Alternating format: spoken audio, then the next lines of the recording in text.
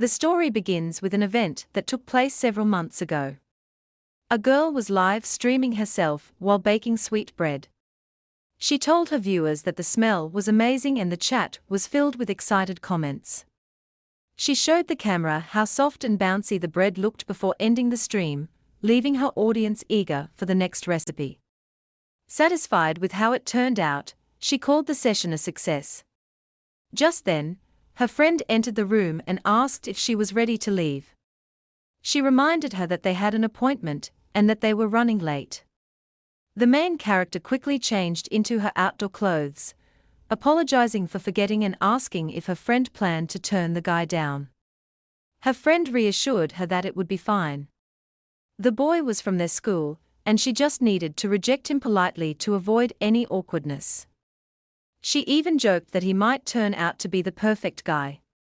Kai, her friend, was used to getting a lot of confessions. She was beautiful and people usually acted nice at first, but some didn't take rejection well. That was why the main character decided to come along to act as her bodyguard. Ajin, the protagonist, waited nearby at a park and texted Chui to let her know she was watching from a distance. She told her to call if anything seemed wrong. Although Ajin felt slightly reassured that the boy was a fellow student, she stayed alert. Kai texted back thanking Ajin and promising to finish the meeting quickly. Ajin simply replied wishing her good luck. While waiting outside, Ajin noticed the weather had turned very cold. She looked through her bag for a hand warmer when a stranger suddenly spoke to her. A tall man had approached and asked if he could get directions. He wanted to know the best way to reach the cultural sports center. Ajin checked her phone and suggested he take a bus instead of the subway.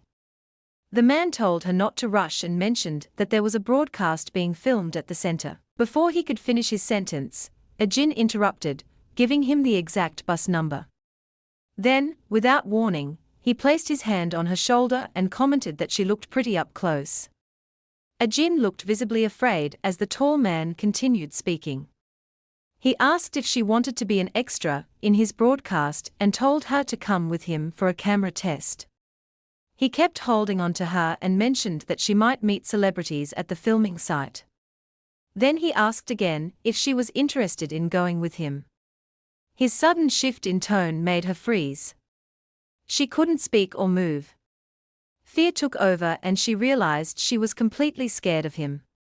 Before she could react, another man stepped in and grabbed the tall man's wrist. The tall man struggled but couldn't break free. He demanded to know who the stranger was. Ajin felt a wave of relief. She recognized the new guy and noticed that he asked if she was okay. The tall man grew angrier. He started yelling, accusing the newcomer of interfering and telling him to let go. Instead, the newcomer twisted his arm and brought him to the ground. The tall man let out a loud cry as he hit the pavement. Moments later, the police arrived and took the tall man away. He shouted the whole time, claiming he wasn't a molester. Overwhelmed by everything, began crying. Through her tears, she said she would never fall for such a camera test scam. The man who helped her interrupted, telling her that if she couldn't use her hands, she should have used her feet. Then she recognized him. It was Park Junyu, a top student from her school. Even though she didn't know many people at school, she knew of him. Still crying, she thanked him for stepping in. She said she thought she was going to die from fear and asked why he happened to be there. He simply smiled and replied that it wasn't any of her business. But now that he had saved her, he said she could do him a favor. She agreed right away, because she didn't like being in debt to others. He laughed and said that all he wanted was to borrow her power bank. The request surprised her. She hesitated since it was her favorite item. He explained that he had been watching a basketball game when his phone battery died during the most important part. She tried to decline, saying she was about to go home and couldn't lend it out. At that moment, her friend noticed the two of them outside. Meanwhile, Junyu kept pressing her, saying that if she didn't want to owe him, she should just hand it over. Inside the cafe, the boy sitting with Chuo asked her for an answer to his confession, but Choa didn't respond. She kept staring through the window at the two people standing outside. After a brief pause, she stood up. She told him it wasn't the right time to talk about that and that she needed more time to think. She gathered her things and explained that something urgent had come up. Then she told him she'd see him at school and left the cafe. Outside, Ajin was still asking Junyu how much longer he needed the power bank. He said she should wait, because he hadn't even plugged it in yet. Just then, Choi came over, grabbed Ajin by the arm, and told her it was time to go home. Jun-woo watched the two girls as they walked off. He didn't quite understand what was happening. Kai gave him a quick smile as they left. She wondered if he might be connected to the boy who liked her, and if so, maybe he could be useful in the future. Kai kept pulling Ajin along without saying much. Eventually, Ajin asked what was going on. She wanted to know why Kai was in such a hurry, and reminded her that the power bank had been left behind. Choi smiled and said it was nothing serious. She explained that her mom kept calling and wanted her to come home quickly. Arjuan gave her a hug and asked how things went inside the cafe. Choi replied that she would explain everything on the way home. The next morning, the girls said goodbye to each other before heading to their classes. They agreed to meet again at lunch. While walking down the hallway, Ajin realized she hadn't slept well. She kept thinking about her power bank. Maybe she should have left it at home. It felt almost like a family heirloom. In class, a group of girls stood by the window saying that Junyu was so handsome. They had enrolled in the school just because of him. Ajin walked past them and entered the classroom. She looked at Junyu, who was surrounded by fans, and thought that the attention must be exhausting, but he didn't seem to care. She walked over and spoke quietly, asking if he remembered her and if he had the power bank. Junyu stood up and said he had left it at home, but offered to buy her a better one. Ajin panicked and told him that wasn't necessary. She said the old one was special and asked him to bring it the next day. As she looked at him, she began to wonder if he even realized it was broken and not working at all. Junyu started to respond with the simple, "All right." But before he could finish, the teacher walked into the classroom. The teacher asked everyone to take their seats, noting that the bell had already rung. Later, when class ended and lunch began, Ajin and Choi sat together to eat. While they were eating, Choi asked if Junyu had promised to bring the power bank tomorrow. Ajin said she had reminded him clearly and he understood that he needed to return it. Choi then suggested that she could meet Junyu after school to collect the power bank on Ajin's behalf. Ajin seemed surprised and asked if that would be too much trouble. Kai smiled and said it was no problem at all.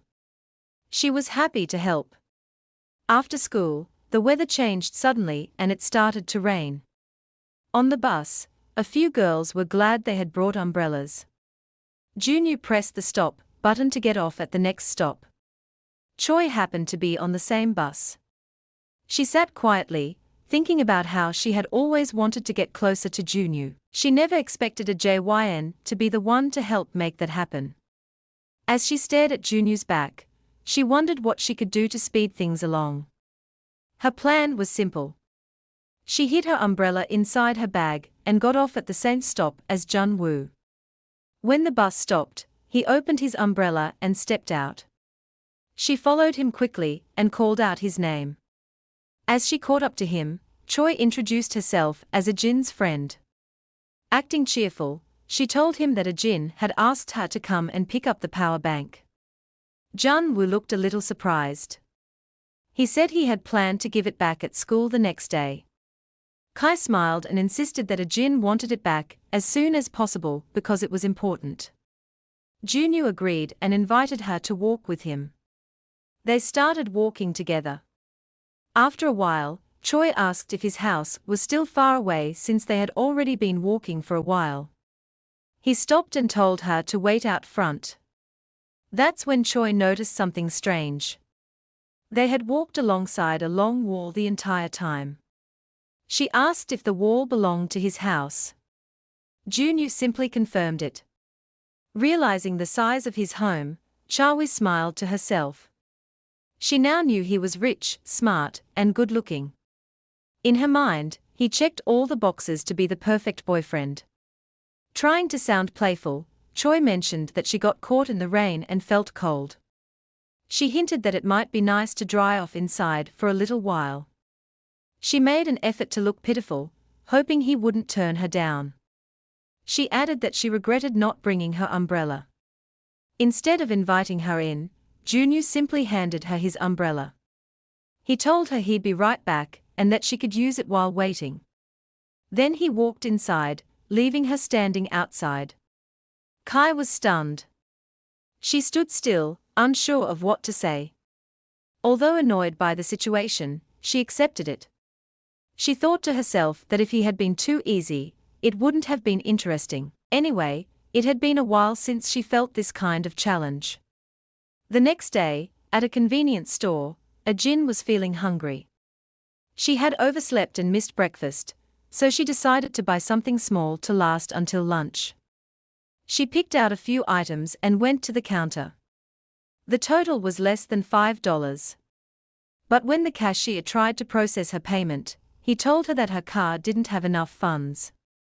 Surprised, Ajin realized she had already used up her allowance for the month. The line behind her started to grow. Embarrassed, she asked the cashier to charge only the banana milk instead. Even then, the card still didn't go through. The cashier asked if she had another card, and some people in line started to complain about the wait. Feeling more awkward, Ajin asked to cancel everything. Just then, someone behind her offered to pay. When she turned around, she saw Junyu standing there. He paid for her items without hesitation. They left the store and started walking to school together. The atmosphere between them was a little awkward at first. Ajin broke the silence by thanking him and promised to pay him back the next day. Junyu told her not to worry about it, reminding her that the matter with the power bank wasn't settled yet. She realized he wasn't as cold as he seemed. He had been thinking about returning the power bank the whole time.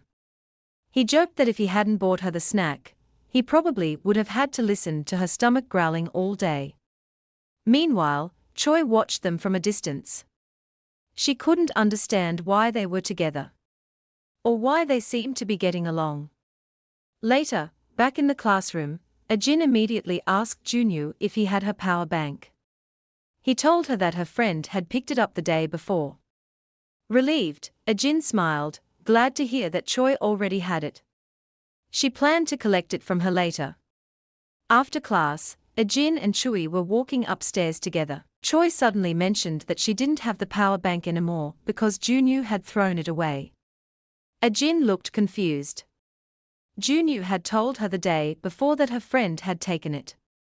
Choi then asked directly if Ajin was choosing to believe Junyu over her.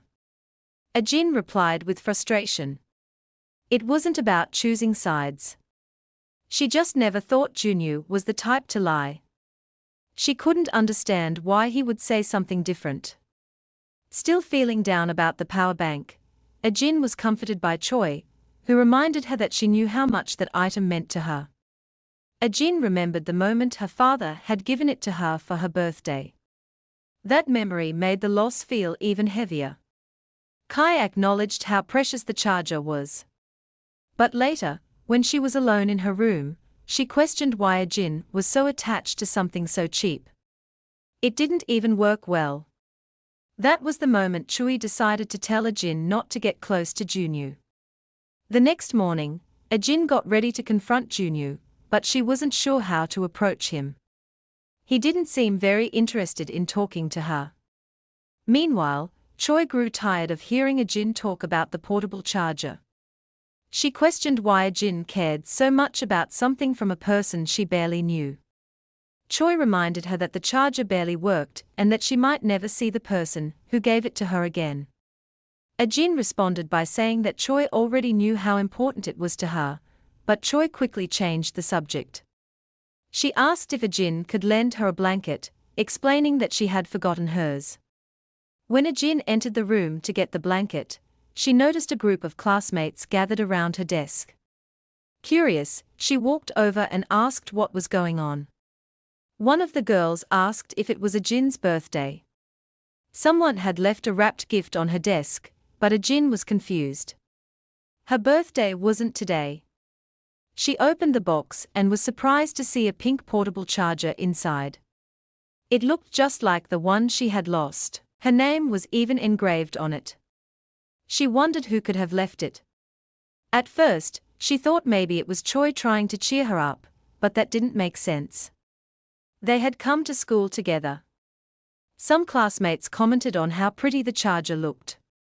A few of them wondered if there might be a note inside revealing who sent the gift. Just then, Junyu entered the classroom and asked Choi to move aside so he could pass. She greeted him in a cheerful tone, trying to sound cute, but he ignored her completely. Kai noticed the cold response and realized Junyu might be the only person in the school who didn't react to her charm. She figured it was because he only cared about studying. Still, she thought that was better than someone who flirted with everyone. Around a Jin, some classmates started whispering, wondering if she had a secret crush. A Jin quickly denied it, saying it wasn't like that. But even she was curious about who had left the portable charger. At his desk, Junyu watched a Jin closely, paying attention to her expressions and reactions. Chilla noticed his gaze and began to grow suspicious. However, she didn't think it was possible that he liked a Jin. To change the subject, Choi brought up the blanket. A Jin apologized for the delay, handed it over, and asked if they could meet during lunch. Before walking away, Choi glanced back at Junyu again to see if he was still watching, but he appeared focused on his studies. Soon after, the teacher entered and announced that the next class would be first aid training. It would be a practical lesson on how to save lives. Everyone gathered at the school court. A Jin, while standing among the students, kept thinking about the charger. She wondered again who had given it to her. Could it really have been June? Even though Kai claimed he had thrown the old one away, and Jun said he gave it to her friend, a Jin still had doubts. She wasn't sure who to believe. The teacher began the demonstration, showing how to do chest compressions. After performing a few rounds, he asked the class if they understood, then told them to split into pairs to practice. A Jin quickly turned to a girl beside her and suggested they team up. But the teacher explained that it needed to be a boy-girl pair. He said if two boys practiced together, they might damage the dummy. A Jin grew nervous. She didn't want to partner with Junyu, but the teacher noticed her hesitation and said she could pair up with him since they were standing nearby. That wasn't what she wanted to hear. As they began the training, a Jin kept a little distance. Junyu focused on the demonstration, practicing on the dummy. The teacher complimented his technique and then asked why a Jin wasn't participating yet. Junyu invited a Jin to give the chest compressions a try. She started practicing, clearly nervous. But it didn't take long for Junyu to notice she was barely applying pressure. He joked that the dummy was already dead. Embarrassed, a Jin insisted it wasn't true, but Junyu continued teasing. He told her that if the dummy were a real person, they wouldn't have made it. A Jin explained she was just afraid of pressing too hard and accidentally hurting someone. Junyu told her that was a common concern. He said that during real emergencies, broken ribs sometimes happen. That shocked a Jin. He explained that saving a life is more important than a few broken bones. They continued the practice. The teacher watched from nearby, happy to see them working together. Then another teacher called him over. It was starting to rain and they needed to share the court with another class. Since they only needed part of the court for training, he agreed. Soon the second class arrived.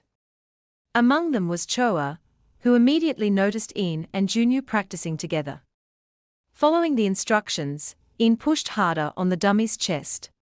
The sensation made her uncomfortable, especially the sound it made. Junyu laughed at her reaction and told her that wasn't the right technique. He offered to show her how. He reached out, grabbed her hand, and placed it on the dummy. But Ajin wasn't expecting it. She lost her balance and fell onto him. It almost looked like a romantic scene from a movie. The teacher quickly stepped in and reminded them to focus on first aid, not flirting. Everyone around them laughed, but Choi wasn't amused. She stood to the side, clearly irritated. She had warned Ajin not to get close to Junyu. Later, back in class, Ajin tried to figure out why Choi seemed upset. She asked if she was feeling okay. Choi simply said her stomach hadn't felt good since the night before, and that the physical activity made it worse. Ajin offered to take her to the infirmary for some medicine and rest, but Choi refused. She said she just needed a short nap, and suggested they go eat since lunch break was almost over.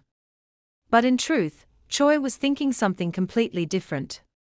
She couldn't even stand to look at Ajin's face anymore. Choi couldn't take the situation any longer.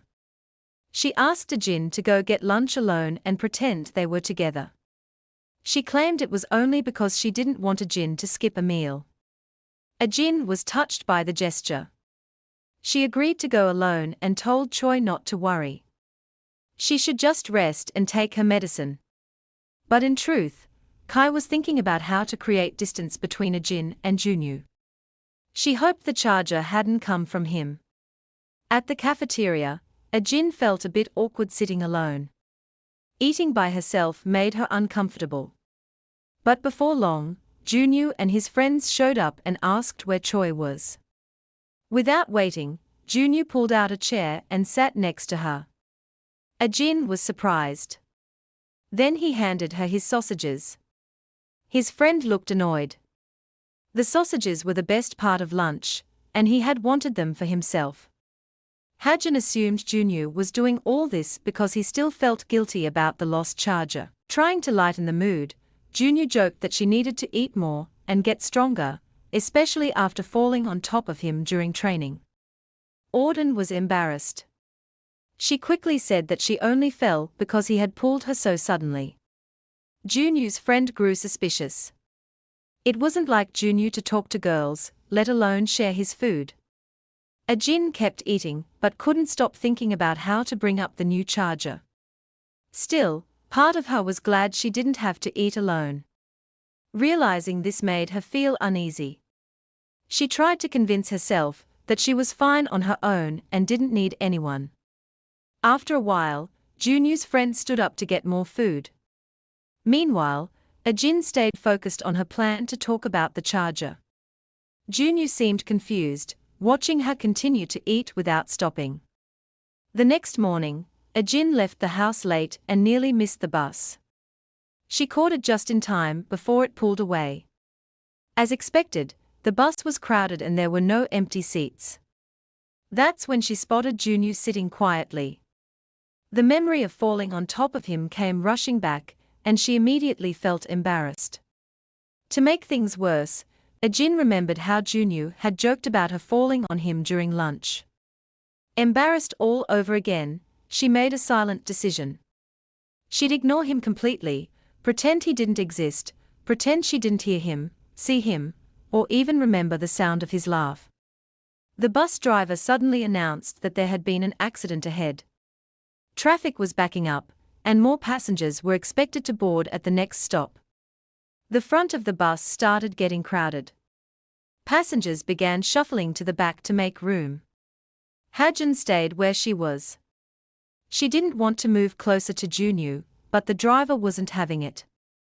He scolded her, telling her to move back like everyone else.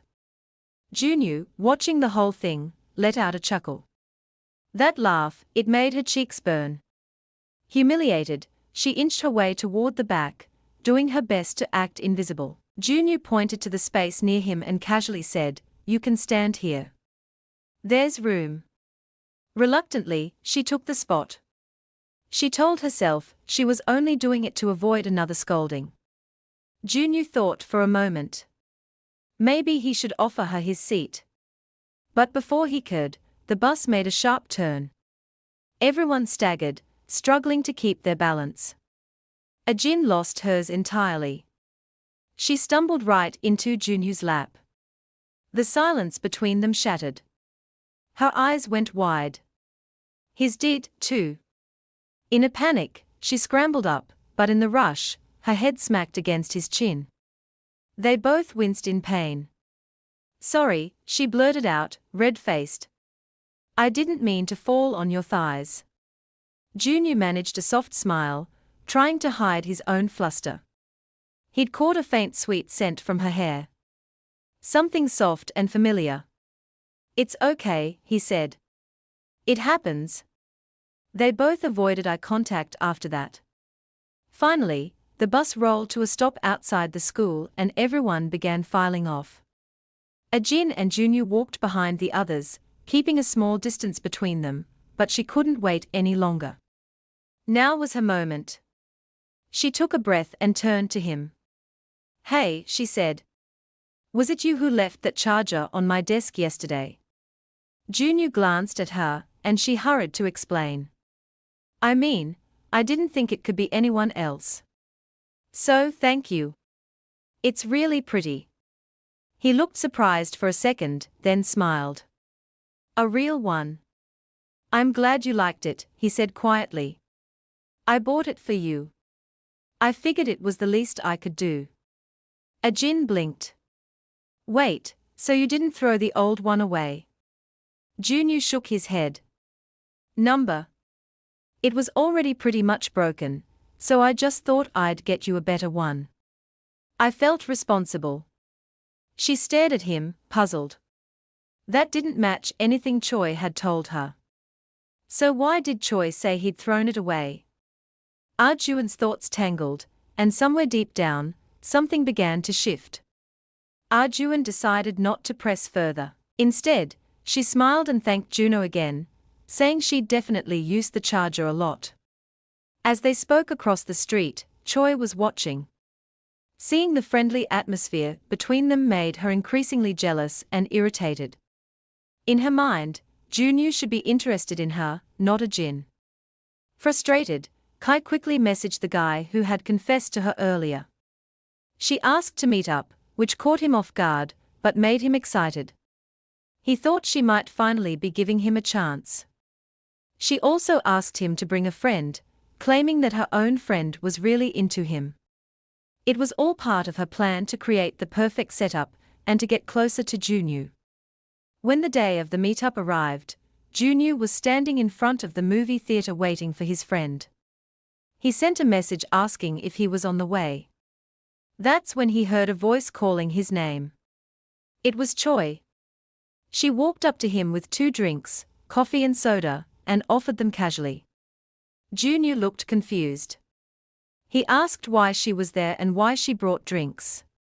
Kai explained that they were about to watch a movie together. Junyu replied that he wasn't watching any movie with her. His movie was about to start and she should leave. While he tried calling his friend to understand the situation, the friend Jang picked up and quickly apologized. He explained that he had agreed to go out with Choi's friend because he liked her. But to make the meetup work, Choi had suggested that Junyu could pair off with her. Jang said that Choi thought it would be more natural if they watched the movie as 2 separate pairs instead of a group. Junyu looked even more confused. He told his friend that Kiri was already there with him, but before he could finish, Kai grabbed the phone and ended the call. She admitted everything.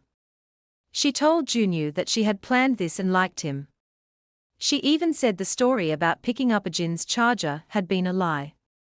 She had made it up just to get a chance to talk to him. Now she stood in front of him waiting for a response.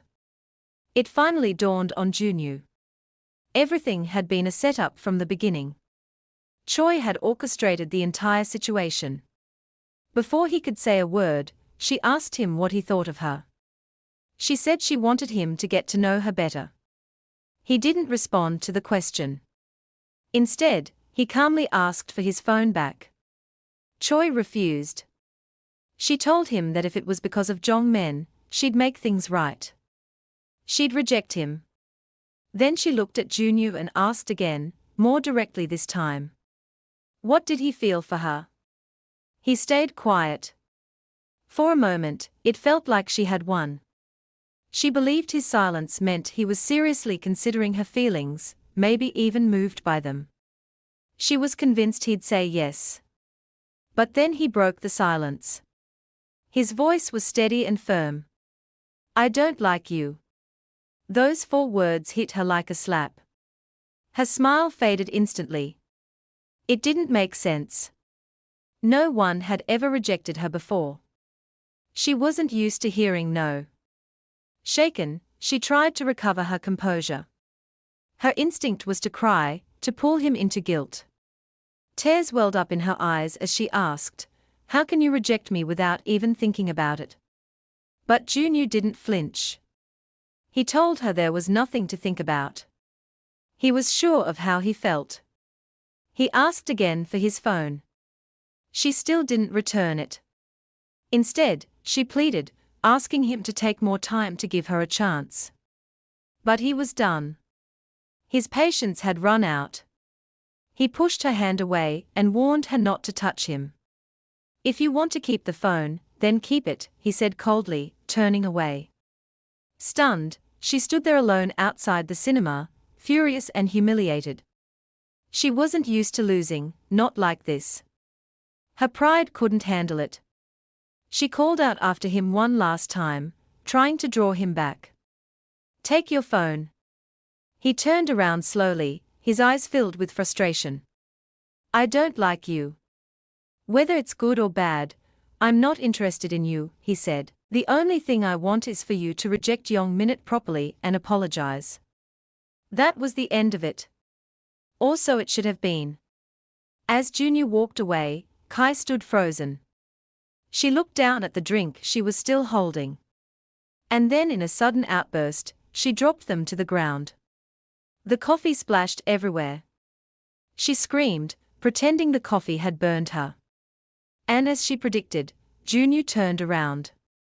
He ran over concerned, asking if she was okay. Choi clutched her wrist and cried harder. It hurts, she sobbed. Junyu didn't say much. He simply took off toward the nearest pharmacy and came back minutes later with bandages and burn ointment. She sat down while he quietly treated her fake injury. Inside, she was thrilled. Even if he didn't love her, he was still showing her kindness. And in Choi's mind, that meant there was still a chance, a small opening, a crack she could slip through. Because in her world, attention was currency. And she wasn't done playing yet. For the first time, Choi felt like she was truly falling for someone. As Junyu focused on wrapping her hand, she mentioned that her heart was racing because he was holding her hand. He quickly stood up, let go, and said he was leaving. Choi believed he was just embarrassed and didn't know how to handle his feelings. Before he walked away, she handed him his phone and quietly apologized for her earlier behavior. He didn't say anything. He just turned and walked off. She stayed behind, completely lover-struck, convinced he was shy and flustered. But she was mistaken. Later that day at Choi's house, Ajin arrived in a rush. She was worried about her friend's injury. Choi, still lying down, asked her to lower her voice. She said she had a bad headache. Ajin noticed the bandages on Choi's hand were done poorly. She asked to take a closer look, but Choi quickly pulled her hand back. She remembered Junyu bandaging her earlier, and didn't want to reveal anything. Ajin assumed her friend was just in pain, but Choi explained she didn't want anyone touching the burn. Inside, she reminded herself to be more careful. She couldn't let her real feelings slip. Then, Cho quickly changed the subject. She asked about the delicious smell coming from what Ajin had brought with her. It was a small bun.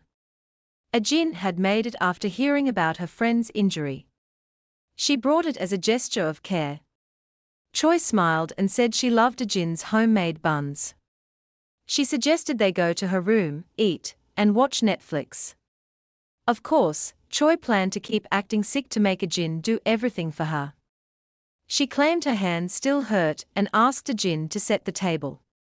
While setting things up, Jin noticed the trash bin was in the way.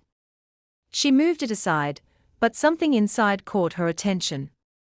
She looked closer and spotted something pink.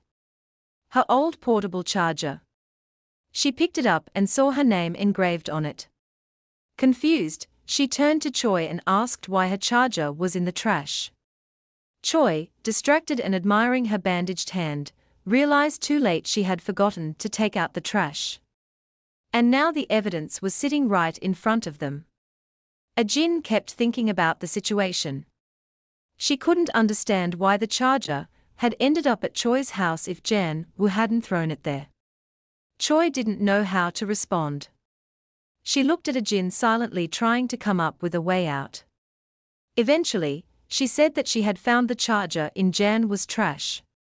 She explained that she had been passing by his house, saw something pink in the bin, and realized it was a portable charger. She claimed that she took it because it felt wrong to leave it there. According to her, it was too cold-hearted of Jan Woo to throw it away, so she decided to keep it for her friend.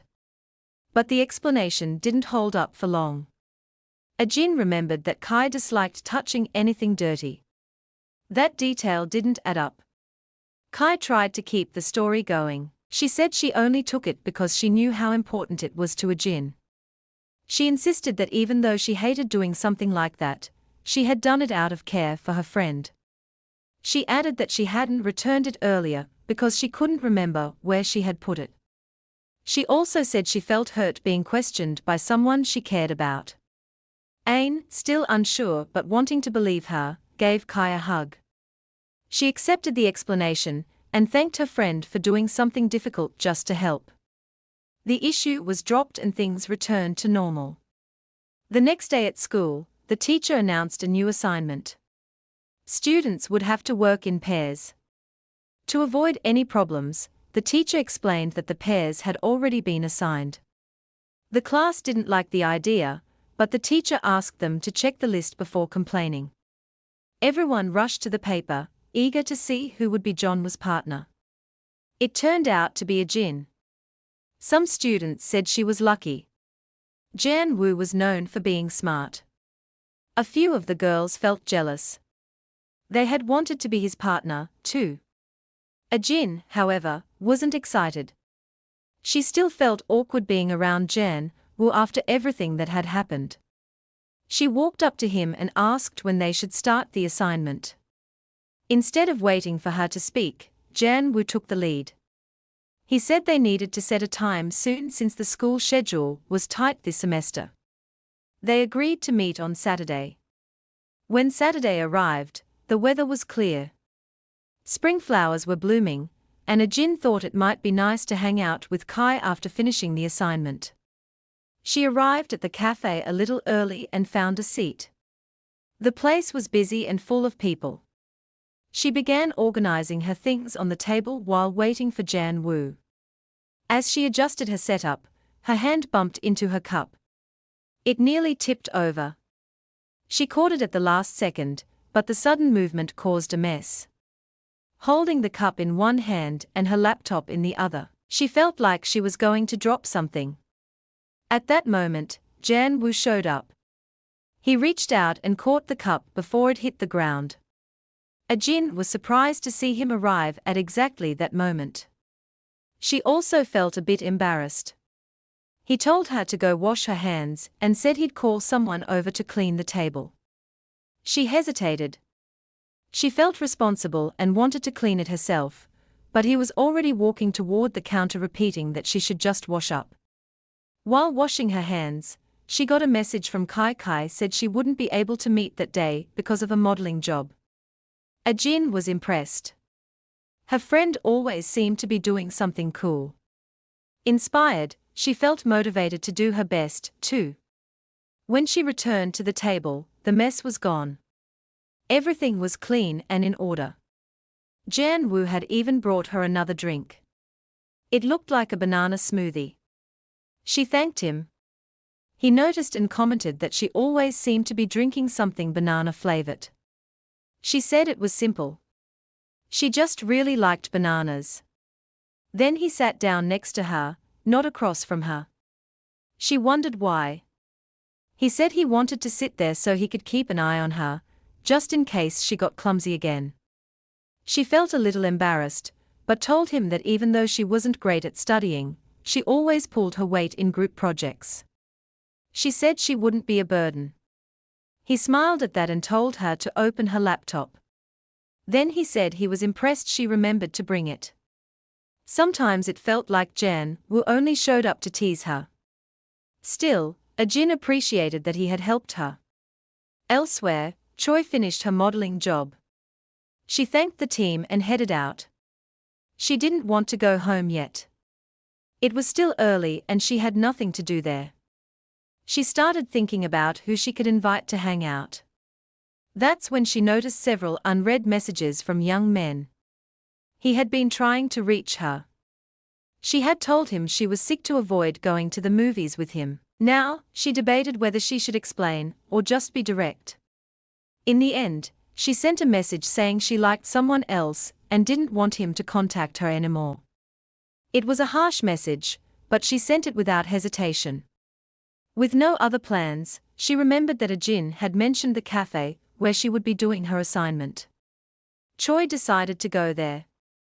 That's when things took a turn. She arrived at the cafe and spotted Jin sitting with someone. The guy's back was to her, so she couldn't see who it was. She hadn't expected the assignment partner to be a male classmate. Before walking over, she paused to fix her appearance. She checked her reflection and applied a bit of lip gloss. Meanwhile, Jin was quietly impressed.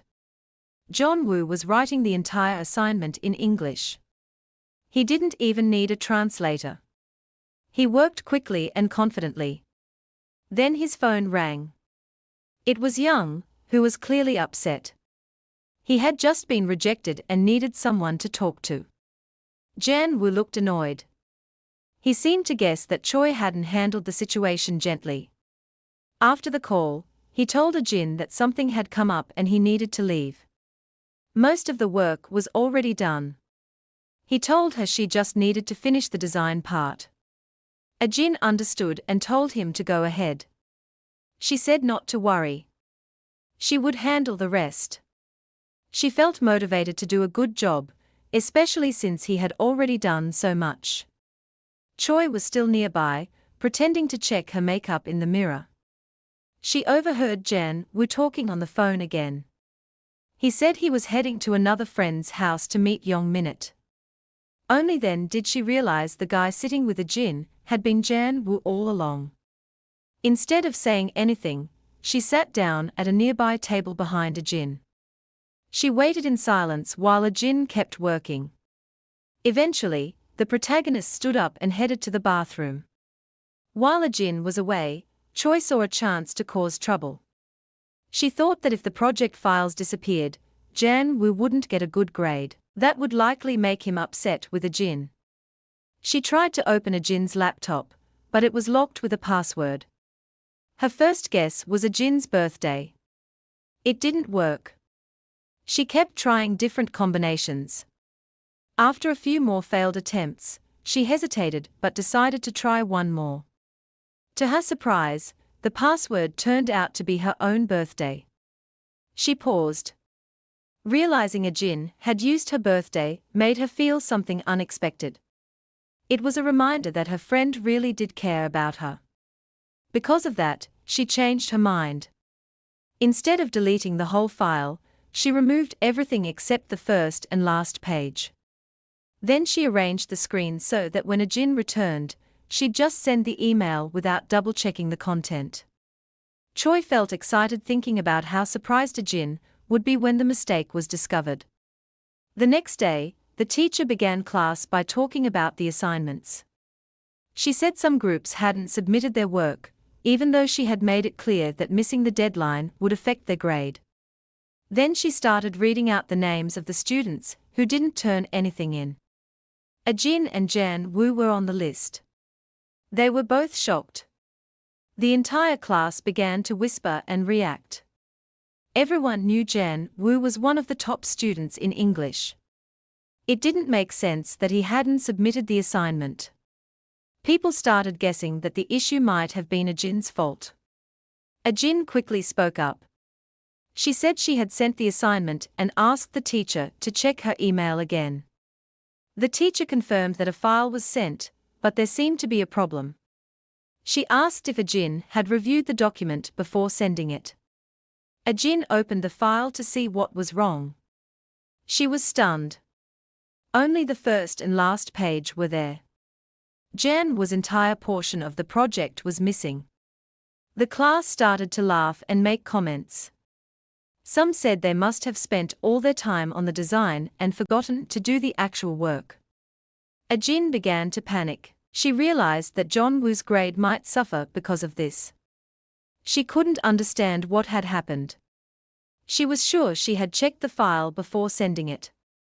Feeling embarrassed, she asked the teacher if there was any way to get more time and resend the assignment. Jan Wu finally spoke up. He apologized to the teacher and said there had been a mistake. He explained that he had just resent the assignment file. Ajin was surprised. She hadn't known he still had a copy of the files. The teacher accepted the explanation more or less, but said they needed to be fair to the other students who submitted their work on time. So, she asked Jan Wu and Ajin to present their assignment in front of the class. Ajin became nervous right away. She wasn't prepared to speak. Jan Wu told her not to worry. He said she only needed to handle changing the slides. Even though she trusted he would do well, she still felt uneasy. She knew this was all happening because of her mistake. As soon as John Wu began the presentation in English, the class grew quiet. Everyone was impressed by how clearly and fluently he spoke. The teacher seemed pleased. She had expected him to do well. Even Ajin was surprised. She knew he was good at English, but not that good. When the lunch bell rang, the class rushed to the cafeteria. Ajin called out to Jan Wu before he could leave. She told him how impressed she was by the way he spoke, especially without any preparation. She added that now she understood why everyone had been jealous that she was paired with him.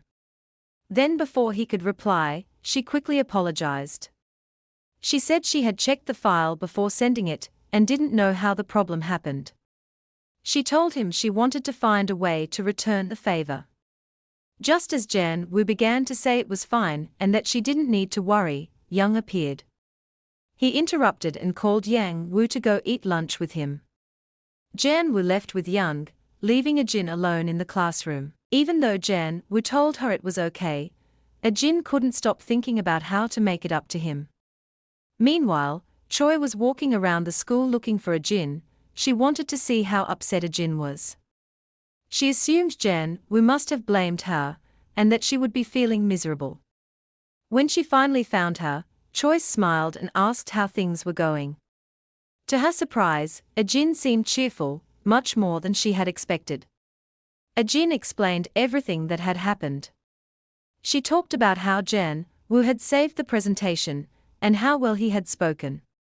She said they would probably still get a good grade. Now, she was trying to decide which snack to buy to thank him. Choi listened, but she was clearly irritated. Her plan had completely backfired. In the school courtyard, Yang was talking with Yang Wu. He said things weren't going the way he had hoped. Yang Wu asked what he meant. Yang explained it was about Choi. They had talked the day before and things seemed fine. He had felt better afterward. But today, those feelings had come back. Even when he tried to avoid her at school, his heart still raced when he saw her. He said it was the first time he had ever felt that way. Even knowing she liked someone else, he thought maybe there was still a chance. Jan Wu disagreed. He told Yong not to get his hopes up and said he was just imagining things. But Yang didn't listen. He said Jan Wu didn't understand love at all. Since the school trip was coming up, he planned to use that time to get closer to Choi. Janwoo remembered when Choi had confessed her feelings to him. He told Young to drop the idea and focus on studying. He reminded him that if his grades dropped, he'd lose his phone. Young didn't care. He said love was more important than school and that Yang Woo wouldn't understand because all he did was study. Young added that Yang Woo didn't have anyone he wanted to see the spring flowers with. That comment made Jan Woo pause. For some reason, he thought of Jin, specifically how impressed she had looked during the English presentation. Meanwhile, someone else wasn't happy about how close John Woo and Jin were getting. Choi was starting to regret everything she had done. Her efforts to sabotage Jin hadn't worked. In fact, it seemed like she had only helped bring the two of them closer. Jin didn't even seem to care about Choi's warnings to stay away from Jan Woo. That made her even more irritated. Later, Choi came home tired and with a headache. She just wanted to rest. But as she opened the front door, she heard raised voices. Her father had shown up. He was asking her mother for a divorce. The argument in Cho's house continued. She couldn't understand why her father even came around anymore. Every time he did, it ended in a fight. This time was no different. Her father said he had found someone else. That was why he wanted a divorce. Choi felt overwhelmed. Things at school were already hard enough, and now she had to deal with this all over again at home. Her father, angry and aggressive, raised his voice and told her mother to sign the divorce papers. He said that in the end she would do what he wanted, whether she liked it or not. Choi had heard enough. She asked him if he planned to leave the other woman, too. She questioned what the point of the divorce even was. Her father didn't like being challenged. Without saying anything more, he slapped Choi across the face. That moment said a lot about the kind of man he was and gave some insight into how Choi's thinking had become so twisted. Her mother stood up then. She told him he had no right to lay a hand on their daughter. She told him to leave and said she wasn't giving him the divorce. Eventually, he left the house. Choi's mother tried to comfort her, but Choi pulled away and said her father wasn't even human anymore. She told her mother to just sign the papers. She said that after everything, after being hit, it made no sense to protect him.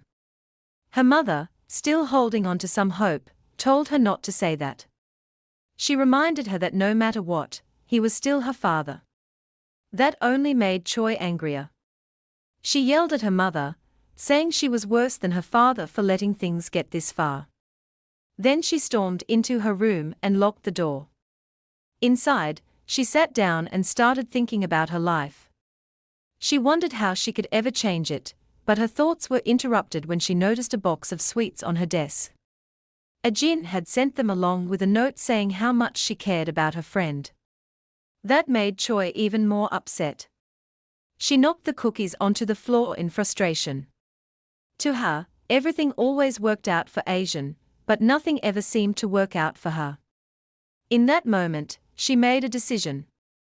All the anger and hate she had been holding inside would now become a plan to destroy Jin. Later that night at John's house, he was in the middle of a private lesson with his tutor, but he couldn't concentrate. His mind kept going back to the moment with the spring flowers. He wondered why at that time he had thought of Agent. His tutor noticed he was distracted and asked if something was on his mind.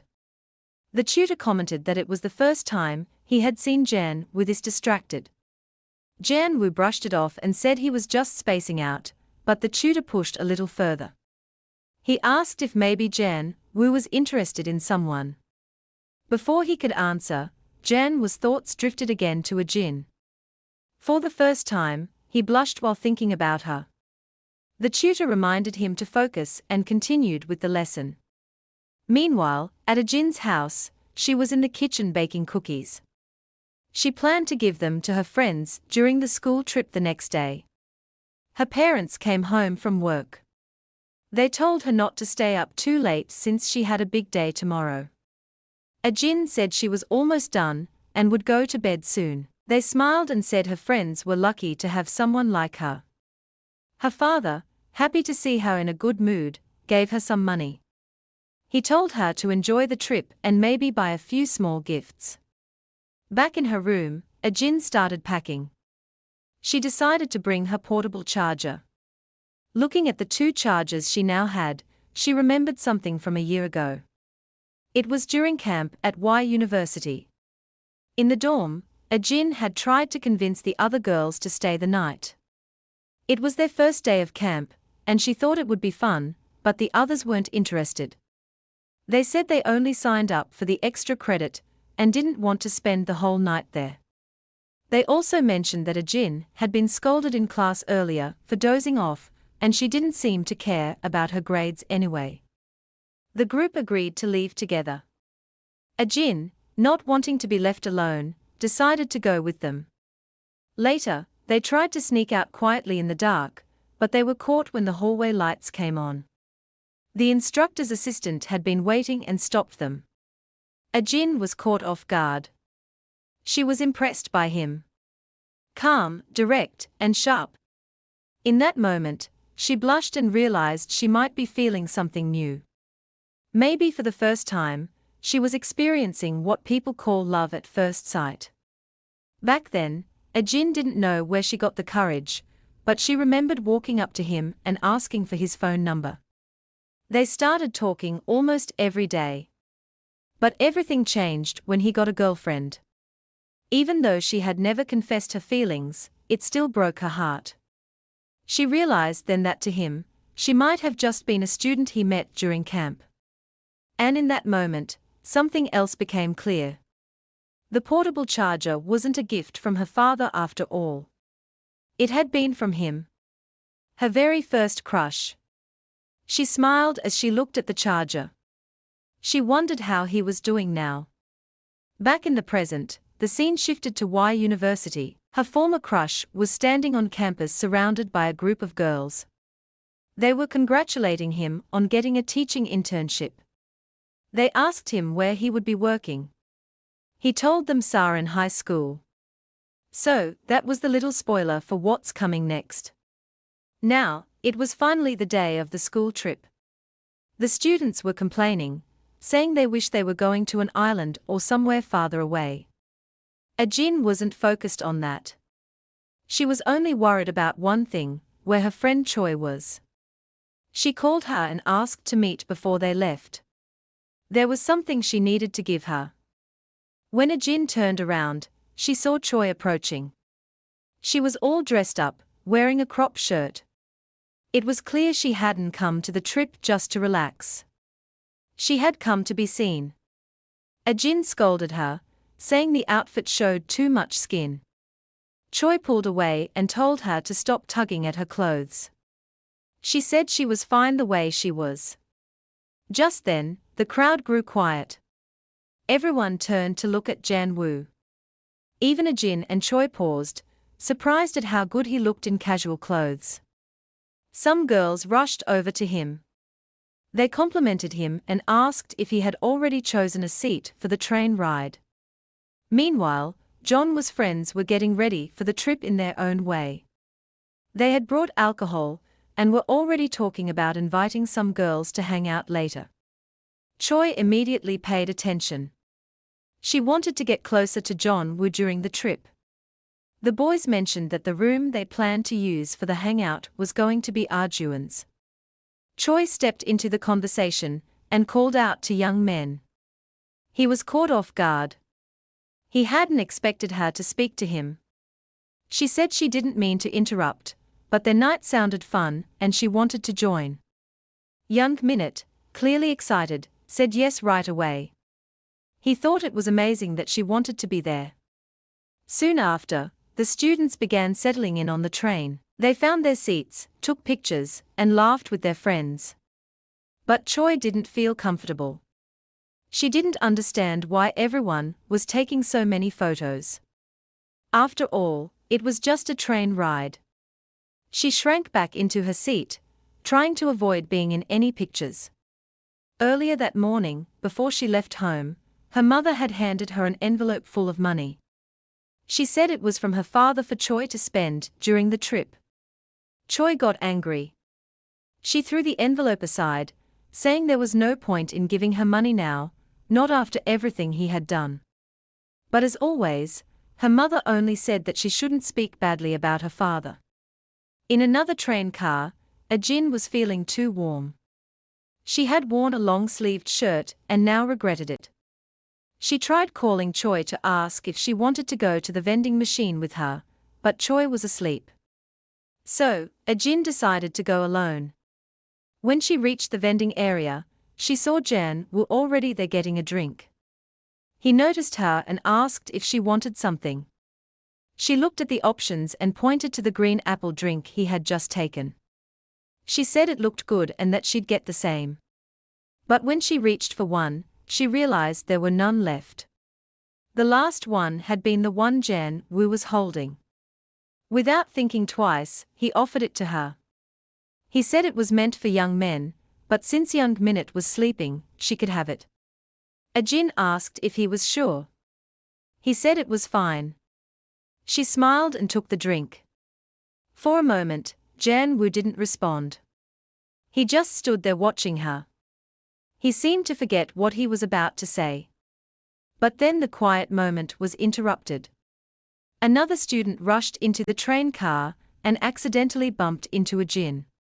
She lost her balance and it nearly caused another one of those classic almost kiss moments. Jan Woo apologized quickly as they both recovered from the sudden jolt. I felt a small pain in her eyes. Her glasses had been bumped during the accident. Jan Woo noticed the scent of green apple again. She looked at him now without her glasses and asked if he was okay. Instead of answering, he quickly pushed her away. Jin didn't understand why he did that.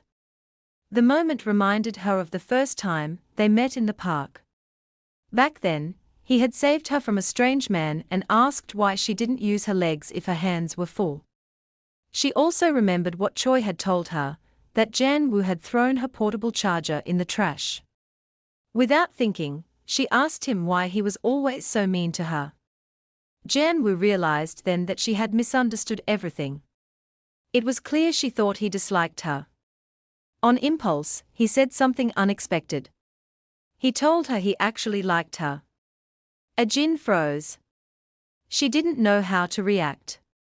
Nothing made sense. She tried to figure it out but couldn't. She asked him why. Why would he like her? Before she could come up with an answer, he started laughing. He said her expression was incredible. Then he added that he liked her because her reactions were always funny. Jin misunderstood completely. She got angry and embarrassed. She cursed at him and hit him. He said that hurt. She told him he deserved it and walked away. He called out to her, but she ignored him. He stood there confused. He didn't understand why she was so upset. Meanwhile, Jin was in tears. She thought it wasn't fair. Even if he was the top student, he didn't have the right to treat her like that. She didn't want to feel like a joke or a toy. She remembered the day they met at the cafe. Back then, he had helped her and offered her a new drink after she spilled hers. In that moment, she had thought he was kind. Now she wasn't sure what to believe. If his confession had been a lie, she didn't know how to handle it. She couldn't tell if he was just playing with her or if he had meant what he said. Later at the trip destination, the students gathered to take a group photo. The teacher told them to behave, not to cause trouble, and reminded them to meet back at the same spot by 6 o'clock. Everyone agreed and then split off in different directions. Choi, unaware of what had happened on the train, was walking around looking for Jan Woo. But before she could find him, she was stopped by 3 guys, locals, by the looks of it. They started hitting on her. Choi quickly realized they were just playboys and tried to ignore them. She kept walking, but they didn't back off. One of them asked for her phone number, and casually put his arm around her to stop her. Trying to stay calm, Choi offered to give her Instagram instead. She said he could message her anytime, and she wouldn't ignore him. Still, he insisted on getting her number. Choi kept offering her Instagram ID, hoping that would be enough to get him to let go.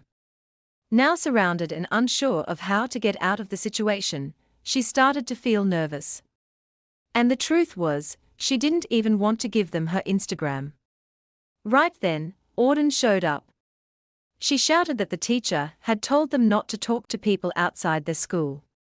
Then she grabbed Choi's hand and ran. The guys didn't follow, but it didn't seem like they were going to forget what happened either. Ajin and Choi kept running, not looking back. Ajin was furious. She couldn't believe those guys tried something like that with her friend. She didn't even realize what moments like these meant. How her loyalty always showed up when it mattered. To ease the tension, Choi made a joke. She said Ajin didn't need to talk so formally about those guys. They were probably only a year older, and might even be on their own school trip. She laughed about it. Ajin was surprised at how relaxed Choi was. She said they didn't look like they were still in school. In fact, they looked way too tired and worn out for their age. Both girls laughed and kept walking, letting the moment pass. Later that night, back at the lodging, the girls in Ajin's room were waiting. They were wondering where the rest of their group was. Ajin asked who exactly they were waiting for. Just then the door opened. Young Myeon walked in with his friends, and they were carrying a suitcase, most likely full of drinks. Choi came in with them, and behind her was Jan Woo. The girls weren't thrilled to see Choi. Ajin, still unaware, hadn't even noticed that Jan Woo was there. He hadn't come for the party. He didn't even like these types of gatherings. He had only come to apologize to her. When Ajin finally noticed Jan Woo in the room, her mood changed. She felt a little discouraged. Meanwhile, the other girls were excited. Everyone settled down, chatting, and snacking on chips. But the tension between John Woo and Ajin hung in the air. They began talking about what game to play. Young men suggested playing Truth or Dare. Just as they were about to begin, a loud noise came from outside. Other students were knocking on the door, asking what was going on inside the room. The girls inside quickly tried to come up with a plan. They decided to pretend they were all asleep. Some people threw blankets over themselves. Others ran into the bathroom. Ajin ended up under a blanket. Someone opened the door. It was the instructor. He looked around, saw the lights off and people lying down, and assumed everyone was asleep. After a moment, he left. Ajin stayed still under the blanket. Her neck started to feel stiff. She thought Choi was next to her, pressing down on her head. She whispered for her friend to stop, but someone told her to stay quiet. Then her phone alarm went off, lighting up the space under the blanket. That's when she saw who was beside her. It wasn't Choi. It was John Woo. They both froze, faces close, just looking at each other. Neither of them moved until the alarm stopped ringing. Then, silently and awkwardly, they both turned their heads away. Ajin's heart started racing. She wanted to disappear. She tried to think of a way to get out without anyone noticing. She convinced herself that Jan Woo would probably push her away again, just like he did on the train. And then he'd laugh at her. For some reason, she had it in her head that he didn't like her at all. They stayed quiet, still hidden, until someone said the coast was clear and the lights could be turned on. As soon as the room lit up, young men stepped on something. It was Ajin's glasses. John Woo sat up and pulled the blanket off both of them. Ajin noticed that he looked angry. She didn't understand why. She hadn't asked to be in that situation. And even though she didn't like how close they'd gotten, she was even more confused by the look on his face. Why was he mad if none of this was her fault? In reality, Jan Woo wasn't angry. He was just embarrassed. He had only come to the room to apologize for what happened on the train. He hadn't expected to end up under a blanket with a Jin, inches from her face. He got up and went to check if she was okay. But when he looked at her, she seemed frozen in shock. It wasn't just from the awkward moment. It was because young Minute had stepped on her glasses and broken them. Young Minute quickly apologized, flustered. But in his nervousness, he said her name wrong. Instead of a Jin, he called her Adek, a name that sounded more like a puppy. The entire room burst into laughter. Young Minute looked even more embarrassed. Not only had he broken her glasses, but now he had also messed up her name. A Jin tried to brush it off. She said it was fine and that she would just go to the doctor tomorrow to get new glasses. With that, they all went back to what they were doing before the game. The first person to pick a paper was Choi. Her task was to give a snack to someone she wanted to get closer to. She chose young men. He looked surprised. He hadn't expected it. The boys immediately started complaining, jealous that Young had been picked. A Jin watched quietly. She was impressed. Choi seemed to be improving in how she dealt with people. But Choi had a different plan. She hadn't picked Young to be nice. She wanted to make John Woo jealous, but he didn't react. Choi, however, convinced herself that his blank face meant he was extremely jealous, but trying not to show it. To take it a step further, she added that young Minute was very cute. Poor young Minute, completely unaware, was thrilled. He thought things were going great. Next, they spun the bottle again. This time, it landed on a Jin and Jan Woo. Jung Minute asked them a question. Are you interested in anyone in this room?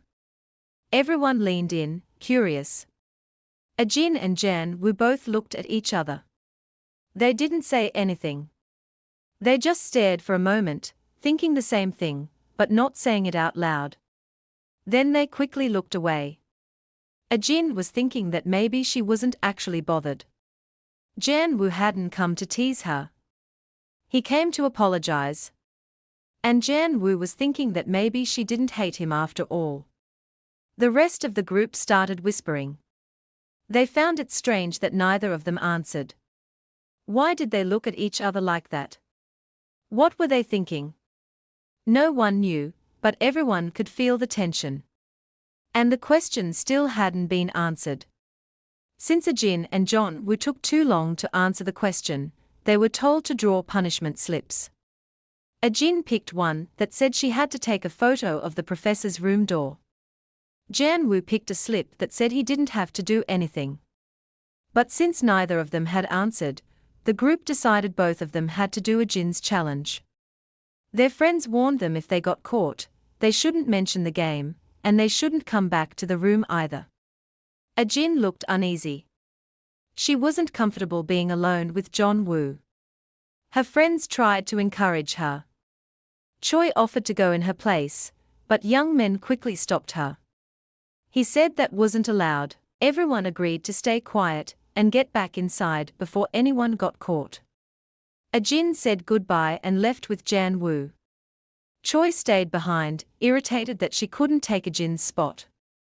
Some of the students in the room started commenting that a Jin looked prettier without her glasses. Choi couldn't believe it. She stood right there, yet no one seemed to notice her. She wondered if everyone had gone blind. Wanting attention, she grabbed someone's hand and dragged them back inside to keep the game going. Meanwhile, a Jin and Jan Woo were on their way to the professor's room. Jan Woo was deep in thought. He wanted to use the moment alone to apologize for what happened on the train. He pointed out a lit window across the way. It was probably the professor's room. He said it would be faster to take the shortcut through the garden, but a Jin barely heard him. She just wanted to leave. She felt cold, uncomfortable, and anxious. She said they should go down and take the garden path. Just as she turned to move, Jan Woo called her. He began talking, trying to bring up what had happened earlier. But before he could finish, a hall monitor appeared. They heard the voice call out, asking who was there. Without thinking, Janwoo grabbed Jin's hand. They ran quickly. They slipped into a nearby room and hid behind a wall. The monitor looked around, saw the open window, and closed it before walking away. The two of them stayed still, barely breathing, afraid of being caught. But they kept holding hands. Janwoo was the first to speak. He quietly asked if she thought the professor had already left. That's when Jin noticed their hands. She quickly pulled hers away. The awkward silence returned and Janwoo apologized, but the monitor heard them talking and came back to check. Jin started to panic.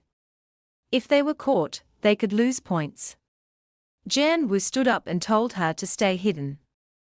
She asked what he planned to do, but before he could answer, the door started to open. He opened it first and walked out, pretending to be on the phone. The hall monitor paused, but when he saw it was Janwoo, he relaxed. Janwoo was the top student at the school. The monitor smiled, thinking it had just been some troublemakers. He asked Janwoo what he was doing there. Janwoo apologized and said he knew he wasn't supposed to be out late. He explained he had been talking on the phone. The monitor told him it was fine. Jin, still hiding, watched the whole thing.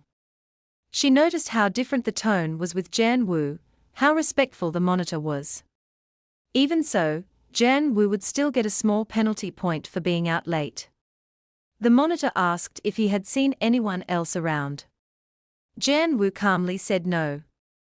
He nudged the door closed with his foot, blocking the view into the room where Jin was hiding. Jin realized what he was doing. He was protecting her. If they got caught together, rumors would definitely spread. Even so, she felt guilty. He was getting a penalty because of her, and she knew for someone like him, grades mattered a lot. The monitor finally left, reminding him to head back to his room soon. When the coast was clear, Janwoo told her it was safe to come out. Jin stepped out slowly, looking guilty. He asked if she was okay. She said she wasn't scared. There was nothing wrong with her expression. She just felt bad that he got penalized because of her. He told her not to worry about it.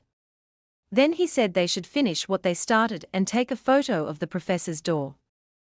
Jin was surprised.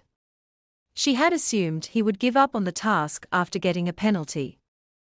Jin suggested that maybe they should just go back to the room, but Janwoo smirked and asked if she was too scared to finish the mission. She looked irritated and replied that she wasn't scared. She was just worried about him. That made him laugh. She didn't understand why. She asked if he thought she was funny. She told him he was always teasing her, and if he didn't like her, it would be easier to just ignore her. The tension returned.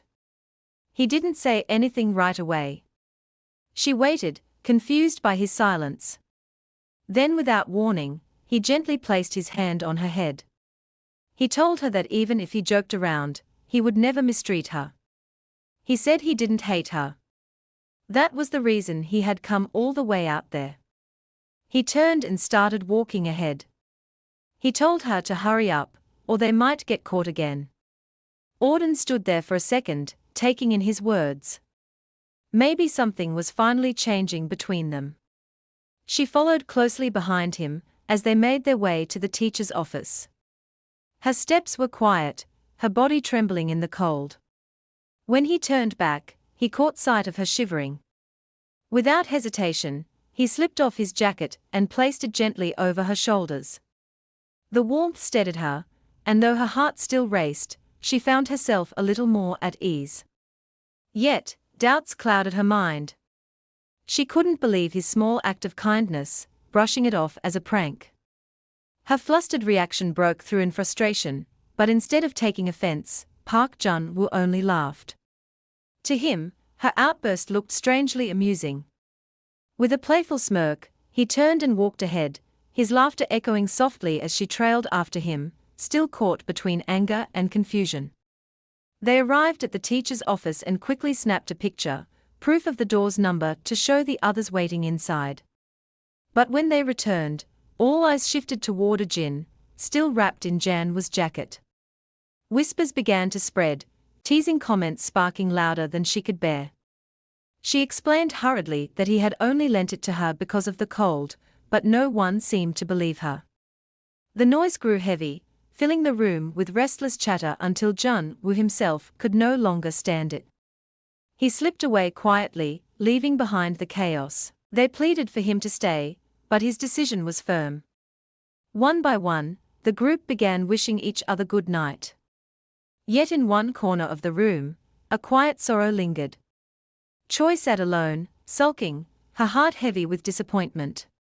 She had longed for just a moment to speak with him, but he was gone too soon. That night, Janwoo lay restless, unable to surrender to sleep. His thoughts circled endlessly, drawn again and again to the same person, Kang Jin. The image of her without her glasses played over in his mind, her face softer, her presence strangely endearing. He caught himself uneasy with the thought. Cute. He shouldn't think of her that way. And yet, no matter how he tried, his mind would not let her go. Eventually, he drifted into sleep, his mind still restless from the thoughts that had kept him awake. In his dream, it felt as though he was back at school again. And there she was, Kang Ain. She stood trying to fix her hair, fumbling as she searched for her headband, unaware that it was already in her hand. The sight made him smile. He went closer to her and showed her the headband on her wrist. She was grateful, but he made a remark that made her feel he was teasing her. She started to shout at him, but before he could do anything else, the dream began to fade. The scene slipped away, and soon he found himself back in his room. It had only been a dream, shaped by the thoughts that had followed him into his sleep. He told himself not to think of her again, but no matter how he tried, her presence lingered.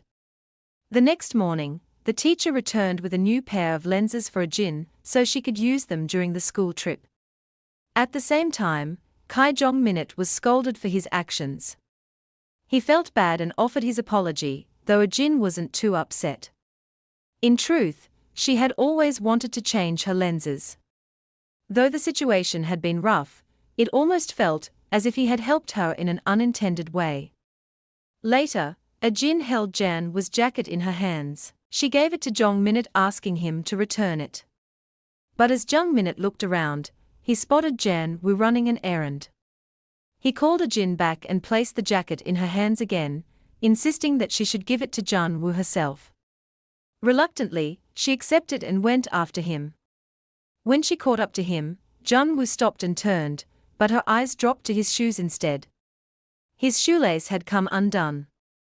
Without a word, she bent down and tied it neatly. Janwoo shifted, clearly uncomfortable with the gesture. But Jin didn't stop. She did it quietly, as if it were the most natural thing to do. His friend standing nearby could only watch the small act and was struck by it. To see her take the time to do something so simple yet so thoughtful left an impression. It was in these little moments that Jin's kindness showed the most. After tying his shoelace, Jin carefully placed Janwoo's jacket on top of the box he was carrying before running off. Though his friend made a casual remark about her looking cute, Janwoo quickly dismissed it outwardly. Deep down, however, he knew the truth. She was cute. But it was a thought he would never admit, not even to himself fully, and certainly not to anyone else. Back at the field, Kai sent a message for Jin to come over. Her chest tightened with jealousy, as she noticed groups of students happily taking pictures together. Then her phone rang. It was a wealthy man she had met a few weeks earlier. She disliked speaking to him, but there were things she wanted that only he could provide. With practiced ease, she feigned interest and told him about an expensive handbag she wished to own, claiming her wealthy friend had just bought one. Amused, he agreed to buy it for her. A smile spread across her face as she hung up, immediately browsing online for designer bags. Her distraction was interrupted by another notification. The delinquent she had run into the day before had sent her a message. Irritation stirred, and she began crafting a sharp, dismissive reply. But before she could send it, a loud commotion echoed from the front of the field. Curious, she stood and made her way forward, where a crowd had already gathered. Among the chaos, she saw that one of Ajin's classmates had fallen. He had been tripped deliberately, the handiwork of Jandy, the notorious class bully. At once, Ajin rushed in, helping the boy to his feet, her movements quick and full of concern. To Kai, it felt unnecessary, nosy even, and she was ready to turn away in irritation. But then she noticed Jan Woo. He stood close by, his attention locked on the scene unfolding before them. Hoping to draw his eyes, Choi tried to appear vulnerable, pitiful even. Yet her efforts went unnoticed. Jan Woo's gaze never wavered. His focus entirely fixed on one person, and it wasn't her, it was Ajin. The realization cut deep, filling Choi with a quiet, bitter jealousy. Kai's heart tightened with jealousy. The sight of Jun Woo's eyes fixed on Ajin nodded at her, and she couldn't let it go. She pulled Ajin aside, leading her to a quieter corner away from the crowd. In her mind, there had to be a reason, something that happened during the mission that made him look at Ajin in such a way. With a carefully crafted smile, Kai pressed for answers. Ajin, however, only recalled a simple moment, explaining that nothing special had happened aside from Jan Woo lending her his jacket, which she had already returned. Choi studied her closely, suspicion flickering in her eyes. She couldn't bring herself to believe it. Convinced there was more than Ajin was willing to admit, she silently vowed to uncover the truth, no matter what. Meanwhile, Ajin's innocent heart misread the situation. Believing Kai's sudden intensity meant something was wrong with her, she sighed in quiet relief, certain it wasn't anything more. As they walked back together, Choi's phone buzzed. A message lit up the screen. Someone checking in on her. She responded quickly, arranging a hangout later. The small smile that curved her lips afterward hinted at something more, a plan quietly forming in her mind. That evening, all the students gathered as their teacher made an announcement. The atmosphere was calm until Choi suddenly slipped over to Ajin, whispering in urgency.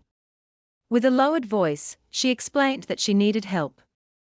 She claimed she couldn't go to the convenience store herself, that her clothes were stained, and she needed Ajin to buy sanitary pads for her. Without hesitation, Ajin rose to her feet and hurried off, unaware of the eyes watching her leave. Jun Woo had noticed. From where he sat, his gaze followed her figure as she disappeared into the night. Concern tugged at him. It wasn't safe for her to wander out alone.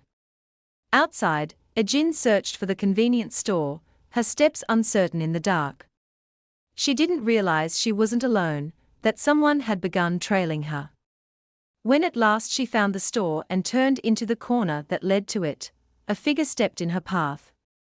His voice was casual, but his stance blocked the way. He claimed to know her as Choi's friend. Ajin tried to move past, but before she could, another hand tapped her shoulder from behind. She turned quickly only to see two more figures standing there. A chill ran through her as fear crept in. She recognized them immediately. They were the same delinquents she had seen speaking with Kai the other day. Their expressions left no doubt about their intentions. They told her she had offended them, and now she would have to pay the price. The boy in front of Ajin placed his hand on her shoulder, preparing to drag her away for a so-called chat. Before he could take a step, a sharp interruption cut through the moment. It was Park Jong-woo. With practiced strength, he gripped the boy's wrist and twisted it until a harsh crack filled the air. The sound startled the others, and one of his friends rushed forward in retaliation. But Jung-woo met the attack effortlessly, a single kick sending the boy crashing down. The ease of his movements left everyone stunned. Even Ajin stood frozen, unable to look away. Junwoo's eyes found hers, his gaze steady for a brief moment, but danger still lingered. From behind, another figure lunged, striking out while Janwoo was distracted. The words that followed were sharp, invoking Kai's name and catching him completely off guard. That pause was enough. The blow landed hard, sending pain rushing through him. Ajin's chest tightened with fear. She wasn't strong enough to fight back, and panic clouded her thoughts. All she could do was stand there, trembling, unsure of what to do next. Back on the field, the atmosphere was strikingly different. Students gathered beneath the night sky, candles glowing warmly in their hands. Their laughter and chatter filled the air, light and carefree. But Choi could not share their ease.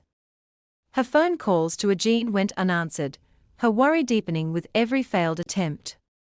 She had only asked them to scare her, nothing more. She wanted to unsettle Ajin.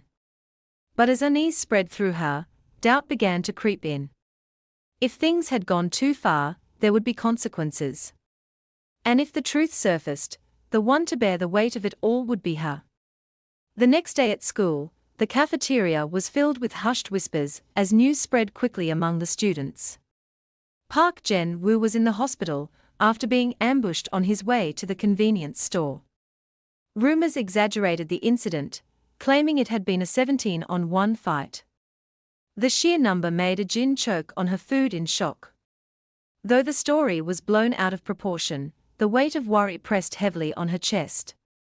Even the general atmosphere of the cafeteria was uneasy, with most of the students appearing agitated. Ajin's appetite disappeared almost entirely.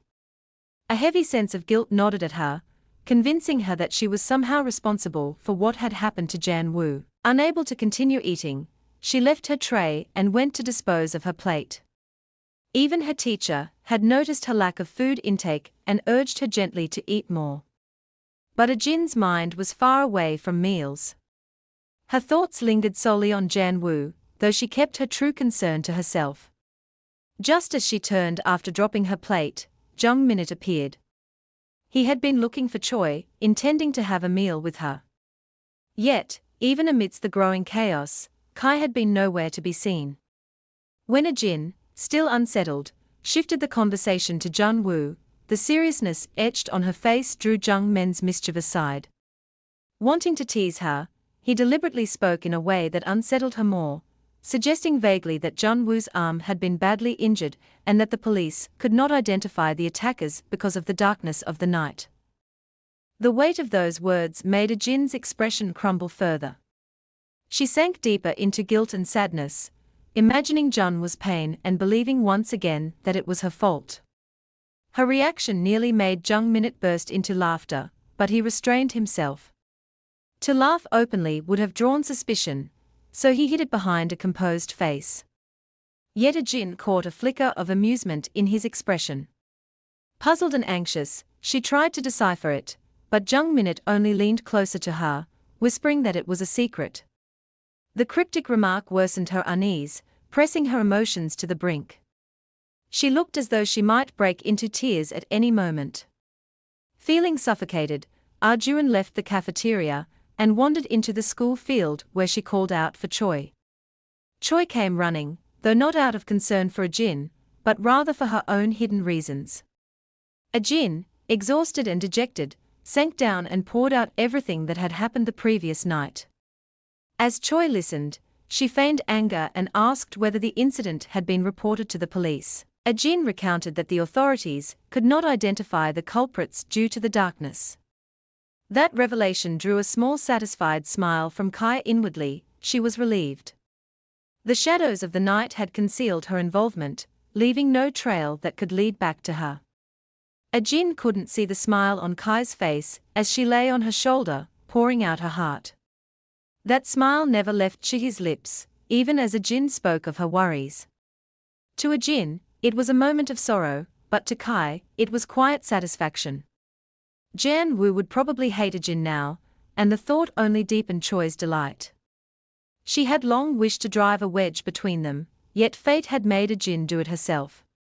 Ajin lamented endlessly, her voice trembling with regret. She asked what she should do, drowning in guilt, never realizing that the one she trusted most was savoring her pain. Choi feigned concern, but dismissed Jin's hope of apologizing, whispering that nothing would change, that Jung-woo would only blame her.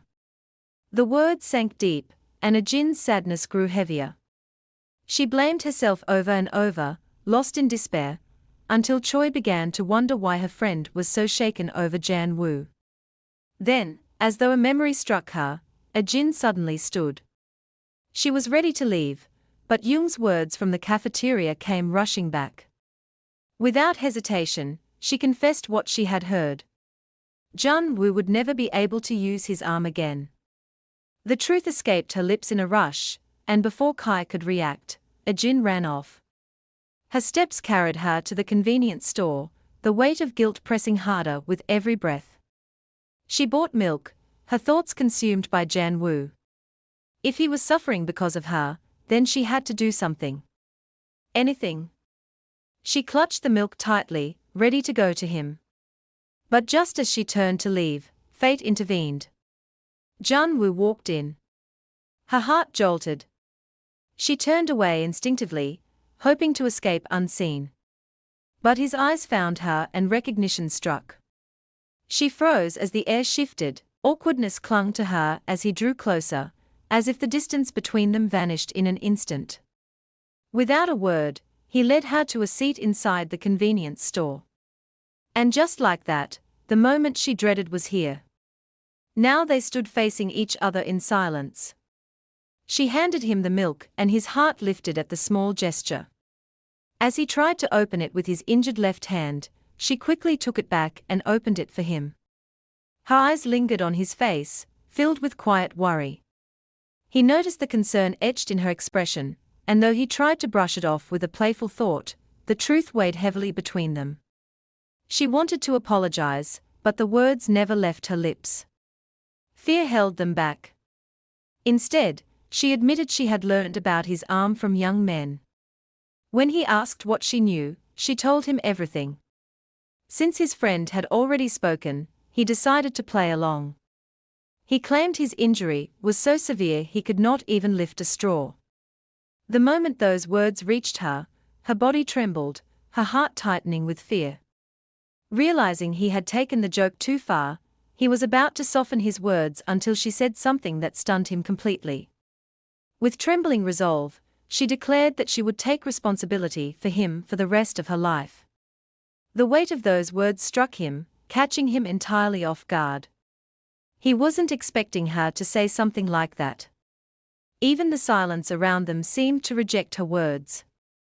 He couldn't believe she had actually taken him seriously when he claimed he couldn't even lift a straw. Nervous and flustered, she lowered her head and continued, insisting that she would help him with rehabilitation since she heard about his condition from young men. Only then did he realize why she had been acting so strangely, and he couldn't help but wonder what exactly young men had told her. Without thinking, she reached out and touched his arm, then quickly pulled back, apologizing as though she had done something wrong. Still, she promised that he should focus only on his recovery, and that she would be the one to take care of him. Her words triggered a memory in his mind. Flashes of the previous night, when she had tried so desperately to protect him. Suddenly, she broke down. Tears welled in her eyes, and before long, she was crying openly in front of him. He was left puzzled and heavy-hearted. He regretted not telling her right away that he was fine. Now her sobs were loud enough to draw the attention of those nearby, and all he could do was try his best to console her. The school trip was already coming to an end. The students had arrived at their final destination, and the teacher reminded them about their assignment to submit at least 10 photos. Almost immediately, everyone got to work snapping pictures with friends and scenery. Jun-woo too tried to take a photo, but with his injured arm, it was nearly impossible. Before long, several girls crowded around him, eager to help. Their attention only suffocated him more. He rejected their offers, looking for a way to escape. Then his eyes caught sight of Jin watching him quietly from a distance. She looked nervous, almost frozen, but it was clear. She was keeping the promise she had made to care for him. Jun-woo quickly made up his mind. He announced that he was heading to the bathroom and walked off, hoping she wouldn't follow. On his way, he came across young men. Without warning, Jun-woo tapped him on the shoulder, startling him so badly that he nearly jumped out of his skin. Jun-woo questioned him about what he had told Jin. Jung-minit, brushing it off, explained himself like it was nothing serious. Jun-woo insisted that he should tell Jin the truth, but Jung-minit simply shook his head. In his mind, Jun-woo was the one who needed to say it. With a sigh, Jun-woo scratched the back of his head and told him everything that had really happened at the convenience store. Now, Jung-minit understood, but as he watched Jun-woo fumble over the subject, acting so out of character, he couldn't help but smirk. It was strange. Jun-woo had never behaved this way with anyone else. Then it clicked. Jun-woo liked Jin. Smiling to himself, Jung-minit shrugged it off. He said he didn't have the time to deal with it and walked away, leaving Jun-woo to handle it on his own. Jun-woo let out a tired sigh. This was going to be more stressful than he had thought. The school trip had finally come to an end. The train station buzzed with restless students as they carried their luggage and settled into their seats. Jun-woo stood in the middle of the commotion, staring at his own heavy bag, wondering how he would manage to lift it onto the rack. Before he could figure it out, Jin appeared behind him and with a light-hearted ease helped him with the luggage. Jun-woo immediately regretted not bringing a smaller one, but there was no turning back now. As the students shuffled around to find their places, Jin chose the seat beside him. She explained it was because Jung-minit had asked her to switch, wanting to sit with Choi. The thought unsettled Jun-woo, not because Jin was now next to him, but because Jung-minit still clung to foolishness, chasing after Choi even after being rejected. The train doors closed with a sharp hiss, and soon the rhythmic motion carried them away from the station. The noise of chatter died down, replaced by the steady hum of wheels on the track. Jun-woo sat silently, rehearsing the words he wanted to say. He had promised himself that during this ride he would finally reveal the truth about his arm. But just as he gathered the courage, he felt a sudden weight on his shoulder. Turning slightly, he saw Jin fast asleep, her head resting gently against him. The sight caught him off guard. She had promised earlier that she would watch over him. Yet here she was dozing off before he even spoke. Her head tilted to the side, but Jun-woo instinctively steadied her, making sure she rested comfortably. Then her lips began to move faintly, as though she were speaking through a dream. It almost looked as if she were eating in her sleep. But then the words slipped out, soft, barely audible, yet unmistakable. Even in her dreams, she spoke of taking responsibility for him. A strange warmth stirred within Jun-woo's chest. She wasn't even conscious, yet she still thought of him. For a moment, he allowed himself to believe her words, that she truly meant them. He could only hope that when she awoke, she would not take them back. It was Monday. The students filled the classroom, their voices overlapping in random chatter. Then the teacher walked in. Instantly, the room fell into silence, each student sitting up straighter. As order returned, she announced that changing seats would be good for a fresh start. Everyone was asked to pick a slip of paper, each carrying a pair of names. Whoever matched would become seatmates. Jin unfolded hers. The name written Elsa. Just then, a voice rang out behind her, calling out his partner, Park Jan-woo. Soon, everyone settled into their new places. The math teacher entered and the lesson began. Jin leaned forward, taking notes with unusual focus. Jan-woo noticed. She never took math this seriously. She told him she was writing for his sake so he wouldn't miss out on notes. Jan-woo thought it unnecessary, but she kept going. Her effort made him smile quietly to himself. When the teacher left, Jin dropped her head on the desk, drained. Math class was usually her chance to nap, but this time she hadn't. And now she was starving. Jin-woo called to her asking if she could buy him something from the cafeteria. She was exhausted, but she had promised to take care of him. So she went and returned almost right away. He looked at the milk she brought and shook his head. The wrong one. She stood ready to go back and exchange it, but he stopped her, told her to eat it instead. Jun-woo couldn't eat bread without milk. From the desk in front, Jung Minute spoke up. He'd heard Jan-woo clearly say banana milk. Jan-woo brushed him off, telling him to focus on his science notes. That's when Jin thought it over. Maybe he had done it on purpose. Maybe he had asked for the wrong milk so she would have it. Her stomach growled. She accepted it gratefully, eating at last. After the meal, Jin decided to help Jun-woo with his notes. He leaned back with that familiar teasing smile, pointing out that her handwriting wasn't good enough. His book was even folded at the edges, and he asked her to arrange it properly. That was when Jin realized his true intention behind offering her the meal. It wasn't kindness at all. He had planned this from the start, a little blackmail. The next teacher came in, beginning a lesson on stars. The classroom quickly sank into silence, but the silence was heavy. The subject was too dull for most of them, and one by one, students began to drift off. Jin's eyes slowly closed as well. Jun-woo, on the other hand, noticed her head drooping. Without a word, he closed the book in front of her and simply watched her as the lesson went on, his expression unreadable. Finally, the bell for meal time rang. The teacher left, and the students burst out of the classroom like a flood of energy. In the girls' toilet, Choi stood with her phone, typing messages to Jin, but her notifications kept lighting up with interruptions. This time, it was from the wealthy guy who had called her during the school trip. He called again, reminding her about the bag he had promised to buy her. The reminder made her mood shift instantly. Hope flickered in her eyes as she spoke to him with a sweeter tone, pretending to like him more than she really did. The call ended, and at that moment, Jin's reply finally came in. Jin told her she wouldn't be able to have lunch together. Kai's expression hardened. Frustration welled inside her. She needed answers about Jan-woo, especially what happened after the school trip. She stormed out of the toilet, her thoughts circling. But then Jan-woo's voice caught her ears.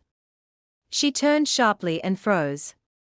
There was Jin walking beside him, carrying his tray toward the cafeteria. They were talking casually, as if it was nothing unusual. Annoyance twisted into anger. Two boys rushed past her, one bumping into her shoulder hard. She barely noticed. Her eyes remained fixed on the pair walking away. Jin had gone against her again. She had clearly told her not to get involved with Jan-woo, but Jin never listened. And now Kai's anger burned hotter than ever. At the cafeteria, Jin picked up a tray for herself and another for Jan-woo, balancing both, as she joined the meal line. The server smiled warmly and commended her for being such a thoughtful friend, which made her cheeks flush red. Because of this, the server ended up serving her a generous portion of food. When they sat down to eat, Jin avoided Jun-woo's gaze and began eating quickly. Jan-woo's lips curled into a small smile. He felt genuinely relieved and glad to see her eating well. Between bites, he told her that he would be heading somewhere after their meal. To her surprise, he led her to the library. Giving him a little space, she wandered a few steps behind. Suddenly, he called out to her in a clear voice. The students nearby turned their heads in shock. It wasn't common to see Jan-woo openly calling out to a female student. She walked over to him and he handed her a book, recommending she read it for their earth science class. Gratitude and curiosity welled up in her chest. Did he come to the library just for her? Before she could linger too much on the thought, he began explaining how she should approach the book, his voice calm and steady. He moved off to search for another book while Jin stood frozen, holding the one he had given her, reading its title in awe. Time slipped by faster than she realized. Suddenly aware of how short their break was, she hurried around the library, searching for him. She finally spotted him struggling to pull a book from a shelf. Determined to keep her promise of helping him, she rushed over and reached out in front of him, tugging the book loose bit by bit. But the moment she stood there, so close, Jan Woo froze. The faint scent of her hair drifted toward him, unexpectedly warm and inviting. His hand hesitated before reaching past her for the book. That was when Jin realized just how little space was between them. Her heartbeat quickened. The silence between them was broken by the sharp ring of the lunch bell. At the exact same moment her phone vibrated. Her mother's urgent voice came through the line. Grandma had fallen ill, and she would not be able to take Jin to the dentist tomorrow. Jin sighed softly, but quickly told her mother not to worry and to go see Grandma instead. While she was still speaking, Jan Woo began walking out of the library without a word. Hastily ending the call, she ran after him, calling his name. For the rest of that day, Jin made sure to stay by Jan Woo's side, quietly helping him however she could. The next day, which happened to be a weekend, Jin was at the hospital, ready as ever to finally get rid of her braces. No wonder she hardly smiled. She had already promised herself that she would buy a chocolate cake on her way home. The dentist called her in and began working on her teeth, assuring her that it wouldn't hurt much, but Jin wasn't concerned about the pain. She only wanted the braces out. Before long, the doctor was done, and her teeth looked as good as new. While she was speaking with the nurse at the reception, someone walked in demanding to see his dad. The voice sounded familiar. Jin turned and her eyes widened when she saw Jan Woo. They both froze for a moment, surprised to find each other there. Jan Woo's gaze lingered. He noticed she looked a little different. Just then, his father came out and spotted them talking. Curious, he asked, and quickly realized they both attended the same school. With a bright smile, his father asked Jin how Jun Woo was at school since Jan Woo rarely spoke about it at home. Jin, nervous but honest, replied that he was popular, especially among the girls. She was about to say more when Jan Woo quickly pulled her away. Watching the scene, his father and the nurse exchanged knowing smiles. Amused, his father even decided to offer Jin's next treatment for free since she seemed so close to his son.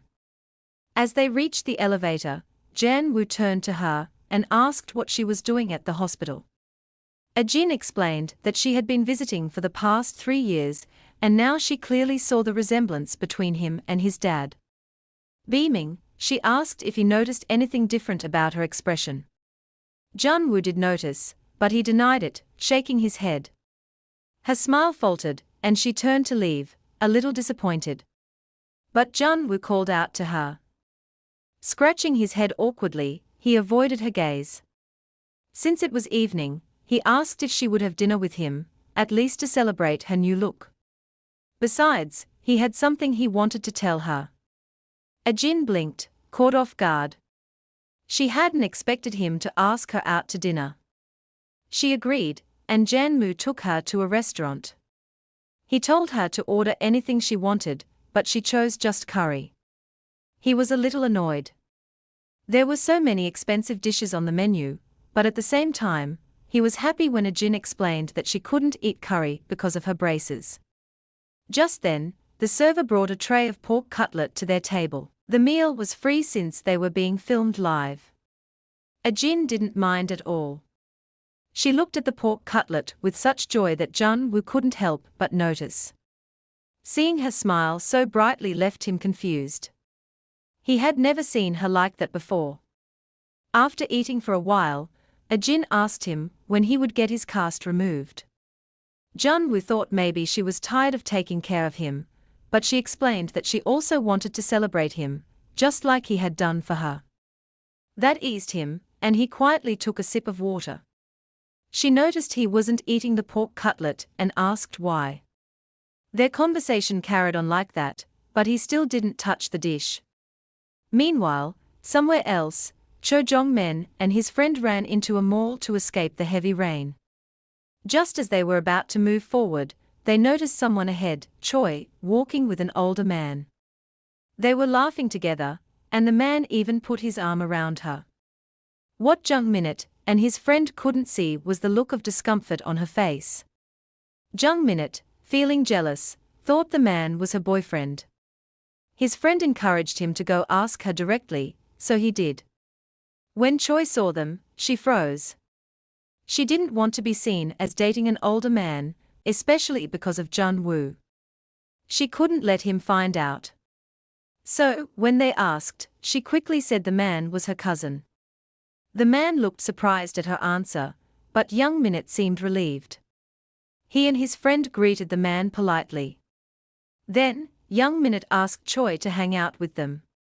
Realizing they might ruin her plans, Choi quickly pulled them aside to talk. The man, however, didn't take her behavior lightly. He wasn't the type to let things go easily. Choi guided them toward the elevator, quickly fabricating a story that her cousin had just returned from Korea, and that they had much to catch up on. When suspicion rose again, she denied it more firmly, insisting on her tale until they finally accepted it. She urged them to go ahead and watch the movie without her and bid them farewell. Only when the doors to the elevator had closed did she allow herself to breathe, her chest rising with quiet relief. She had narrowly avoided being caught. Meanwhile, at the restaurant, their meal had come to an end, or rather hers had, as Jun-woo barely touched it. They rose and stepped outside, only to be met by the heavy curtain of rain pouring down over the streets. He suggested they take a taxi, but she refused, unwilling to let him spend more money on her after already treating her to a meal. With determined steps, she moved toward the bus gate on her own. But before she could go further, he stopped her and asked her to help him remove the jacket he was wearing. Confused, she complied, wondering at his intention. Then, in a sudden gesture, he draped the jacket over both their heads, shielding her as he pulled her close. Without hesitation, he ran with her through the rain, his frame taking the brunt of the rain so she would remain as dry as possible. The moment felt unreal to her. He was there beside her, soaked and shivering. Yet his concern was only for her comfort. Each stride pressed the truth deeper into her chest, that someone was willing to face the downpour simply to ease her burden. They finally reached the bus station. She wanted to thank him, but the words stalled on her lips, tangled in an unfamiliar embarrassment. The bus arrived and she prepared to leave. Torn between the desire to go and the wish to stay. Sensing her hesitation, he quietly chose to accompany her. He didn't wait for her to respond. He simply followed her into the bus, and soon it pulled away from the stop. The passengers around them spoke in low voices, but the two of them stayed quiet, lost in their own thoughts. After a moment, Ejin decided to break the silence. She asked if the bus really led to his house. He said no. The answer surprised her, and a small thought crept in. Had he entered the bus just because of her? The idea left her unsure of what to say next, and the silence between them grew even heavier than before. When her stop drew near, she pointed out her house to him through the window. The bus came to a halt, and they both exchanged quiet farewells. Jun-woo, however, seemed weighed down by their parting, as though it left a small ache behind. As they walked away in opposite directions, their minds lingered on unspoken thoughts. Meanwhile, back at the mall, Choi was chasing after her. So-called rich OA. He strode angrily toward his car, but she clung to him, asking why he had suddenly left her in the middle of shopping. He shook off her hand, his voice sharp as he reminded her of what she had just done, calling him her cousin in front of her friends. To him, it felt like humiliation, like she was ashamed of him. He ordered her to get into the car. Kai hesitated, her suspicion growing. Perhaps he wasn't as wealthy as he liked to appear. With a bitter tone, she told him she wanted to end things, admitting she had been thinking about it for some time, but he refused, saying he wouldn't accept her decision. Then, almost too calmly, he revealed a photo on his phone. Kai's eyes froze on the screen. Whatever was there, he had prepared for this moment, knowing what she might do. Now it seemed the proud and confident Choi had been cornered. Could it be that she of all people was being blackmailed? A few weeks later, Jin and Jun Woo were seen having a casual conversation. They had clearly grown closer, their words flowing more easily than before. Both were drinking banana milk, though it wasn't Jan Woo's favorite.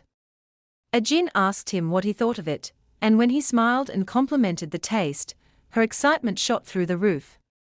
Her eyes lit up like a child's and Jun Woo couldn't help but stare at her for a moment. Then, almost casually, he told her to come with him to the hospital when he needed to change his cast, reminding her that it also meant buying him a meal afterward.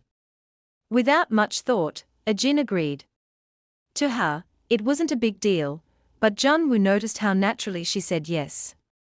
Meanwhile, in a quieter place, Choi was mopping the floor, her face pale and her shoulders heavy with defeat.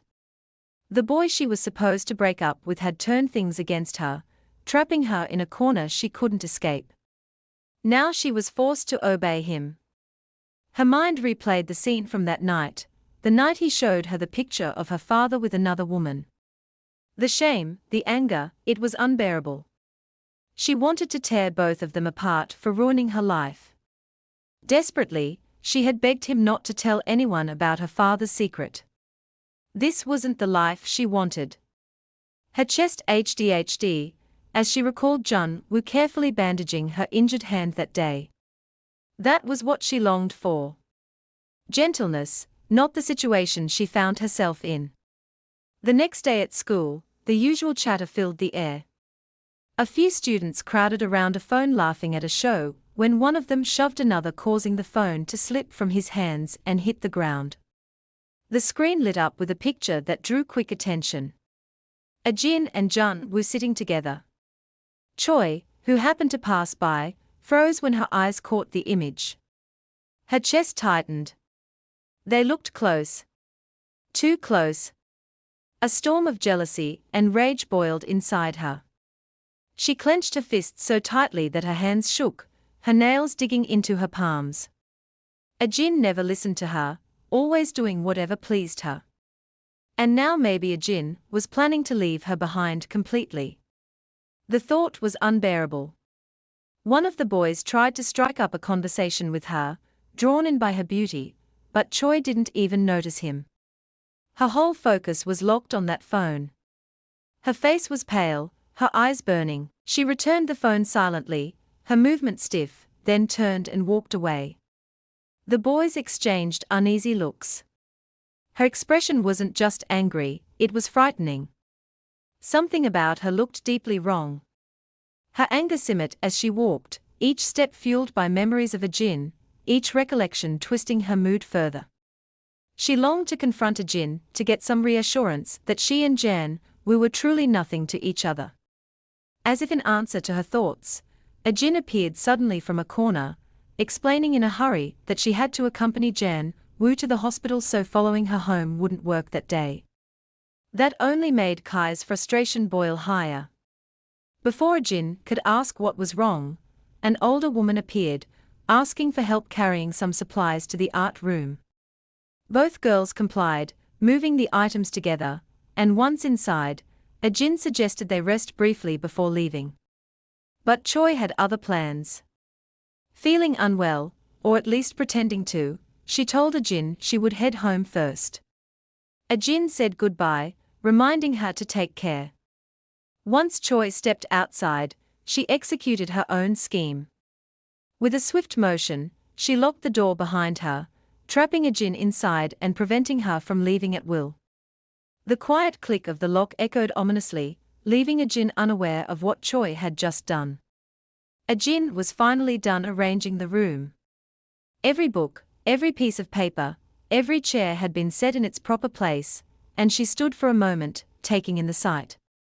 A quiet sense of accomplishment washed over her, but it was quickly replaced by an uncomfortable chill that made her body shiver.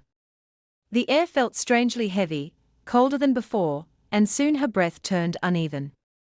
She began to cough, her chest tightening as though something invisible pressed down on her lungs. She reached for the door, hoping to step outside for air. But when she tried to open it, the handle refused to turn. Confusion struck first, followed by a slow wave of dread. She pulled harder, rattling it again and again, but it wouldn't budge. Her coughing paused for a moment, shock overtaking her body. A thought quickly formed in her mind. Maybe the security guards had not realized she was still inside. Perhaps they had locked the door without checking. That had to be it. Still, the silence that followed her thoughts made the room feel colder. Ajin's mind drifted to Jan Woo. He must have been waiting by now, expecting her to keep her word.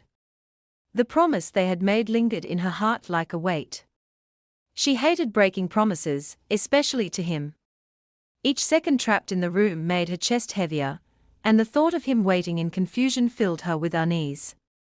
Meanwhile, in the classroom, Jan Woo was busy planning ahead.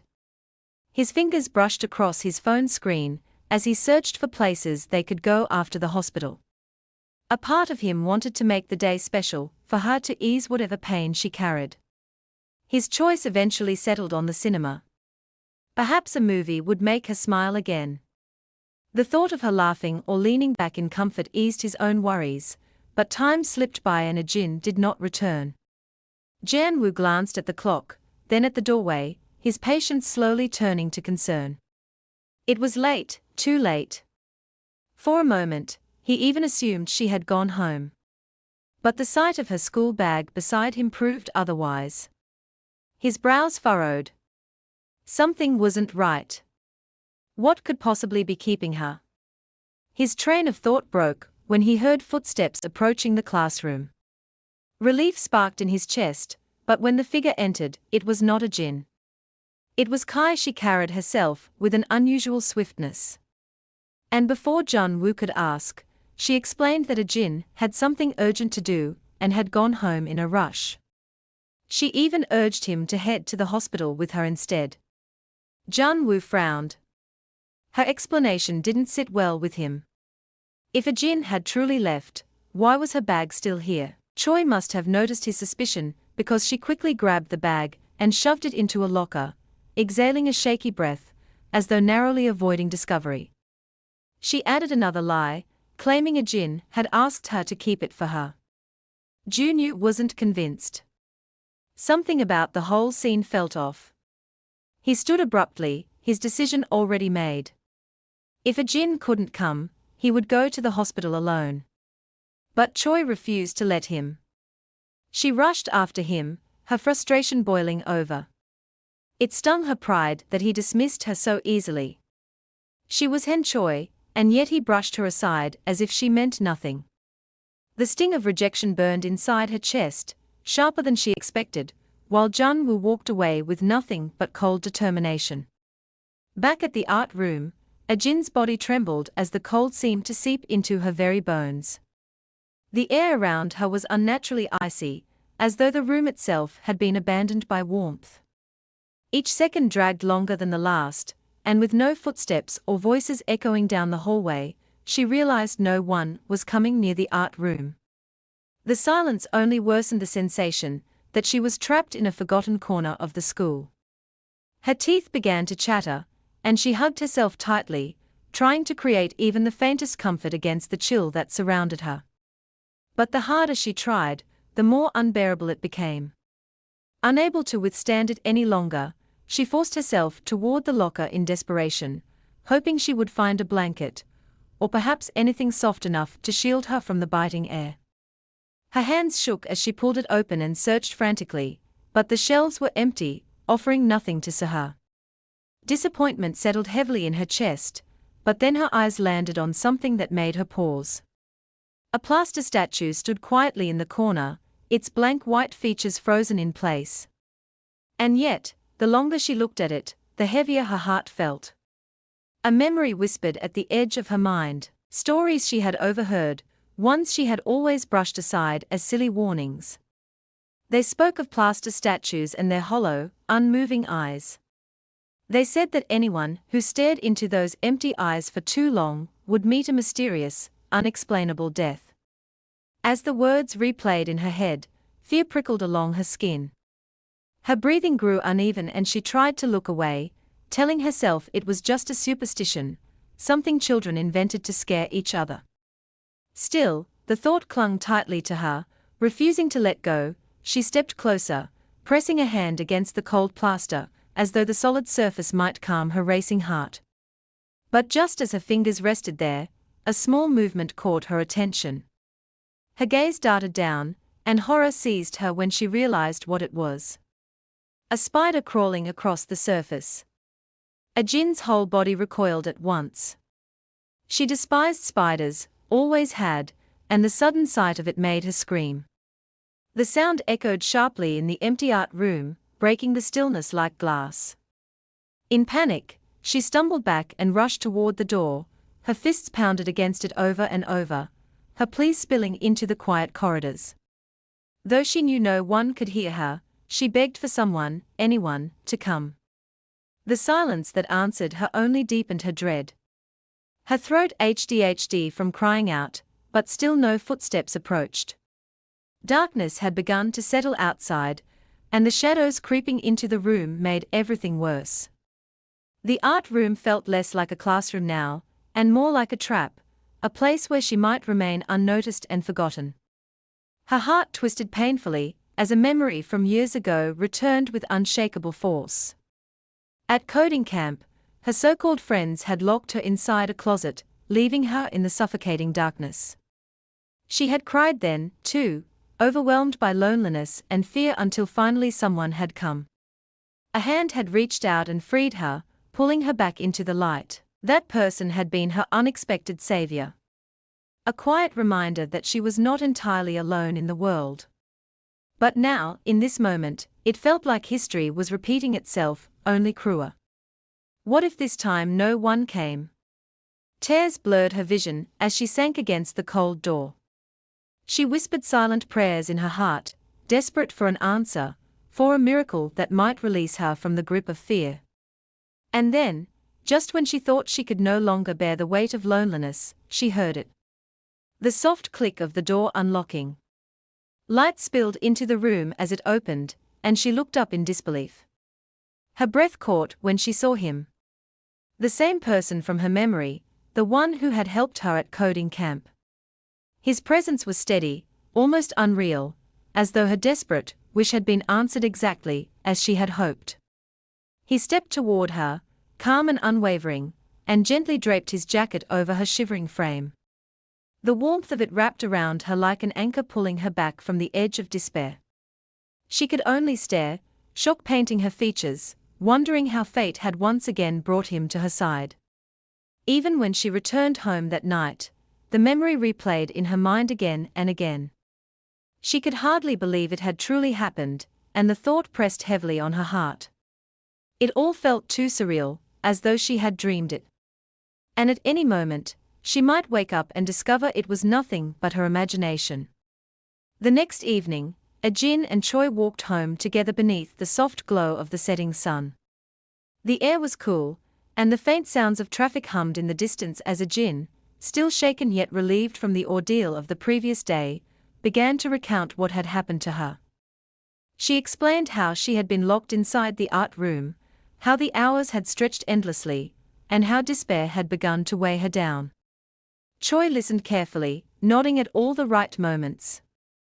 But her expression was calm, almost too calm. She feigned ignorance, acting as if she had no idea what Ajin was talking about, even going so far as to ask with innocent curiosity how she had managed to escape. Ajin's tone brightened slightly as she explained that her first love had been the one to help her out. The name came softly, but it carried a heavy weight. Mr. Gwong Hyen. At the mention of the name, Kai's memory stirred. She remembered vividly the time when Ajin had discovered that he already had a girlfriend, and how heartbroken she had been. Ajin had cried without ceasing, her emotions raw and unrestrained. And Choi had been forced to spend days trying to console her, calming her down and putting her back into some stable frame of mind. That moment had etched itself into Kai's thoughts, a reminder of how deeply Agent's feelings for him once ran. Now Jin's eyes glimmered with excitement as she explained that he was no longer just a distant memory, but was now an intern at their school. She spoke about it with a spark of joy, a glow of renewed hope. The mere thought of him being nearby seemed to lift her spirits higher than they had been in weeks. This, however, did not dishearten Choi. It thrilled her. A thought began to take shape in her mind. If Jin's attention shifted toward her first love, then the delicate bond she had with Jan Woo might weaken. This could be her chance, the perfect opportunity she had been waiting for to drive a wedge between Arjun and Jung Woo for good. She smiled faintly, masking her true intentions as she encouraged Jin. She suggested that this time she should do better with her first love, even if it meant making bold moves to win his attention. She even hinted at seduction, though she framed it in a teasing manner. Jin, shocked by the suggestion, dismissed the idea immediately. But Choi brushed it off with a light-hearted laugh. Inside, however, her excitement grew. The situation could turn out to be exactly what she needed. Helping Jin win her first love would ultimately be for her own sake, as it would neatly untangle Jun Woo from Jin's side. The following day, the school buzzed with an unusual liveliness. Whispers filled the hallways, eager voices overlapping as students shared the same rumor. A new teacher had arrived, an intern who was said to be strikingly handsome. The anticipation of the students grew with every passing moment, many of them hoping that he would be assigned to their class. The atmosphere was electric, filled with curiosity and nervous excitement. Amidst all this chatter, Jin sat at her desk, holding on to something small yet precious. In her hands rested the drink that Mr. Hwang Hyun had given her the previous day. To others it was just a simple drink, but to her it was a treasure.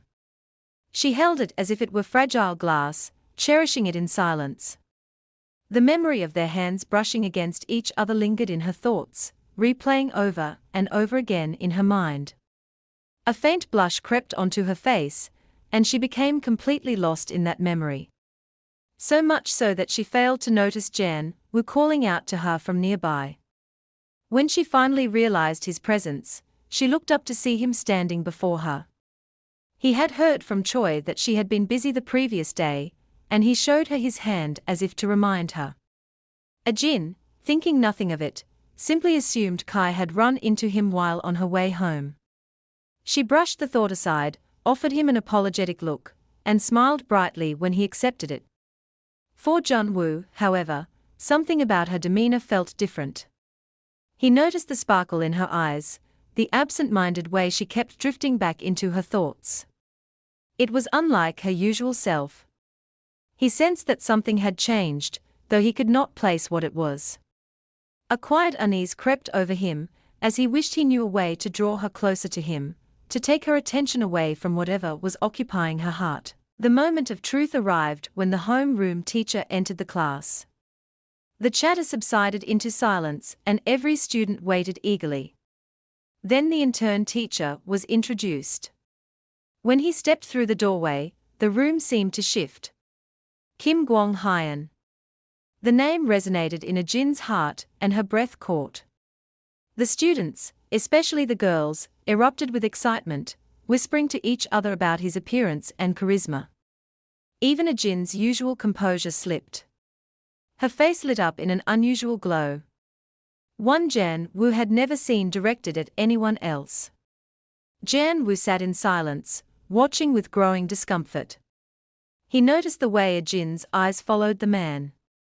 The way her expression softened with admiration when the man gave a small wave in her direction. Jin nearly beamed. As the lecture began, she leaned forward, taking notes with a seriousness that startled him. It was rare for her to be so attentive, so eager to learn. Jun Woo stared at her, the realization pressing into him slowly but firmly. Something about this man had stirred her, and it made him feel unsettled in a way he could not explain. Jealousy was there, but he did not recognize it for what it was. All he knew was that he did not like what he was seeing. The hallway buzzed with whispers as students moved into the classroom. One girl found herself wishing every day could be art class just to catch a glimpse of the new teacher. Once class began, Mr. Kim instructed everyone to pair up and draw what they observed in their partner. The room erupted with questions, laughter, and the soft scratching of pencils, but most eyes couldn't help but stay on him. A girl even asked if she could sketch him instead. Pairs of students bent over their papers, pencils dancing across the page. Some teased their friends, others giggled quietly, but all were caught in the swirl of curiosity and concentration. Mr. Kim passed by a group where 3 students praised a boy for his sharp, detailed drawing. At another desk, Junyu and Ajin sat facing each other, their papers slowly filling with lines, each attempting to capture the other's features. Ajin scribbled quietly, her eyes tracing Junyu's face. For the first time, she noticed the long lashes framing his eyes, a detail that caught her completely off guard. For a few stolen moments, the noise of the class faded, leaving just the two of them in their quiet world of paper and pencils. Her admiration for him grew even as her pencil moved across the page. Maybe, just maybe, he really was handsome. Finally, Junyu lifted his pencil, a faint smile curling his lips. She flinched, wondering how he could be done so quickly. Eager to see his work, she leaned forward, her curiosity bubbling. Another student drawn to the scene tried to peek as well, knowing Junyu's reputation as one of the school's best students. Mr. Kim's eyes fell on the group, and he stepped closer, wondering what had captured their attention. The boy opposite Junyu loudly commented on the drawing, drawing the attention of nearby students. But before anyone could react, Mr. Kim gently took the paper from Junyu's desk. It wasn't Ajin's face at all. Junyu had drawn an apple instead. The class erupted in laughter. Ajin's face turned red with frustration, but Mr. Kim reminded him gently that the assignment was to draw one's partner, not whatever they wanted to eat. Ajin clutched her own paper, determined that Junyu wouldn't see it. Instead, she showed it to the surrounding students who gasped in admiration, praising her talent and even suggesting she could be a comic artist. Her cheeks warmed, and she shyly brushed off the compliments, though Mr. Kim noticed every subtle gesture. Voices spilled from the school as Junyu called for her drawing, but Ajin held it close, shaking her head. Outside, the city skyline glowed against the night sky, tall buildings stretching into darkness. At dinner, a friend poked at the neatly arranged apple slices on Junyu's tray. Chewing slowly, he said the apples were delicious and asked if it was the season for green apples. Junyu explained that he loved them, which was why his mom always bought green apples. His friend asked why he liked green apples, because most people preferred red. He searched for a reason to explain further, but found none. Finally, he shrugged and said there was no reason at all. He just liked them that way. That weekend, Junyu arrived at Jung Men's house. He waited patiently as it opened. Jung waved at him from inside, happy that he had finally arrived. Junyu handed over a pack of drinks, explaining how much stress he went through just to find that particular drink. Jung smiled confidently, saying he knew Junyu could handle it. He ushered him in and explained that they still had 10 minutes left. On getting to the room, he revealed the perfectly prepared room for their plans. Junyu frowned slightly, questioning if this setup wasn't too much for just a basketball game. Jung waved it off. Everything had to be ready. He insisted. He handed Junyu some popcorn, saying, "A day like this called for treats." While balancing a drink and the remote in his other hand, grumbled about the new internet provider. As Junyu watched, his thoughts wandered to Ajin, wondering if she knew Mr. Kim from somewhere. Junyu absent-mindedly squeezed the popcorn, his thoughts drifting far from the room. Shaking himself out of his reverie, he asked Jung Minute if he thought the trainee teacher was handsome. Jung Men paused thoughtfully before admitting that he was indeed quite handsome. Stretching to grab another piece of popcorn, he added that the teacher looked like he belonged in a coffee commercial.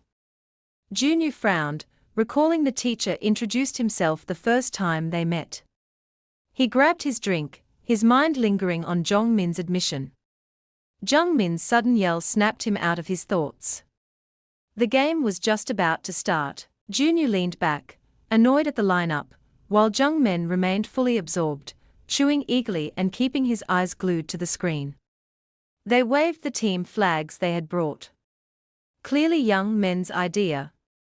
Young men cheered excitedly whenever a player made a layup, while Junyu stayed calm, holding the team flag.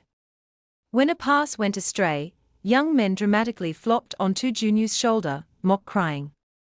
Drinks and empty popcorn scattered across the table as the game went on, evidence of their excitement.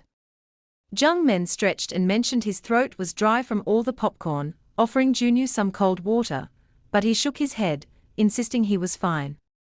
Just as Jung was leaving, his phone buzzed on the couch. Junyu was shocked when he saw the name on the screen. Cho Hai.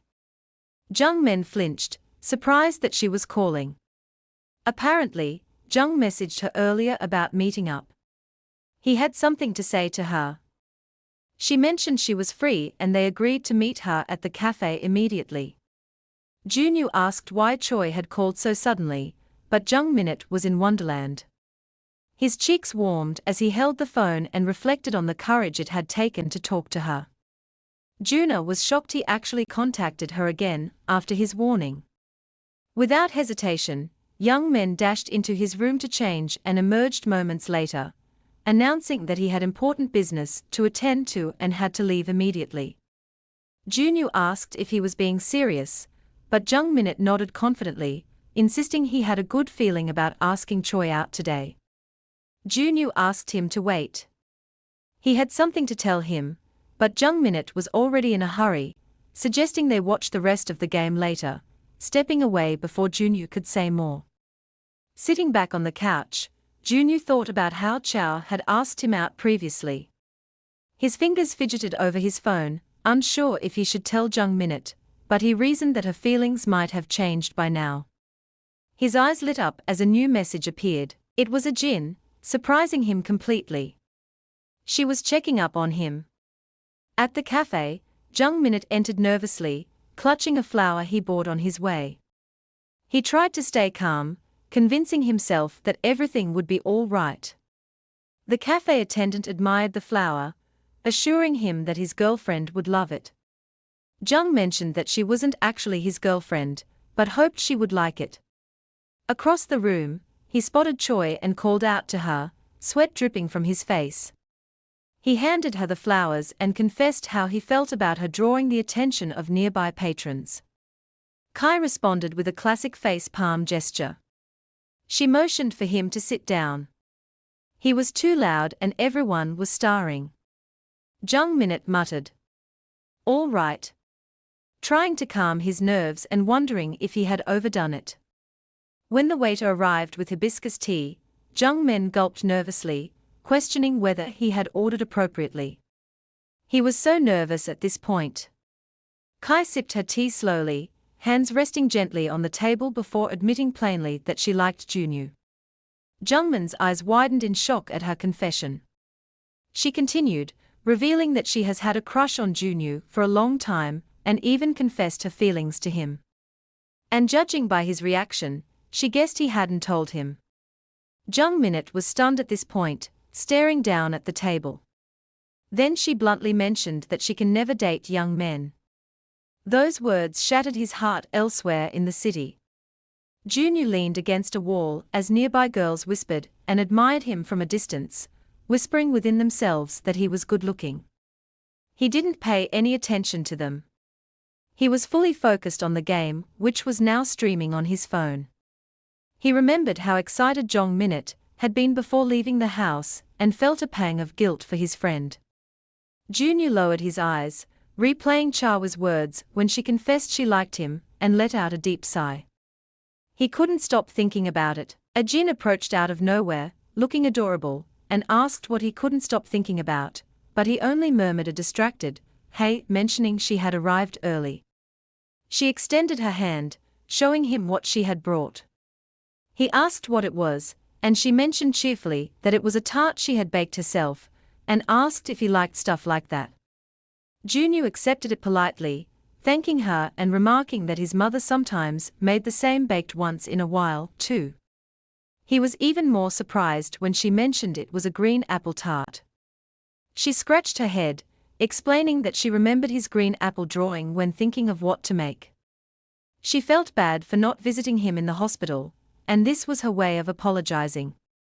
Junyu cleared his throat, assuring her that he didn't mind and asked if that was the reason she had wanted to meet. She said it was, and that she wanted to give him as soon as possible because she just made them, telling him to eat before it got cold. She paused, promising she would see him at school tomorrow. He was surprised she wasn't staying, but she explained she had business to attend to. She revealed that the claw machine added her favorite bread doll, and said she had to get it no matter what. Junyu stood silently, unsure of what to do. He wanted to move, then finally decided to go after her. Inside, Arjun placed both hands on the claw machine, her eyes narrowing with intense focus. She muttered that she was so close, shaking her head in quiet frustration. Junyu leaned from the corner, observing her calmly, urging her to stop since she had already used up all her money. But she refused to give up, clenching her fist with stubborn hope. She bent forward slightly, her breath unsteady as she called out his name, then shot up, eyes wide with desperate anticipation, and asked for him to lend her some money. Junyu stared back at her, arms crossed as he imagined she was joking or something. Nearby, a couple argued in defeat. The girlfriend's frustration echoed as Junyu noticed something on the wall. Suddenly, he moved decisively, telling Ajin to follow. She trailed behind, confused, until he stopped at the basketball court, insisting that he was going to play. Ajin tilted her head in disbelief. She didn't know he was into basketball. She thought all he did was study. Just then, her gaze lifted to the bold banner above the court, which Junyu asked her to read. She immediately realized they could equally win the bread doll here. Junyu explained with a smile curving on his lips that he played basketball whenever he felt frustrated. A's lips parted slightly. She recalled the first time they met.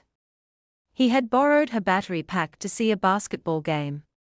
He handed her the snack box, asking her to help him hold it before preparing to play, and she encouraged him, watching as he slipped a note into the slot. He cast her a sideways glance as the game was about to begin, catching the hopeful light in her eyes, and the faintest smile curved his lips. The countdown blared, making Ajin flinch, followed by the sound of rattling balls which filled the room. Junyu gripped the first ball, stance calm, but focused. Holding it high, he aimed carefully and released it. The ball soared smoothly through the hoop. Arjuan's eyes widened in awe. She couldn't believe it went in. He grabbed another ball with both hands and threw it with precise accuracy. Another perfect shot lighting up the scoreboard. The numbers climbed steadily, glowing brighter with each throw. He bent low again, movements sharp and clean, releasing yet another ball with perfect control. Whispers rippled through the crowd, their attention fully on him, and Ajin pressed her hands to her mouth, thrill sparkling in her gaze as she imagined the bread doll. The score rose higher and higher, surpassing every expectation. Her heart pounded as she shouted encouragement, reminding him that he had 20 more points to go. Junyu's expression hardened, body moving with an unwavering rhythm as he grabbed the last ball. With the same unbroken focus, he made the shot. Her voice rang through the noise, pure and unrestrained. "Go, Junyu." The last ball fell cleanly into the net, just like that victory claimed. He handed her the prize, her precious bread doll. As they walked home, Ajin hugged the bread doll tightly, her joy spilling over in every movement. While Junyu's eyes lingered on her, softened by the glow of her happiness. She held the bread doll close, saying she had only brought a tart for him, but would return with something better. She thanked him repeatedly while Junyu remained silent, quietly watching her. Junyu tried to speak as Ajin continued admiring her cute bread doll, then brushed it off, saying it wasn't a big deal. Her finger pointed forward, guiding them toward the bus stop, and they paused by the sign, discussing which bus they would take. As she turned to leave, her smile remained sweet. She said she had fun and promised to see him at school on Monday. Junyu's voice, however, halted her. She turned toward him, still smiling. Junyu stood still, one hand buried deep in his pocket, as he asked if she knew the trainee teacher. Her smile faltered. The question caught her completely off guard, as she wondered how he knew and why he was asking all of a sudden. She stepped forward hesitantly, then admitted that he was actually her first love. Junyu froze, the weight of her confession settling over him. His chest rose slowly as he stood opposite her. "Our art teacher is your first love?" he asked, voice steady. Carrying the question further, he asked if she still had feelings for him. Unsure of how to respond, Agent sank onto the bench, saying she wasn't sure.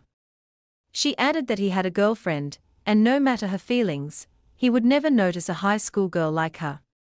Junyu sat beside her, telling her she sounded like she still liked him. Her hands tightened on the doll. She said it wasn't that he has a girlfriend.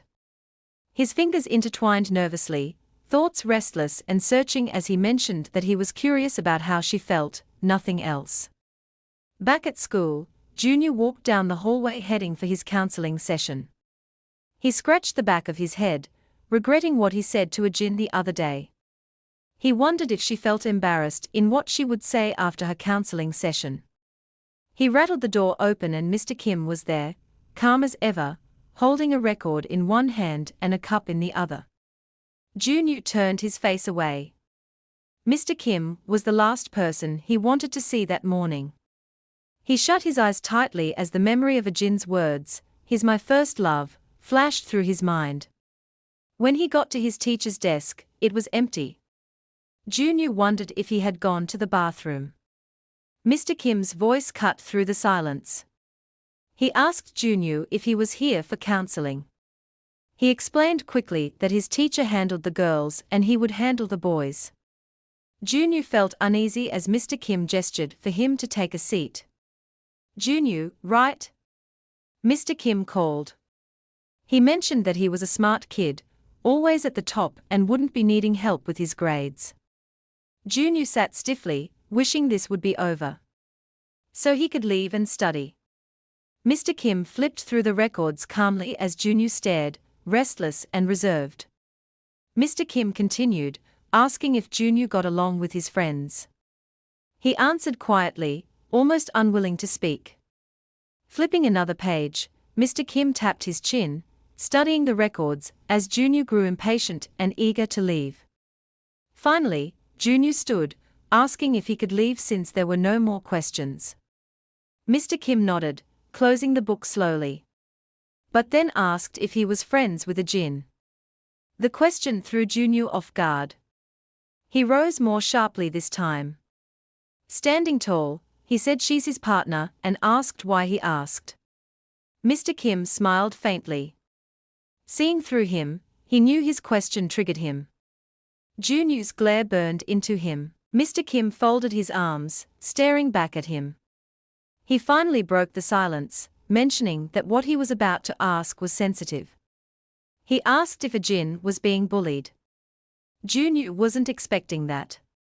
On the other side of the office, Chowei chatted with the counselor. The teacher asked if she had an older boyfriend, but she lied that her cousin flew in recently and someone must have seen them together and misunderstood. The teacher smiled, relieved. She said she believed her and was glad it was family. Choi was finally excused, stepping out of the office while some girls across the hall were conversing. She frowned, wondering who had told the teacher about her older boyfriend. Her anger was cut short when she overheard the girls talk about young men. Apparently, he was throwing a party that weekend. One of the girls giggled, asking if Junyu would attend as she walked past. Cha was smirked at the mention of Junyu's name. She knew that if Jung Minute was throwing a party, Junyu would be there. Elsewhere, Junyu walked up the stairs slowly, his mind adrift in thought. As he climbed, memories of the counseling section crept back into his mind. He remembered how the art room door had been clumsily tied shut with a wire. His jaw tightened as the realization struck him. Someone must have trapped her there. He recalled Jin mentioning that the art teacher had asked for her help, and suddenly a face flashed through his mind. It could only be Choi. The boys who wanted to attack Jin had mentioned her name too. He couldn't wrap his head around what was really going on. But one thing was certain. Kai was acting weird. She wasn't acting as a friend should. Could she actually hate Jin? His thoughts tangled further until a voice called out his name, pulling him out of his thoughts. It was young men. He wanted to talk to him about something and asked him to follow him. His expression unusually tense. Junyu noticed immediately that young men didn't seem like himself. He told him that they should talk later because he had a lot on his mind, but young men grabbed his wrist firmly. Junyu turned and there was no trace of his friend's usual grin, only cold intensity. In a low, clipped tone, Jong Minute ordered him to follow him. Without another word, he led Junyu up the stairs to the rooftop. Jong Minute, although angry, was confused on what to do next. He wondered if he would punch him like in the movies. Junyu trailed behind, finally asking what was wrong and why they were at the rooftop. Jung knew he couldn't let things slide. Without warning, he swung at Junyu, his so-called punch of love. But Junyu moved quickly, tilting aside and catching Jong Men's wrist midair. His voice remained calm as he told him to use his words, not his fists. Jong Minute was left frustrated at how Junyu stopped him so easily. The pain in his arm made him WR as he struggled to pull free. He wondered how someone who only stuttered was this strong. He cried out and finally yanked his arm loose, stumbling backward onto the concrete. The air between them thickened with tension. A silent battle of stares. Crawling back toward the railing, Jung Men spat out his frustration, accusing Junyu of knowing all along that Che liked him.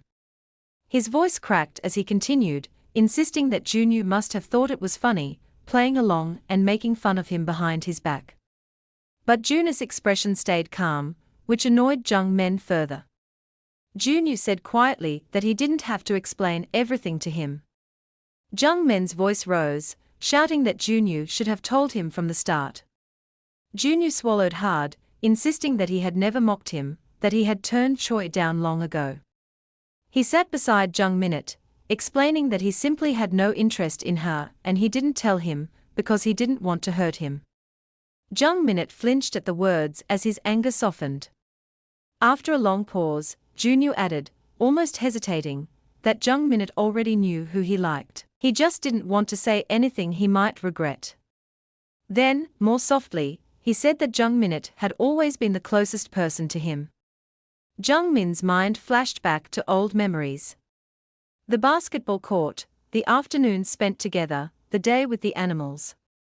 So many shared moments. Yeah, we are pretty close, he muttered finally, his voice quieter, almost regretful. Then a small smirk appeared, as he teased that he shouldn't be moving on from everything so quickly. Turning to him again, Jung said his parents were out that weekend and declared that Junyu had no choice but to come to his party. No excuses.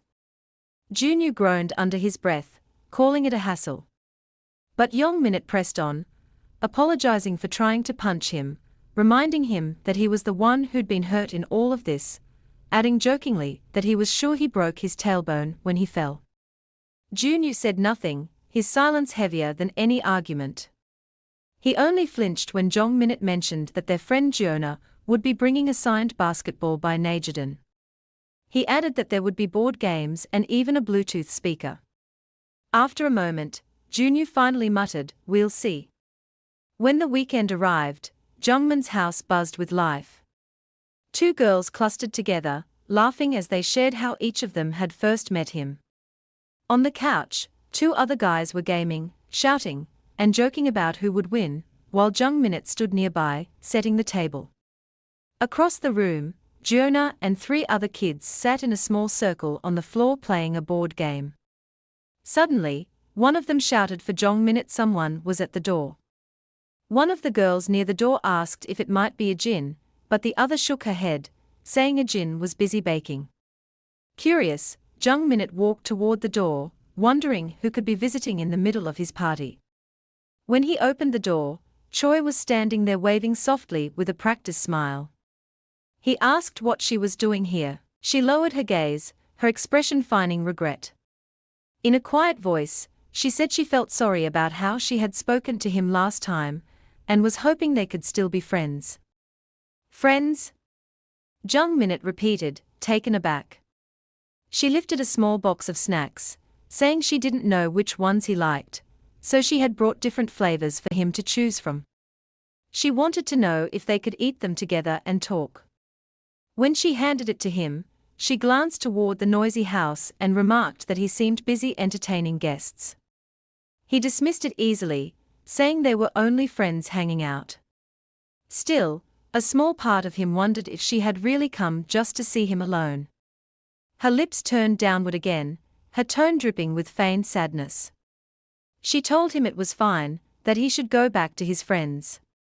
Then she turned away slowly, head bowed, pretending to leave.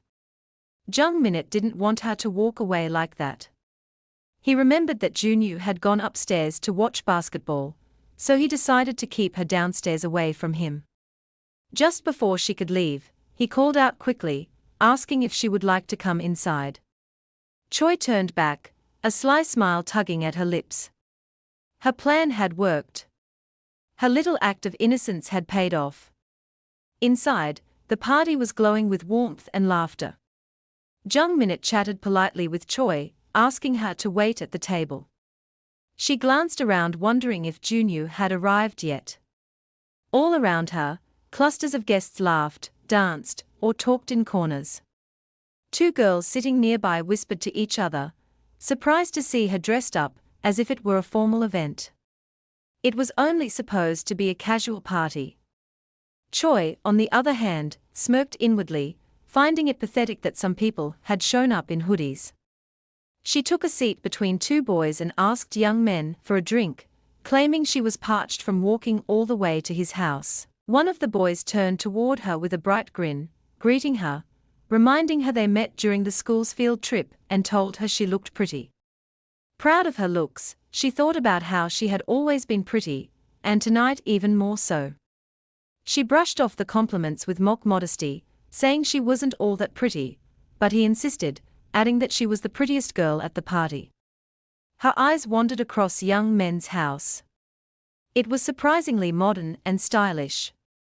She knew Junyu was rich, but young men seemed pretty wealthy, also. She was curious about what his house looks like inside. Moments later, young men returned with bottles of drinks, admitting he didn't know what she liked, so he had brought several options. She smiled sweetly, thanked him, and asked for a tour of the house. He hesitated, but eventually agreed.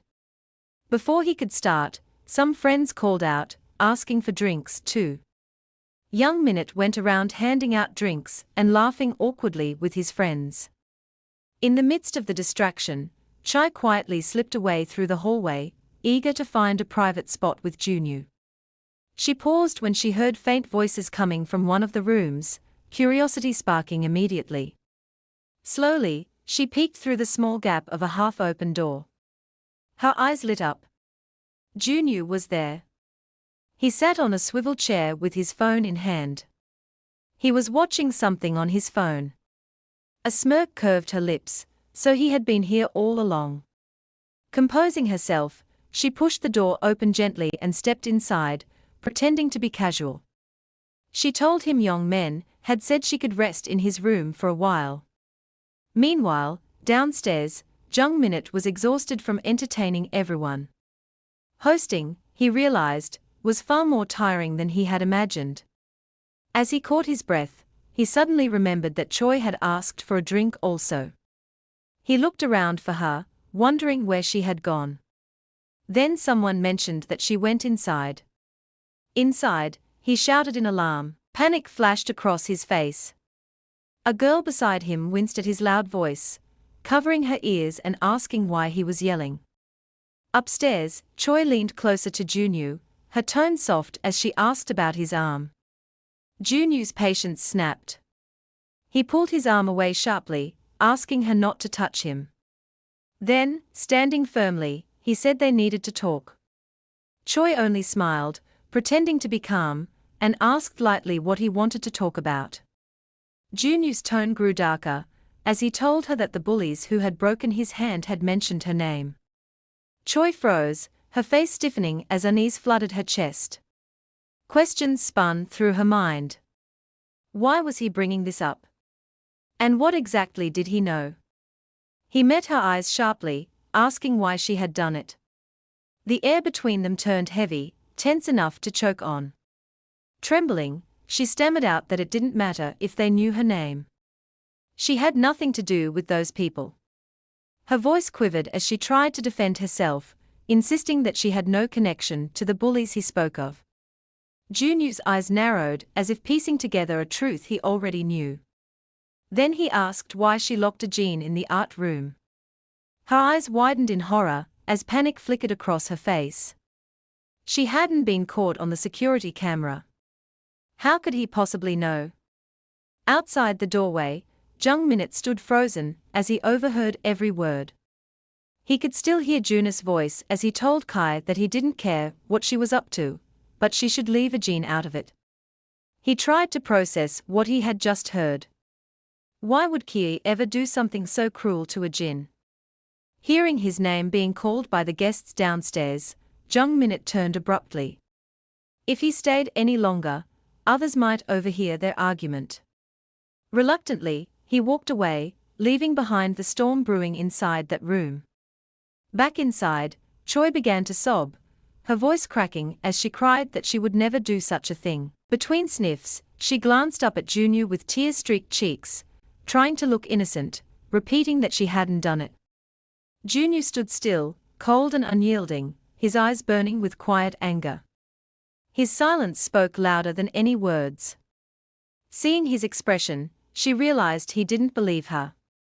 Her act, the tears, the trembling voice. None of it was working this time. Suddenly, she spun around, shouting out an apology before bolting for the door.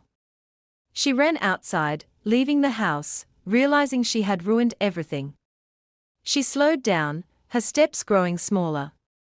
Her breathing came in ragged bursts as she whispered his name. Junyu. Behind her, laughter and chatter drifted from the house, echoing through the walls, a cruel reminder that the world kept spinning while hers was falling apart. Tears streamed down her cheeks as she realized she might never get another chance with Junyu. She wondered how he had found out. Her mind raced, searching for someone to blame. Then suddenly, her eyes widened, realization piercing through her sorrow. Of course, she blamed everything on a Jin. Her hand clenched tightly around her phone as she vowed quietly that a Jin would pay for this. Elsewhere, a Jin stretched her arm to reach a high shelf, smiling at the cute display of cookies.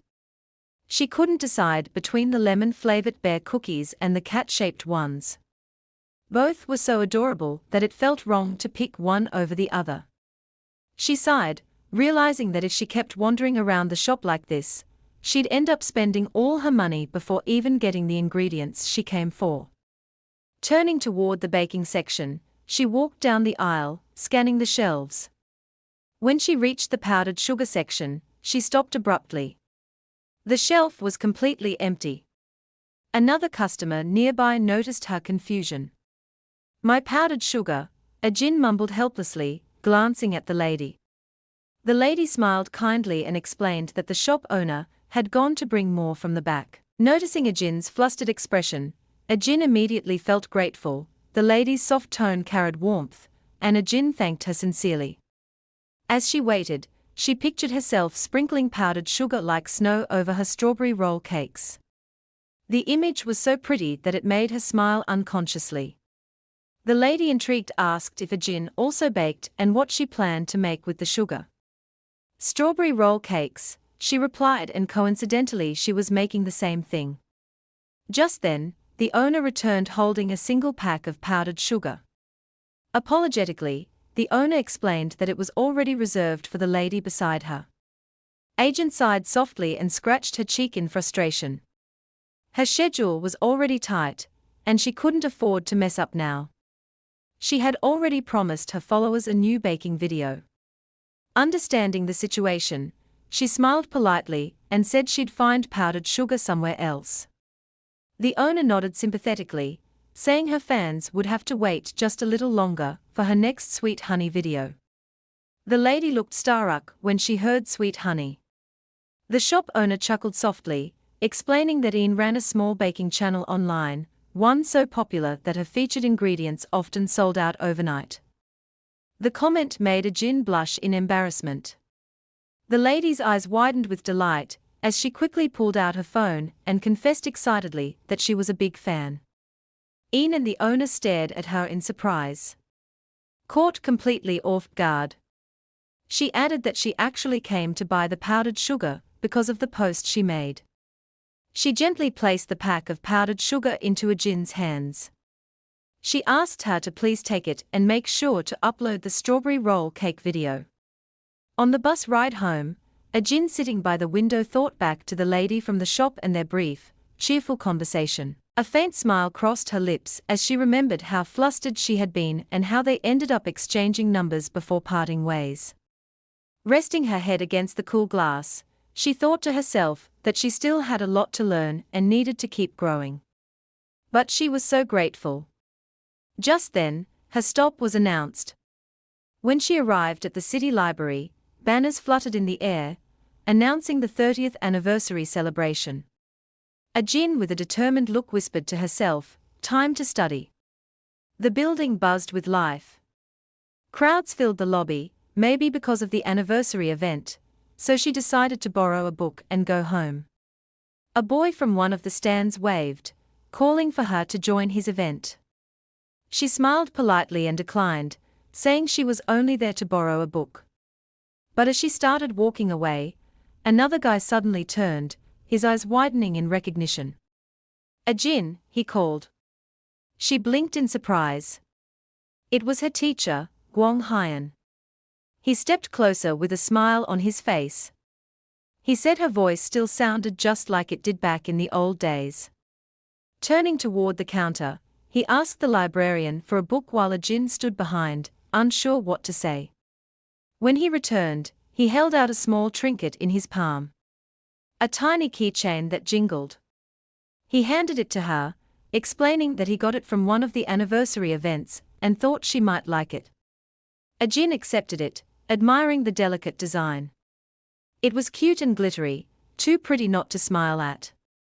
She thanked him softly. As they walked deeper into the library together, he asked what kind of book she was looking for. She told him she wanted one about baking. While climbing the stairs, a couple arguing playfully about what they should do next. Thinking for a moment, she asked whether his house was far away, or if maybe he was supposed to be on a date. He raised an eyebrow, teasingly amused.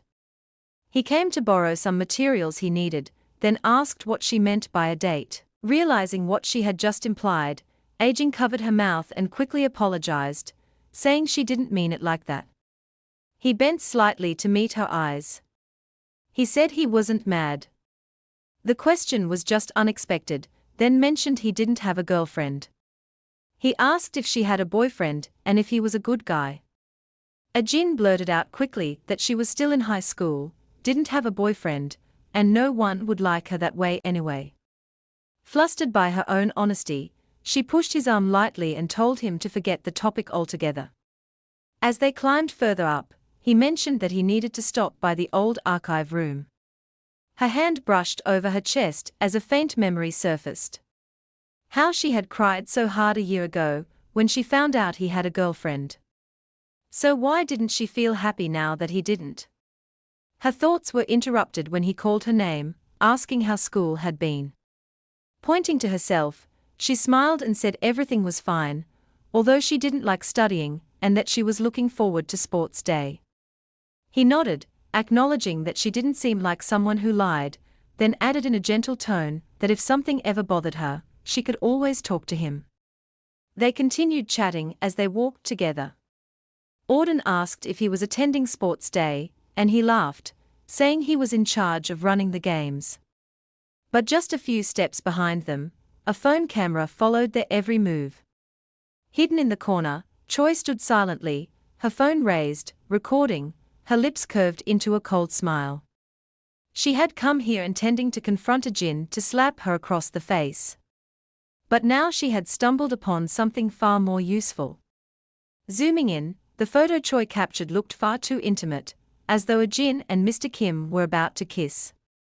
A wicked smirk curled on her lips as her mind twisted with dark ideas. She told herself that if she had fallen so low, she wouldn't go alone. The next day, Jin stood by her desk packing her bag for school. Halfway through, she suddenly froze. Something was missing. Her key ring. Her memory flashed back to when Guangyang handed it to her the previous day. She had set it aside, too distracted by the excitement of posting a new video for her baking channel. She glanced at her bag. The only spot for the key ring was already occupied by the bread doll. The one Junyu had worked so hard to win for her. For a moment, she hesitated. Which one should stay? The bread doll or the new key ring? After a quiet sigh, she decided to stick with the bread doll. She zipped up her bag and stepped out into the bright morning. Jin smiled, clutching her bag proudly. Today, they were picking their class t-shirts and activities for the big event. She couldn't wait. But before she could take another step, a pair of arms wrapped suddenly around her from behind. She turned to see it was Choi. Her surprise quickly softened into a polite smile. Jin immediately mentioned she had something to talk about. She whispered in her ears that she ran into Guang at the library yesterday. Choi tilted her head, asking what the two of them had talked about. Leaning closer, Jin whispered shyly that he had told her he didn't have a girlfriend. Choi covered her mouth dramatically, teasing, "So that's why you're glowing today." Before Jin could protest, she grabbed her by the shoulders, urging her to confess her feelings to him already. Jin insisted it wasn't like that, but Choi only pushed harder, promising she'd help her figure it out.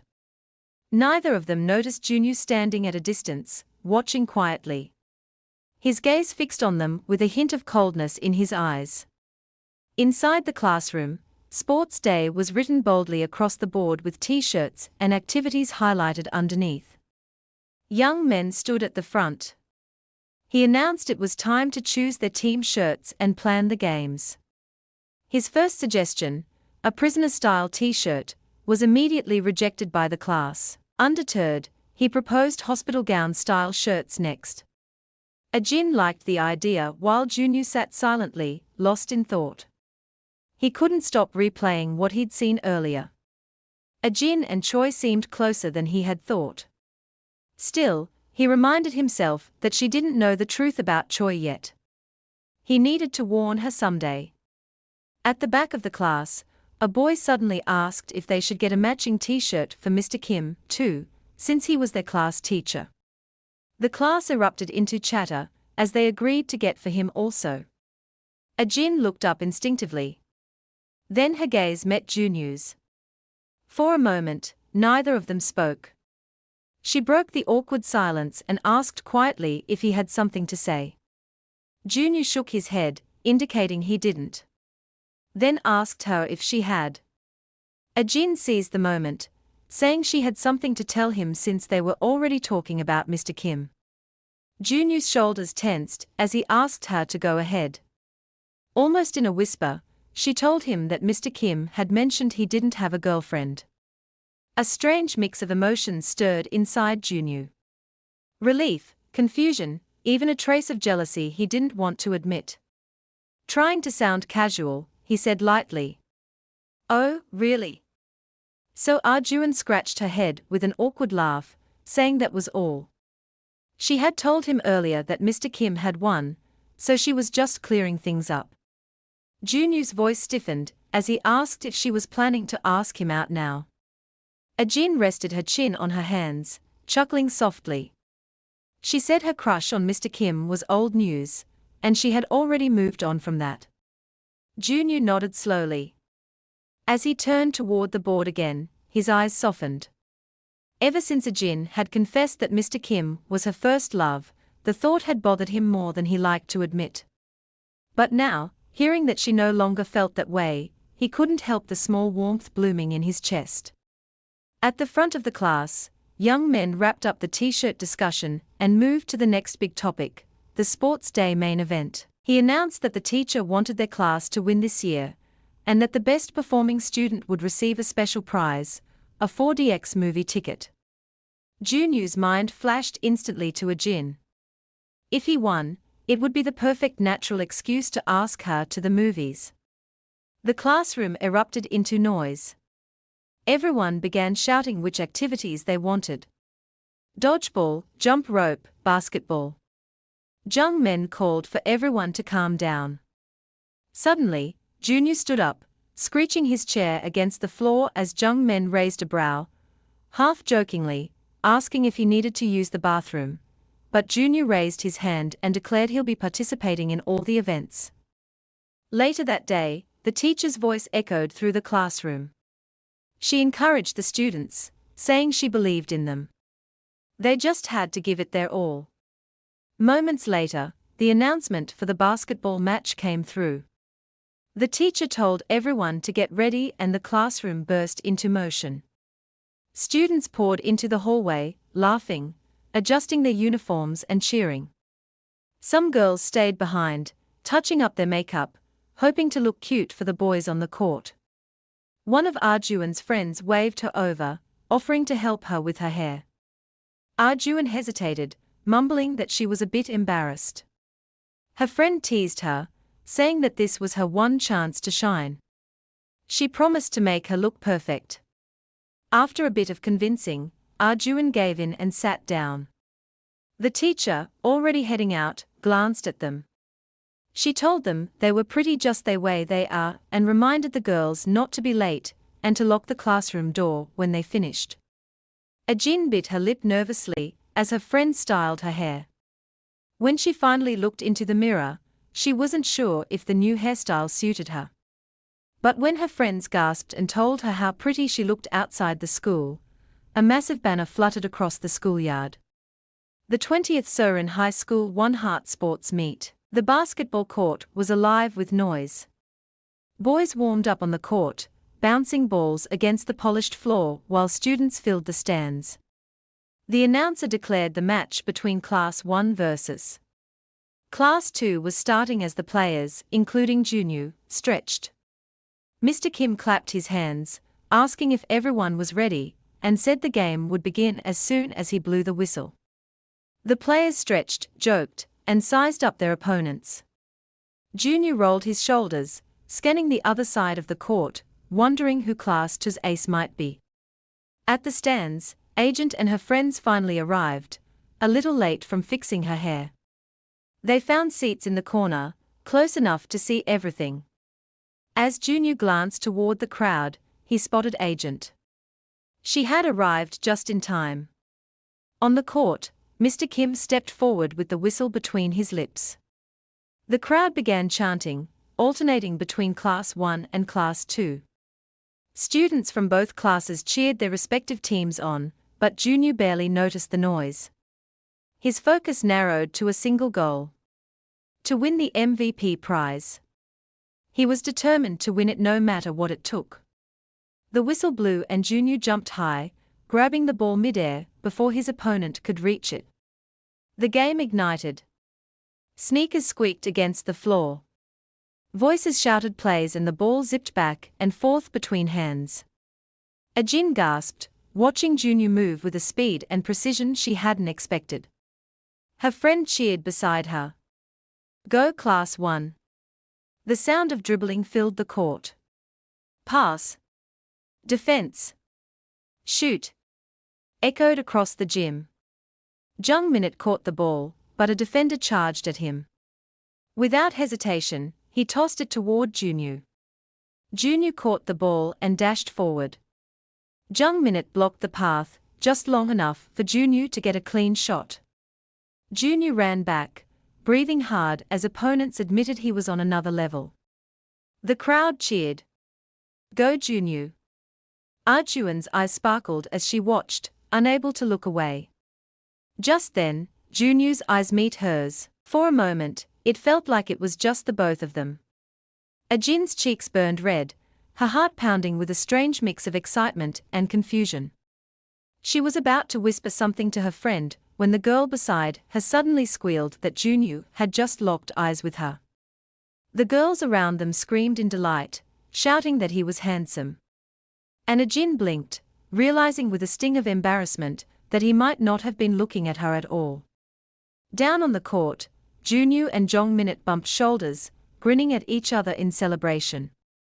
Their teamwork was seamless, and the scoreboard flashed their progress. Class 1 was in the lead. The teacher clapped proudly from the sidelines, her voice barely audible over the roar of cheering students. The atmosphere was electric. Giona, another of their classmates, caught the ball, sprinting across the court with laser focus. From the stands, Junyu and her friends cheered louder. Let's go! He jumped, released the ball midair, and sent it spinning straight toward the hoop. The crowd went wild. Students rose to their feet, clapping and chanting his name. Moments later, the ball was back in play. Class 2 pushed hard to even the score. But their attempt ricocheted off the backboard as Class 1's defense tightened. From the scorer's table, Mr. Kim announced it was time for a break. The score was tied 20-20. The players gathered together, some sitting along the benches, others standing to drink water and catch their breath. Junyu was panting heavily from the first half's intensity. Sweat rolled down his temple, but his thoughts weren't on the game. All he could picture was the movie ticket and agent beside him at the theater. The thought alone reignited his drive. Across the court, In approached Mr. Kim with a polite smile, offering to help him carry some equipment. From the team bench, Junyu's hand tightened around his water bottle, watching them with silent irritation, as young men wondered what he was staring at. Mr. Kim asked gently if the box was too heavy. Ajin shook her head, saying she could handle it. Jung Minute, noticing Jun's expression, grinned mischievously and nudged him, saying Ajin and Mr. Kim looked pretty close. Junyu turned sharply, asking what he just said. His tone came out sharper than intended. Jung Minute grinned, saying he didn't mean anything by it. Mr. Kim was just friendly with his students, that's all. Still looking at them, he added that Mr. Kim seemed quite popular with the girls. Junyu scoffed, trying to sound casual, saying Ajin was just stuck running errands like a fool. But Jungmin wasn't fooled. He smirked, asking if Junyu was feeling jealous. Junyu swung lightly at him, warning to stop being ridiculous. But young men dodged with a laugh, teasing him for missing. As Ajin handed out bottles of water to the boys, he teased that Junyu should stop pretending. He was clearly bothered. Junyu cracked open his water bottle, saying he didn't care. He thought Jung Minute would drop it, but instead he encouraged him to be a man and ask her out. Then he walked off, saying that if he didn't act, someone else might ask Ajin out. Trying to keep his tough boy attitude, Junyu said he should just focus on the match. After helping the boys, Ajin turned towards Junyu, shouting and cheering him on. Junyu froze mid-sip. His face turned bright red as he coughed, quickly turning away to hide it. He muttered under his breath that he would win. No matter what, Mr. Kim blew the whistle, signaling the start of the second half. The tension snapped back instantly as Junyu dribbled the ball past his opponent. He dashed forward, the ball in his grip as a Class 2 defender chased him down. The students cheered wildly, their voices echoing across the gym, as an opposing team shouted for someone to block him. Ajin sat in the stands, her hands clasped tightly together, as she cheered with the others. Her heart thudded as she watched him glide across the court with quiet confidence. The tension grew as the scoreboard flickered. Class 2 was leading. The crowd's noise built as Class 2 students cheered their team on. Ajin and her friends watched with wide eyes as Jung Men took the ball, dribbled swiftly before calling out for Junyu. Class 1 fans shouted encouragement, desperate for a turnaround. Time wasn't on their side. They glanced at the clock. They had only 3 seconds left. Ajin pressed her palms together, silently, praying for Junyu to make one more basket. As if he heard her, Junyu caught Young Men's pass. He jumped. His hand extended. The ball left his fingertips, spinning high through the air toward the net. As the buzzer began to sound, the ball sailed cleanly through the air and dropped straight into the net. Arjuan's eyes lit up. It was a perfect three-pointer, and it meant they had just won. The announcer's voice boomed over the speakers. He declared Class 1 of the 11th grade champions, undefeated. The stands exploded in celebration. Students jumped to their feet, hugging one another and chanting. Their teacher clapped through tears, proud beyond words, while the opposing team muttered among themselves, saying they could have won if they'd just held on for a few more seconds. Jung Men threw his arms around Junyu, laughing breathlessly. The rest of Class 1 joined in, shouting over each other about how incredible that last shot had been. Around them, a teammate called out to Mr. Kim, yelling that they had won. Class 2 students groaned and sighed, disappointed that victory had slipped from their grasp. Amid the noise, Junyu quietly stepped away from the crowd.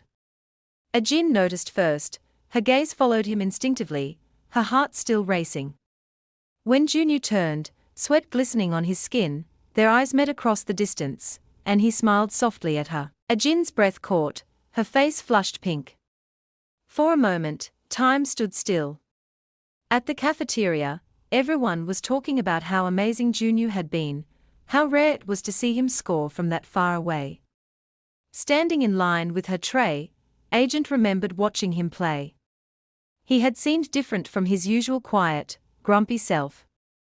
As she thought about it, she was almost certain their eyes had met during the game. Her friend's voice snapped her out of her thoughts. She wanted a favor. Her friend explained that she wanted to switch partners for the dodgeball game later that day. She wanted to team up with June instead. She added with a nervous giggle that she and June were kind of dating now. Ajin was a bit surprised then agreed to switch. They talked more about it as they had lunch. Then Ajin asked who her original partner was. The scene shifted to the schoolyard for the dodgeball game. Ajin stood nervously in front of Junyu. She wanted to say something, but the words wouldn't come. Junyu, puzzled, asked if she had something to say to him. She shook her head quickly, saying it wasn't important. She had switched partners with her friend Eugene, but didn't know how to tell Junyu she was his new partner. The coach announced to everyone to find their partners. The match was starting soon. Junyu scanned the crowd looking for Eugene. He started to walk away, wishing Ajin good luck. He wondered who her partner was. As he was leaving, she asked him to wait and explained that she was his new partner. Eugene had asked her to switch. She wanted to know if it was okay with him. Junyu blinked, processing her words. For a moment, he was confused. Then he played it off coolly, telling her to just stay out of his way. As the game was about to begin, he asked her to grab on tight, and she nodded obediently. But her mind went blank immediately. Grab on? Where exactly? Before she could ask, the coach blew his whistle, asking Class 1 and Class 7 to get ready. The girls stood behind the boys, taking position. Ajin hesitated, then lightly pinched the back of Junyu's shirt. Being that close made her heart pound. She hadn't realized before how broad his shoulders were. Then with a sharp whoosh, the first ball flew from Class 7's side. Junyu moved instinctively, dodging so suddenly that his shoulder brushed Arjuan's cheek. He turned to check if she was okay. Arjuan shook her head, flustered, saying she was fine. Another pair from Class 1 rushed forward to counterattack, but the coach's whistle blared, striking them out for letting go of each other. The same happened on Class 7's side. Another whistle, another team out. The game grew more chaotic with every second. Balls whizzed through the air as the coach shouted for them to dodge and also strike out teams. Junyu turned slightly toward Jin and told her he'll warn her before he moves. Then asked her calmly not to let go of his shirt. He reached for her hand and placed it against his waist. Juan's breath caught. The warmth of his skin through the thin fabric made her heart stumble. Only 4 players from Class 1 were left standing, and Class 7's team were confident that victory was theirs. Among the new players stepping forward was Choi. She had claimed to be sick earlier, but her teacher didn't buy it. The heat was unbearable, and she complained about how ridiculous it was to be playing in such weather. Then her eyes found Junyu. A bright artificial smile spread across her face when she saw him on the field. But it faltered almost immediately when she noticed Jin, who stood close behind Junyu, gripping the edge of his shirt just like he'd told her to. Choi's rage boiled over. A hot wave of jealousy surged through her. The ball rolled toward her feet, and the coach called out, telling her to pass it along so they could restart play. Jin glared at the ball, irritated, her anger clearly written all over her face. She picked it up with both hands, slowly walking forward. Jin, on seeing her, was relieved because she hadn't seen her all day and was starting to get worried. Choi's teammates whispered that she must still be sick, that she was probably too weak to throw the ball. Jin, on hearing this, felt concerned. If she wasn't feeling well, why hadn't she gone to rest? A boy standing near Choi offered to take the throw for her, but she ignored him completely. Her gaze was fixed, cold and unwavering, straight on Jin. Juan's stomach dropped. Why was Choi looking at her like that? And before she could move, Choi threw it straight at her, and the ball hit Jin squarely in the face. She stumbled backward and fell hard onto the ground, a cry escaping her lips. Junyu turned instantly, his eyes wide with panic, sprinting toward her. Her friends rushed to her side, shouting her name as the coach blew his whistle sharply, signaling a timeout. Everyone crowded around her. Juan sat up slowly as Junyu dropped to his knees in front of her, asking if she was hurt. Kai pretended to care, rushing over, asking if she was okay. Junyu quickly suggested they go to the nurse's office. Seeing how Junyu was concerned and caring towards Jin only made Choi more envious. Meanwhile, Jin's friends turned on her, accusing her of throwing the ball on purpose. Of course, she denied it immediately, asking why she would do such a thing. She went ahead apologizing and asking if she was okay. Jin, naive as usual, smiled, saying it's fine, suggesting it wasn't on purpose. Kai offered to take her to the nurse, but Junyu refused firmly, saying she was his partner and he'll take her.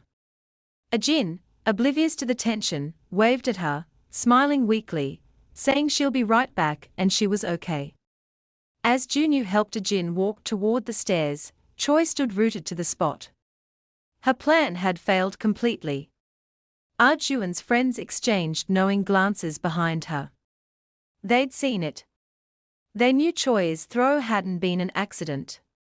In the hallway, the noise of the crowd faded. The two of them walked quietly, side by side, each lost in their own thoughts. Juan's mind raced with embarrassment. She had fallen in front of everyone. How pathetic must she have looked? She should have just come alone instead of coming with him. Her thoughts broke when Junyu spoke softly beside her, asking if she was okay. She said she was fine, but Junyu shook his head. He mentioned that she just got hit in the face and injured her hands and knees. Jin glanced at him, surprised by how upset he looked. Trying to lighten the mood, she said her face didn't hurt that much, just her hands and knees. But Junyu didn't seem convinced, his brow stayed furrowed, his eyes flicking over the small bruises. Jin opened her mouth to thank him, but instead the words that came out were, "I'm sorry." Junyu was shocked. He turned toward her asking why she was apologizing. She said they were out because of her and their class could have won. Junyu stared at her in disbelief. He told her she had nothing to apologize for. Arjun hesitated. She thought Junyu was upset because they got disqualified. Junyu didn't reply immediately. She's the one who got hurt, he thought. And she's the one apologizing.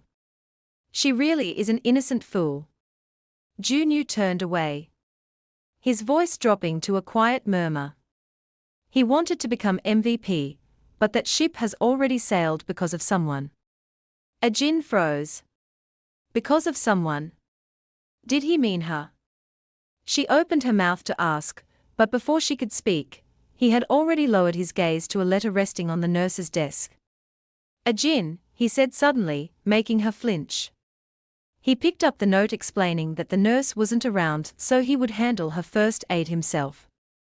He opened the window to let the warm afternoon air in, and set the first aid kit on the edge of the bed. Sitting down, he looked at her and gently asked for her hand. She hesitated, saying she could do it herself, but he insisted. Guilt sat heavy in her chest.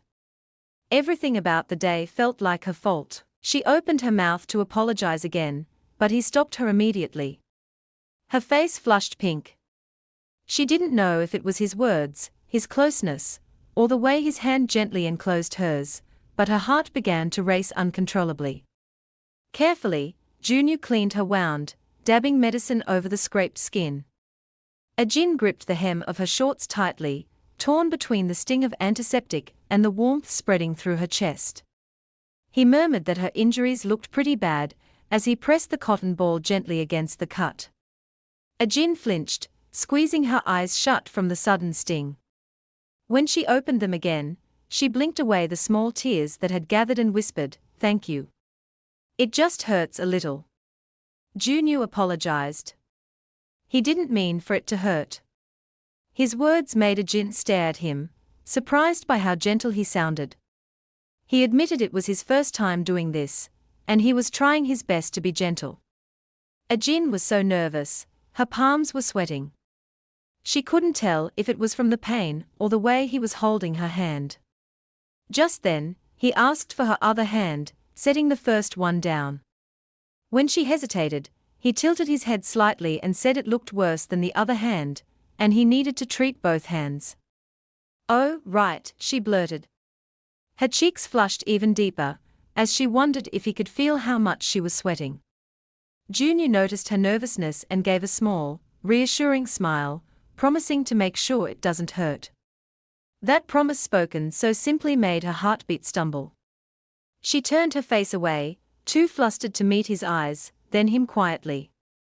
He took her hand again, his touch careful, as he dabbed medicine over the second scrape. Their knees brushed, his legs longer, his frame larger, the difference between them impossible not to notice. She mentioned how good he was at basketball, adding that he looked so cool on the court. He brushed it off, saying he just got lucky as he fumbled with the cream container. Ajin laughed softly, saying he gave his all because he wanted to be MVP. But here he was patching her up instead. Her teasing made him freeze. His back straightened as if her words had struck something inside him. He stammered her name, then hesitated. The rest of the sentence got caught somewhere between his throat and his heart. Hearing her name fall from his lips so quietly, Arjun's breath hitched. Sparks were flying all over the room. Junyu reached out and gently took her hand again. His gaze was steady now. No hesitation this time.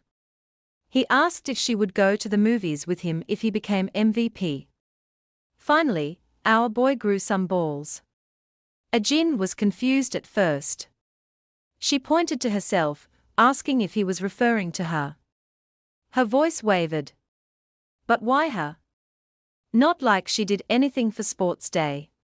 He smiled faintly, explaining that she had cheered for him more than anyone else, that hearing her voice had made him play better, and besides, she had gotten hurt because he didn't protect her. He suggested they go next Wednesday for the school anniversary. Ajin's lips curved into a small smile as she finally agreed. He nodded, satisfied, then glanced toward her knees, suggesting it was time to treat them. Just then, her mind drifted. That morning, she'd left the house in a hurry, unaware that she was wearing mismatched socks. Her hand hovered awkwardly over the first aid box, as she said she would handle it herself. Junyu reminded her that her hands were already injured, insisting she let him handle it. They both got into a struggle on who would handle it. Ajin felt he was going to make fun of her for life if he found out about her socks. In their squabble, someone had arrived at the doorway without them noticing. Inside the nurse's office, the tension grew until in the middle of their bickering, Junyu accidentally nudged her leg, making it sway. At that very moment, the door opened. Mr. Kim stepped inside with a smile on his face. He mentioned that he heard Ajin got hurt and was getting treated, but he couldn't have imagined what he saw next. Junyu had lost his balance and fell directly onto Ajin. His hands caught him on either side of her, and their faces only inches apart. Mr. Kim froze at the doorway, completely lost for words. Ajin, on seeing him, quickly pushed Junyu away from her in a fluster. Mr. Kim stepped in, cautioning them for messing around while the nurse was away. Ajin shoved Junyu away, babbling a few words to save face, but there was no unseeing what Mr. Kim just witnessed. Mr. Kim placed a hand on the edge of the bed, leaning down to examine her hand. Arjuan blinked in surprise, explaining that Junyu had already treated her hands. Mr. Kim smiled faintly, patting Junyu on the shoulder, thanking him for taking care of her. He was going to handle the rest. Junyu's jaw tightened slightly, as he wondered why he was getting involved. Junyu straightened up to leave while Mr. Kim turned back to Ajin, asking her if she could place her legs on the bed. Arjuan nodded quickly, saying she could manage. As Junyu was leaving, Ajin asked how the game went, and Mr. Kim explained that their class won by a narrow margin. Junyu stood by the door, unsure why his chest felt so tight. Mr. Kim asked in concern if she was okay. She explained that she was actually fine and it didn't hurt that much. Junyu's mind drifted to Young's earlier words about how Ajin and Mr. Kim seemed close. With everything that was happening, it bothered him more than he wanted to admit. Ajin noticed him lingering at the doorway and called out saying, "She'll be done soon." She wanted to go back together. Junyu hesitated, then said calmly that it was fine, suggesting they meet in class. Arjuan thanked him for treating her hands, but Junyu didn't wait to listen or respond. When he stepped into the hallway, he could still hear their voices inside. Mr. Kim wanted to know if Ajin had any plans for the school anniversary next week. Junyu flinched as Mr. Kim continued. According to him, his university was having a festival, and he wanted her to stop by. Junyu glanced through the window, silently, hoping she was going to say no. She asked excitedly if celebrities would be attending, and Mr. Kim mentioned some who would be attending. Her eyes widened in surprise, because she had never seen a celebrity before. But despite how tempting it sounded, she asked if it could be rescheduled for another day. Mr. Kim smiled warmly, adding that the school anniversary is the last day of the festival, so rescheduling wouldn't be an option. Junyu clenched his jaw, admitting that they must be really close. He wondered as he walked back to his class if he was even allowed to take a high schooler to such events. Worst of all, on the school anniversary, back in the classroom, the homeroom teacher stood at the front, passing out ice cream to celebrate their sports day victory. Students laughed, thanking her and complimenting the ice cream. Junyu sat quietly at his desk, regretting why he didn't wait for Ajin. He wondered what was taking so long. It was just her knee. Just then, the door slid open. Ajin entered, followed by Mr. Kim. He smiled, apologizing for showing up late, and asked if any ice cream was left for them. The teacher nodded and asked Arjuan how she was doing, then asked her to take a seat. She was just about to announce the MVP. Ajin beamed with joy as she took her seat next to Junyu. She was glad she didn't miss the announcement. As she got comfortable, he asked what took her so long, and she explained that she had tried to come quickly, but the conversation with Mr. Kim had taken longer than expected. The teacher's loud bang interrupted their conversation as she called for the class's attention. It was time to announce the winner. Everyone waited eagerly. The suspense hung in the air. The teacher finally announced that Junyu was the MVP. And for a moment, he sat frozen. Then, as the words sank in, cheers erupted all around. He walked up to the teacher, took his award, and bowed as she explained that he was chosen not just for his excellent performance, but for his kind attitude in helping an injured partner. He turned towards the class as it sunk in that he had actually won. But inside, he didn't feel happy. Ajin would probably be going with Mr. Kim for the festival, so what was the point? Junyu returned to his seat, wondering if all his effort was all in vain. If he didn't go to the movies with Ajin, the tickets were practically meaningless. The thoughts weighed heavy on him as he crumpled the tickets. But on a second thought, he decided to ask instead of making assumptions. That's probably the best decision our boy has ever made. When he glanced at her, she still had her ice cream in her mouth as she scribbled something on a piece of paper. I wonder how she didn't get a brain freeze till now.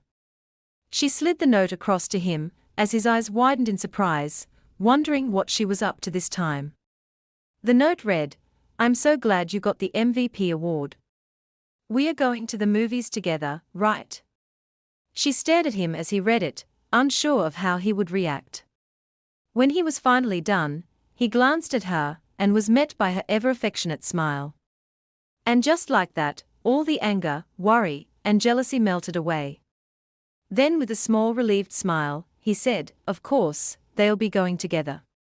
And Junyu, being Junyu, added that she should just eat her ice cream, else it was going to melt. The school compound buzzed with chatter as Ajin and Kai walked ahead of the other students. Choi wore her usual mask of concern, asking if Ajin was feeling better. Though her tone carried false warmth, Ajin replied that she had already been treated and was fine. Inside, Choi remembered the moment she had deliberately thrown the ball at Ajin, only to see her plan crumble. Yet, even in failure, her mind continued to spin with new calculations. As they walked, Chawa shifted into a friendly tone, inviting Ajin to hang out at her place as a way of apologizing. But Ajin stopped in her tracks. She remembered she already had plans that day. Scratching her cheek nervously, she explained that Junyu had invited her to the movies. The words struck Choi like a slap. Ajin continued, saying Junyu only wanted to cheer her up after what had happened, that it wasn't a big deal. Kai's eyes narrowed as her thoughts raced. Something didn't feel right. What exactly was going on between those two? Before she could say anything, Ajin added that she would have loved for Kai to come along, but it would be awkward and it seemed she would be too busy. Kai forced a smile and told Ajin to go ahead and have fun. Ajin kept talking cheerfully about her class winning first place, completely unaware of the storm brewing behind her. The next morning at Junyu's house, his bedside clock ticked slowly as it seemed time had suddenly stood still. He rolled restlessly on the bed, anxious for time to pass. He couldn't bear it anymore. He got out of bed, slipped into his slippers, dragging himself to the wardrobe. Swinging the door open, he frowned. Suddenly, none of his clothes looked good enough. After staring for a while, he sighed and headed downstairs. At the kitchen, the warm scent of breakfast filled the air. His mother was at the stove, humming softly as she cooked.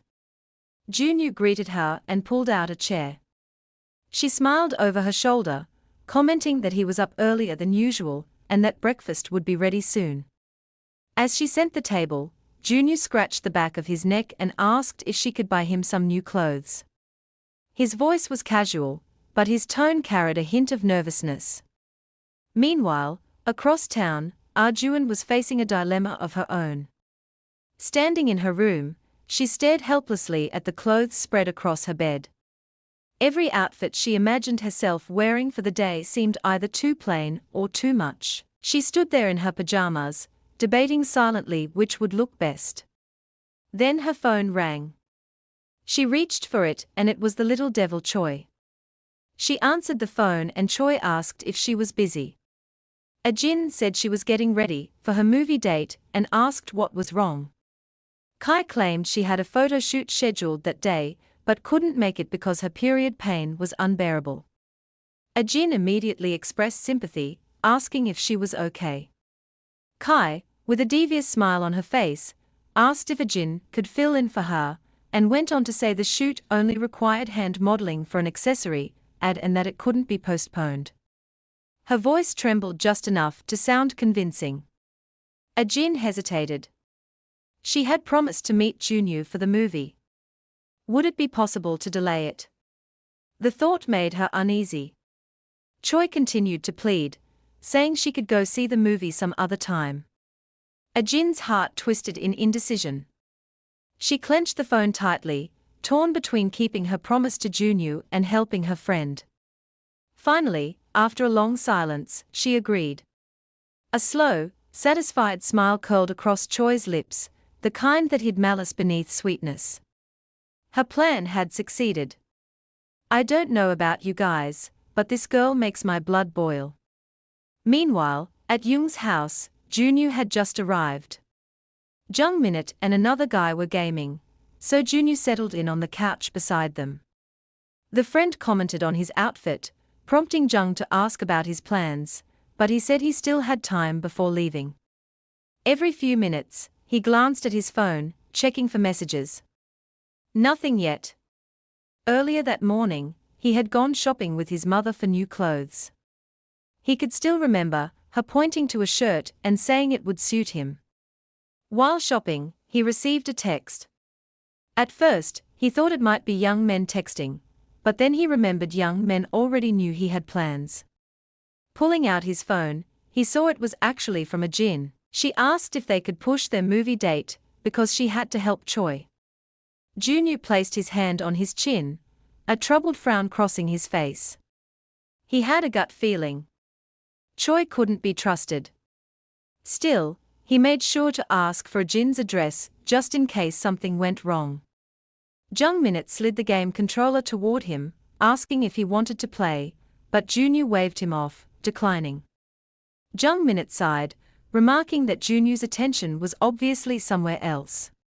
His eyes hadn't left his phone once. Junyu sat there quietly, clutching his phone, an uneasy feeling settling deep in his chest. He hoped that Ajin was okay. Meanwhile, across town, Ajin finally arrived at the location for the shoot, double-checking the address on her phone as she wondered if she was in the right place. She knocked on the door, asking if this was where the shoot was being held.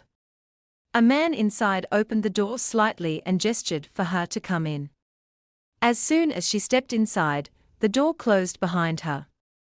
She looked around. The room was empty. No stylists, no makeup artists, no one except the man and a setup of bright lights, cameras, and photography equipment. Ajin followed hesitantly, asking where the rest of the staff were. The man told her he didn't need any staff for this shoot. Then he pointed toward a rack in the corner, and told her she could change into the clothes hanging there. When Ajin turned to look, the garments weren't clothes. They were practically underwear. Back at Young Men's house, Junyu was still staring at his phone. Something in his chest twisted tighter by the minute. He clenched jaw. He couldn't take it anymore. Standing abruptly, he called out to Young Men, who was too absorbed in his game to notice. Jung Minute grumbled in annoyance, but Junyu insisted that they talk outside. Once they stepped into the open air, Junyu explained that Ajin hadn't been answering his calls. Jung Minute brushed it off, asking how he was supposed to know why. But Junyu's voice grew tense. He mentioned that Ajin had gone to help Kui with a modeling favor, and that he hadn't heard from her since. That got Chong Min's attention. His expression shifted from playful to serious. Junyu asked if he could find out what Choi was doing at that moment. Jung Minute scratched his head uneasy, saying it might be weird to ask out of nowhere. Junyu apologized, saying he had no one else to turn to. After a moment's thought, Jung Minute came up with an idea. Since he still followed Kai on social media, he could check if she had posted anything that morning. Junyu grabbed his arm in urgency, thanking him and telling him to check immediately. Before a young man could open his phone, Junyu's device began to ring. It was a Jin. Relief and dread struck at once as he answered quickly. Junyu froze, his heart racing as he listened. Ajin's words were shaky, almost breaking apart. She was calling from the changing room. She said she needed help. Junyu asked her to stay calm and explain what was going on. She cried, trembling with fear as she tried to explain. She said she had come for the accessory shoot, but when she arrived, they had given her indecent clothing to wear. Junyu asked where she was, trying to keep his voice steady, even as panic clawed at him. Ajin wiped her tears, whispering that she was trapped in the changing room after the man forced her inside. Junyu's words were calm but reassuring. He told her he would save her. He would call the cops and head over immediately. Jung Minute, still standing beside him, watched in confusion. He could only hear Junyu's side of the conversation. Junyu assured her that it was daytime. The man wouldn't be able to do anything to her. Then asked her not to worry and just wait for him. When Junyu ended the call, Ajin bent forward, burying her face between her knees, her body trembling uncontrollably. She sniffled through quiet sobs, realizing how frightened she truly was that she didn't think to call the police. She remembered how he grabbed her hands roughly and shoved her into the changing room, when she protested against wearing the outfit he gave her. She could still recall the harsh tone in his voice when he ordered her to get in. He seemed like he was going to hit her. She hugged her knees, praying Junyu would arrive fast. Back at Jung's place, Jung Minute was still confused. He asked Junyu why he was calling the cops. Junyu explained that Ajin was in danger, as he dialed emergency services. When the police answered, he reported that a minor had been locked inside a room during a photo shoot, and that someone was trying to take photos of her without consent. Young Men's face went pale on hearing this. Junyu gave the police the address immediately and thanked them while Jung Minute stood behind him, checking Chui's social media to see what he could find. As soon as the call ended, Junyu began moving toward the door, but Jung Minute stopped him just in time. He showed Junyu his phone. He had found something. Choi was out at a cafe, and it was clear she wasn't at any photo shoot. Meanwhile, at the villa, Ajin's nightmare continued.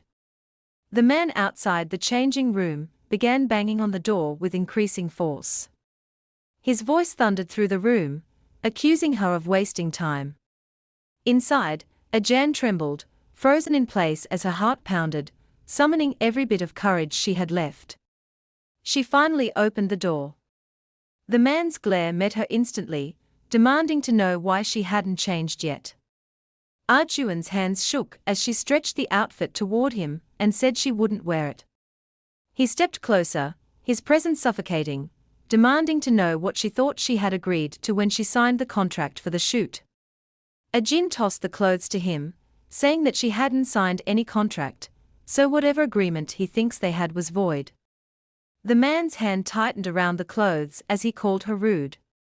Ajin took a step back, clutching her bag against her chest like a shield. Fear surged through her body as she counted her backward steps carefully. Then, in one desperate motion, she saw a narrow opening and ran. The man shouted after her to come back, but she was determined to get out of there. Her relief was short-lived. Another man stepped out from a side hallway, blocking her escape. He grabbed her wrists roughly, yelling at the first man for almost letting her slip away. The two of them began shouting at each other, arguing over whose fault it was. The first man barked angrily that if she refused to change, the other man asked him to make her. Auden's stomach twisted in horror. Before either could act, a sharp pounding came from the door. Everyone in the room froze. A voice from outside announced itself. It was the police. Ajin's heart leapt in disbelief and hope at once, but before she could react, the man with tattooed hands lunged forward and clamped his palm over her mouth. She tried to scream, but the sound came out muffled. He dragged her into a dark room, whispering threats for her to stay quiet. Her fingers clawed at his arm, struggling to pry his hand away, but he was too strong. The door creaked open slowly, as the other man stepped out to meet the officers. A fake smile spread across his face, as he asked how he could help. The police explained the report they had received that someone was being held against their will inside. Finding innocence, the man began arguing, insisting that no such thing had happened. He said it was a misunderstanding, that this was simply a studio for a couple photos. Arjun heard everything from inside, but was completely helpless. Her legs kicked weakly as the tattooed man lifted her off the ground, whispering harshly for her to be quiet. Outside, the other man tried convincing the police, saying they would never keep a minor there, that it was a studio for a couple photos. The officers hesitated for a moment, their suspicion wavering, but then they heard a voice behind them, one filled with breathless urgency. It was Junyu. He told them firmly that the girl was inside, and that he was the one who had made the report. To prove it, he pulled out his phone and began dialing her number, praying it would ring. From inside, Ajin's phone started ringing from her pocket. The man holding her cursed out instantly, his face draining of color. The police turned toward the sound. That was all the confirmation they needed. Junyu pushed past them without hesitation, bursting into the room and calling Ian's name. The tattooed man barely had time to react before Ajin bit down hard on his hand. Adrenaline surged through her veins as she kicked his leg with all her strength. He yelped, releasing her immediately. Across the room, Junyu spotted her. Agent sprinted towards him, throwing herself into his arms. Tears poured down her face as she buried herself in his chest. Realizing what could have happened if he hadn't come, he held her as if afraid to let go, his eyes lowering to her shaking shoulders. The officers ordered the two suspects to follow to the station. One of them turned to Junyu, instructing him to take his friend home and assuring him they would contact him after the investigation. Ajin sniffled quietly, still crying as Junyu thanked the officers. When it was finally over, he called her name gently. She looked up, her eyes swollen, wiping at her tears. He told her it was time to go home. By the time they reached her house, the sun was already setting, bathing the street in pale evening light. Standing at her doorstep, Arjun turned to him, thanked him for everything he had done, then apologized for ruining the day, for missing their movie because of her. Junyu turned toward her and told her not to apologize. None of what had happened was her fault. Ajin's eyes lowered. She murmured a quiet thanks just as her phone chimed with a new message. She glanced down at the screen. It was from her mom. The restaurant was packed, so her and Arjun's dad would be home late. She wanted Ajin to have a good dinner. He guessed it might be her mother. Arjun smiled lightly and nodded, saying it was she was just letting her know they'll be late. She thanked him again, her voice warm but tired, saying she could handle things from there and that he should head home safely. Junyu hesitated, watching her quietly. He wanted to say something. There was so much he wanted to say. But the words wouldn't come. He finally turned away, taking slow, deliberate steps. Each one felt heavy, as though he was leaving something behind. Then he suddenly turned back and grabbed her hand.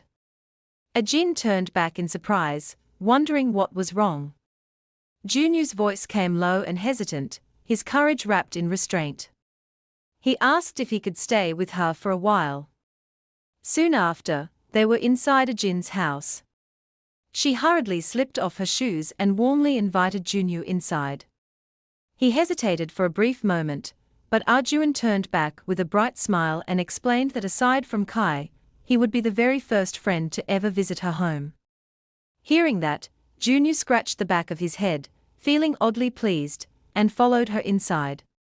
Arjun moved toward the television and picked up the remote, asking if he wanted to watch something. However, Junyu's attention had already drifted elsewhere. His gaze lingered on a framed photograph nearby, one of a much younger Arjun clutching a doll.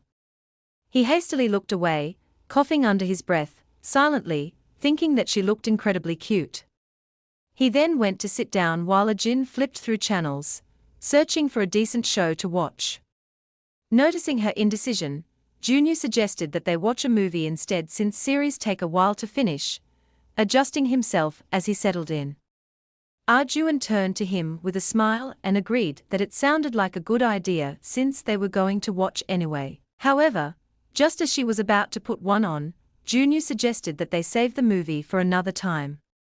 At that, Auden's expression visibly fell, though she still nodded in agreement and returned to browsing through the channels. An awkward silence settled between them. Arjun swallowed nervously, unsure of what to do next.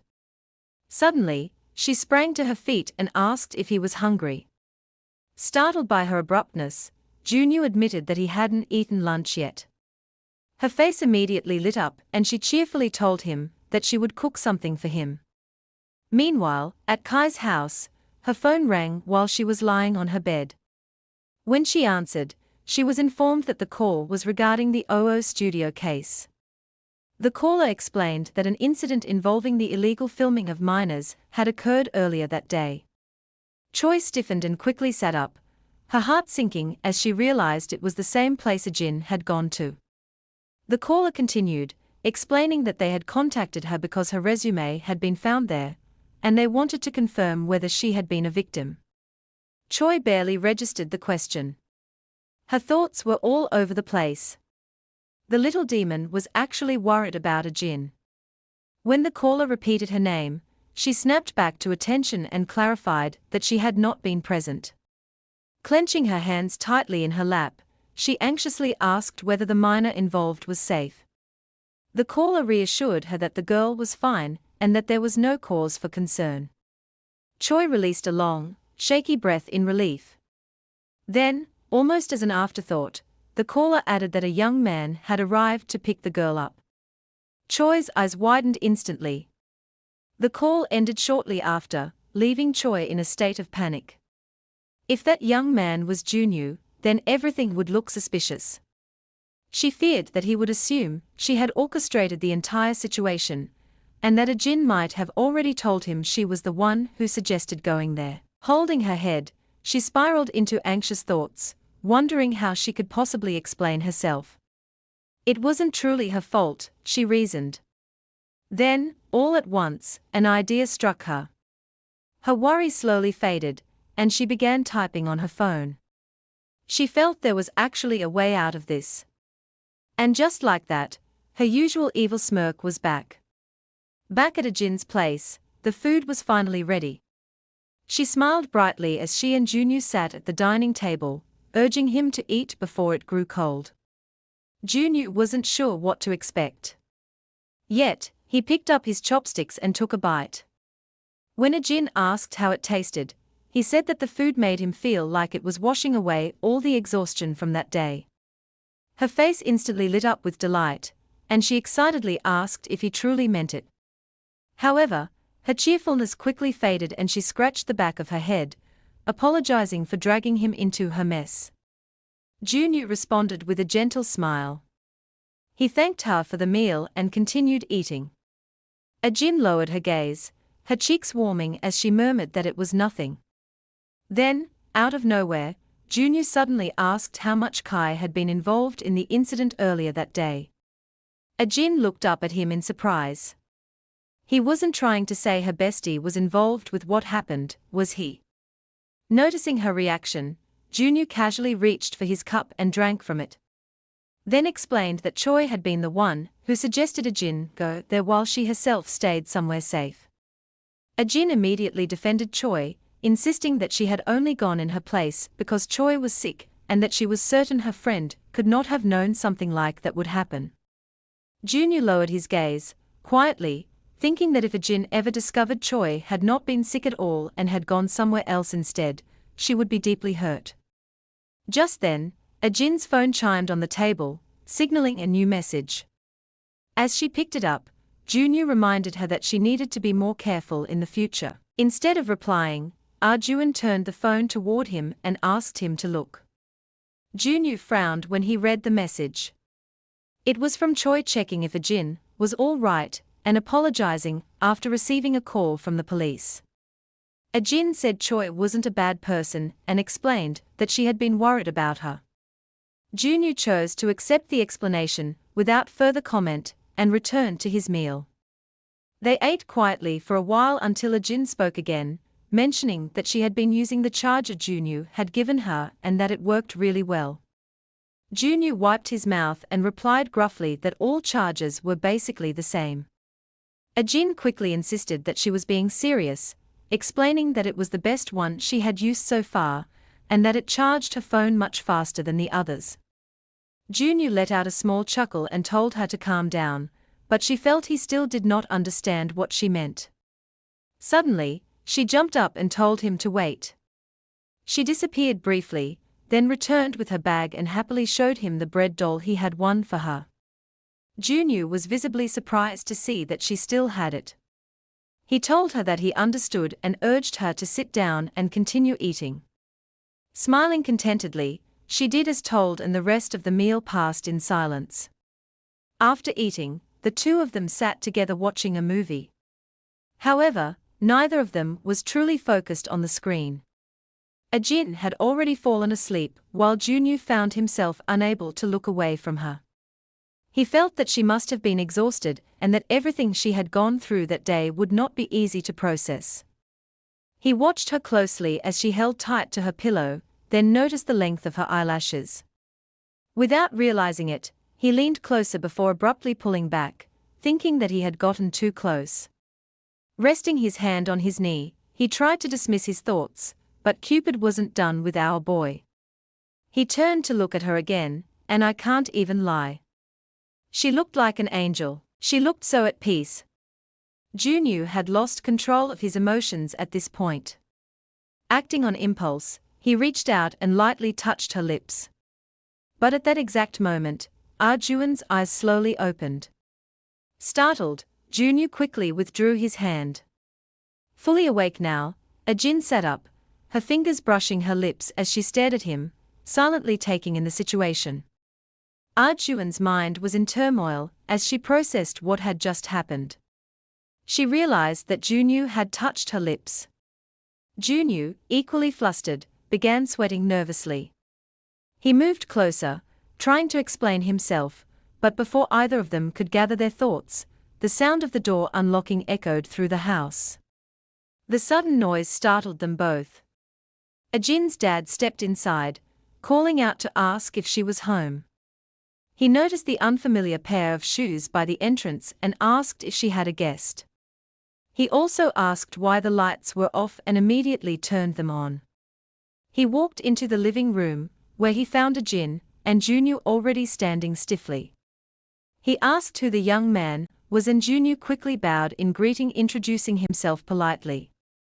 Ajin's dad studied Junyu with mild surprise while Ajin hurriedly explained that Junyu was merely her classmate, who had stopped by after walking her home. Her dad leaned closer to her and quietly asked whether Junyu was her boyfriend. Ajin was instantly embarrassed and immediately denied it. Her father burst into laughter at her reaction, while Junyu awkwardly scratched the back of his neck, visibly nervous. Trying to ease the situation, Arjun turned to Junyu with an uneasy smile and implied that he was just about to leave. However, her father casually mentioned that he had brought home fried chicken and insisted that Junyu was welcome to join them. Sensing her discomfort, Junyu declined the invitation and decided to leave. Arjun's father told him to get home safely while Ajin waved goodbye, saying she would see him at school the next day. As Junyu walked home alone, he suddenly stopped in his tracks. His thoughts drifted back to Ajin, the way she rushed to him when he found her. A small smile formed on his face, as he felt relieved and fortunate to have found her before things turned worse. He rubbed the back of his neck and continued on his way. The following day at school, Kai greeted Ajin enthusiastically outside her classroom, holding her hands and expressing relief that she was safe and unharmed. Ajin returned the smile, but before heading inside, she turned serious and warned Kai that she had nearly been put in serious danger. Then made her promise to never to take on such suspicious work again. Choi apologized once more and made the promise, waving cheerfully as she headed toward her own classroom and mentioning they would meet at lunch. As Choi walked away, her smile disappeared. Her intention had only been to keep In away from Junyu, but she guessed it turned out well for her. She could easily have been the victim. She sighed heavily, realizing that the high pay should have been an obvious warning sign. Now frustrated, she accepted that she would need to find another job. While passing the staircase, she suddenly heard someone calling out saying they needed to talk. When she looked up, she saw Junyu standing there, his expression completely unreadable. Later, in a quiet spot, Choi asked why he suddenly wanted to see her. Junyu demanded to know whether she had been aware of the true nature of the place where Ajin had gone for the photo shoot. Choi leaned back casually, feigning ignorance, and asked him what he was talking about. Though inside it confirmed her suspicion that Junyu was the young man mentioned by the police. Junyu, clearly angered, accused her of pretending to be ignorant. His sharp tone made Choi flinch, but she quickly raised her voice in response, insisting that she genuinely had no idea, and claimed she was a victim as well. She clenched her fists and questioned whether he truly believed she would have sent Ajin there if she had known the truth. Junyu stared at her impassively, stating that he had no way of knowing, which was precisely why he was confronting her. Kai turned away in frustration, realizing that he did not trust her at all. She then told him that he was free to suspect her if he wished, but it would not change the fact that she didn't know. Crossing her arms, she smirked confidently and implied that Ajin would trust her over him regardless. Those words made Junyu clench his jaw. He warned her that the truth would eventually surface, and cautioned her to be extremely careful from that point onward. He made it clear that if she continued to mistreat or manipulate Ajin, he would not overlook it again. With that, he turned and walked away, leaving Chawi standing there watching him go, and wondering what he was going to do about it. When Junyu entered the classroom, his attention was immediately drawn to Ajin chatting with Jong-ha. Without hesitation, he walked up to her and suggested that they walk home together after school. The moment brought back memories of the previous day for Ajin, and her heart began to race uncontrollably as she stared at him. Startled, she stood up abruptly, claimed that she already had plans, and hurried away. Junyu and Jong-wa could only watch in surprise as she left so suddenly. Ajin went straight to her locker and took out her book, confusion filling her thoughts. She could not understand why it felt so difficult to face Junyu. Nothing significant had happened the day before. Yet her heart continued to race loudly, betraying her calm reasoning. Soon after, the teacher entered the classroom and instructed everyone to take their seats, officially beginning the lesson. Despite sitting through class, Ajin was far from focused. Sweat formed on her skin as her thoughts drifted elsewhere, and although she scribbled notes, she barely registered what the teacher was explaining. The moment the bell rang for morning recess, she sprang up from her seat and immediately asked Jongwa to accompany her to the cafeteria, clearly trying to avoid Junyu. Later, during afternoon recess, she stood in the hallway and spotted Junyu approaching from a distance. Panic set in and she quickly turned away before he could reach her. When cleaning time arrived, Ajin busied herself wiping the louvers while Junyu stood nearby, watching her in silence. He appeared tense and troubled, clearly wondering what he might have done to make her act this way. By closing time, the students poured out of the classroom, buzzing with excitement as they headed home. After some time, she cautiously peeked back into the classroom. Ajin deliberately delayed herself, washing the rags as slowly as possible. Seeing that it was empty, she felt relieved, assuming that Junyu had already left. As she went to return the rags, she questioned her own behavior, wondering why she kept avoiding him when neither of them had done anything wrong. Picking up her bag, she walked out of the classroom and muttered to herself dismissively, trying to brush off her thoughts. At that moment, a voice beside her asked what she meant, and she froze in shock when she realized Junyu was standing right there. Nervous sweat broke out as she asked why he was still around, and he calmly explained that he had been waiting for her. They walked down the hallway together, the air between them thick with tension. Ajin swallowed nervously, feeling awkward being alone with him like this and unsure of his intentions. As they passed a window, she glanced outside and spotted Mr. Kim.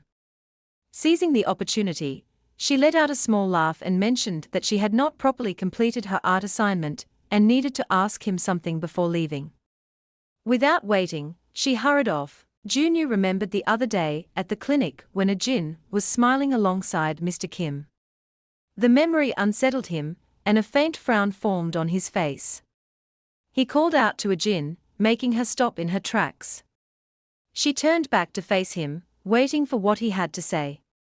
For a moment, neither of them spoke, simply staring at one another as the silence stretched on. Junyu expressed the feelings he had kept to himself for far too long. He finally admitted that he liked her. He went on to confess that his feelings for her were far deeper than she seemed to realize. Hearing this, Ajin froze in place, her heart racing violently in her chest. He explained that he was aware she was inexperienced with emotions like this. Yet, he could not understand how she had failed to notice something he believed he had made painfully obvious. His voice grew tense as he stepped closer, frustration and sincerity mixing together. Auden's face burned red as her thoughts spiraled out of control. The realization that Junyu liked her was something she had never once imagined. She struggled to form any kind of response, her mind racing in every direction while he continued to look at her, waiting. Overwhelmed, she lowered her gaze. She had been feeling awkward all day because of what had happened the night before. She found herself unable to meet his eyes any longer. Panic set in, and before she could think further, she turned around and ran, blurting out that she had to leave and that she would see him the next day. Despite hearing him call after her, she only ran faster.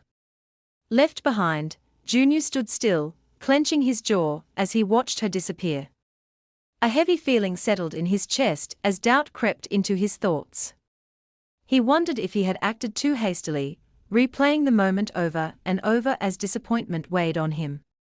Guys, why does love have to be so frustrating? Later that evening, Ajin lay on her bed at home, hugging her doll tightly as she replayed the confession in her mind. She was certain she had not imagined it. He had said it clearly more than once. Yet, she could not understand why someone like Junyu, who was smart, athletic, and handsome, would like someone like her. Her face remained flushed as her thoughts drifted into anxious fantasies. She imagined watching him play basketball, cheering silently, only for him to wink at her. In her imagination, the other girls quickly turned hostile, mocking her and questioning her worth. The image made her bury her face into her doll in embarrassment. She was convinced that kind of situation was inevitable. Groaning softly, she wondered how she was supposed to face him at school the next day. Meanwhile, Junyu spent the evening practicing basketball. But no matter how many times he threw the ball, it refused to go through the hoop. Frustrated and exhausted, he finally dropped to the ground, wiping sweat from his face. His mind kept drifting back to the moment Ajin ran away. A sinking feeling took hold as he questioned whether her reaction meant rejection. Gripping the ball tightly, he wished she felt the same way about him, but admitted to himself that even if she did not return his feelings, he doubted he would be able to stop liking her. The next day at school, Ajin sat quietly reading when she heard a familiar voice greet her. Recognizing it immediately, she flinched before forcing herself to respond casually, commenting on the pleasant weather and how warm it had become. Juno took a seat beside her and observed that she looked tired and asked her if she had not slept well. She denied it, but he made it clear that she knew it would only make him worry the more. And just like that, her nervousness got heightened. Her face heated up again as she reached a conclusion.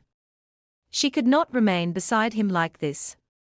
Abruptly, she stood up, claiming she needed to use the bathroom, and hurried out. By lunchtime, the cafeteria buzzed with noise and excitement as students lined up with their trays. Ajin, however, kept her head down, sighing quietly. She had been deliberately avoiding Junyu since the previous day, and the tension was exhausting.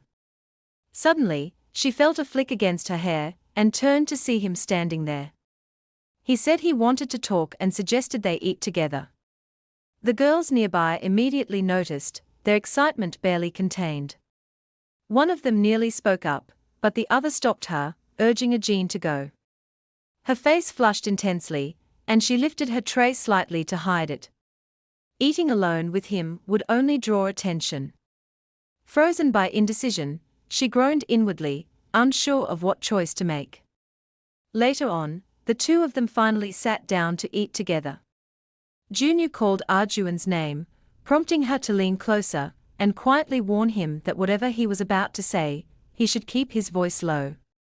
He leaned in as well and asked why she had been deliberately avoiding him, pointing out that it was not like he had officially asked her out. At those words, Ajin flinched and coughed lightly before leaning back in embarrassment. Junyu straightened himself and repeated the question more calmly, asking again why she was acting that way. Ajin, folding her hands tightly on her lap, explained that it should have been obvious. She could not understand how he expected her to behave normally after hearing something like that, especially when no one had ever confessed their feelings to her before. Hearing this, Junyu clenched his fist against the table in frustration. Realizing that he had rushed things far too much, Ajin then looked at him carefully and admitted that she simply wanted to be sure he was not joking. Junyu responded by asking whether he looked like the type of person who would joke about something so serious. She replied that she found it difficult to believe. Lowering her gaze, she explained that the idea felt unreal to her. When Junyu asked what she meant, she nervously toyed with her food and pointed out that the two of them were very different people. Junyu immediately rejected that notion, stating firmly that he had never once thought of them as different and urged her not to speak that way about herself. Arjuan could only stare at him, unable to find the words to respond. Sensing her discomfort, Junyu softened and told her that she did not need to give him an answer. All he wanted was for things to return to how they were before. Hearing that, Ajin smiled faintly in relief. Unbeknownst to them, Choi had been watching the entire exchange from a distance, her expression dark with anger. After school ended that day, Ajin and Chui walked home together. Although they were side by side, Ajin's thoughts lingered on everything that had happened earlier. She felt relieved that Junyu had gone back to treating her the same way as before, as she had feared things would become unbearably awkward between them. Her thoughts were interrupted when Choi suddenly mentioned that there was something she wanted to talk about. Ajin encouraged her to go on. Kai stared ahead, nervously biting her nails as she admitted that she felt a little embarrassed. Ajin looked at her in surprise, having never seen her friend so hesitant before. Trying to ease the tension, Arjuan smiled warmly and reassured her that whatever it was, she would help however she could. After all, they had been friends since elementary school, and she urged Choi to speak freely. Inside, Choi smirked to herself, convinced that her act of hesitation was working perfectly. Maintaining a light tone, she confessed that there was someone she liked. Turning to Ajin and holding her hand, Ajin immediately brightened, excitedly asking who it was, why she had not mentioned it sooner, and whether she knew him. She expressed genuine happiness for her friend. Kai then leaned in closer and quietly revealed that the person she liked was Junyu. In that instant, Ajin felt the world go cold. Choi's grip on her hand tightened as she asked for her help, reminding her that they were friends and should support each other. Ajin did not know what to say. All she could manage was a quiet promise that she would try. Choi beamed at her, calling her the best as she wrapped her arms around Ajin in a tight hug, telling her how much she loved her. As Choi held her, an evil smirk curved her lips. At the very least, Ajin would understand that her role was to always help her. God, Kui knows exactly how to make my blood boil. Later that night, Ajin scrolled aimlessly through her laptop, but her thoughts refused to settle. Choi's voice echoed in her mind, confessing that she liked Junyu. What was she supposed to do? She had promised to help Che. Yet Junyu's own confession resurfaced just as clearly, and Ajin sighed heavily, sinking back into her chair. The question repeated itself until it HD. What would she do? The next day at school, her book lay open in front of her, untouched. Though the classroom buzzed with quiet studying, Ajin's mind was elsewhere, restless and overheated. She had not slept at all the night before. Junyu noticed almost immediately. He asked if something was wrong, if she was feeling unwell. Ajin flinched and stammered that she was fine. Her reaction only deepened his concern. He pressed gently, pointing out that something was clearly wrong. She laughed nervously and confessed that she had not slept enough. Junyu studied her face, unconvinced. Then he asked if something had happened between her and Choi. Ajin stiffened, flinching hard. She waved her hands quickly, insisting they were friends and that nothing had happened. Junyu nodded and said that was good, though doubt still lingered in his eyes. Before he could say more, the classroom door opened. The teacher stepped in, apologizing for being late due to a long school meeting. She asked whether the students had been studying quietly, as she walked fully into the room.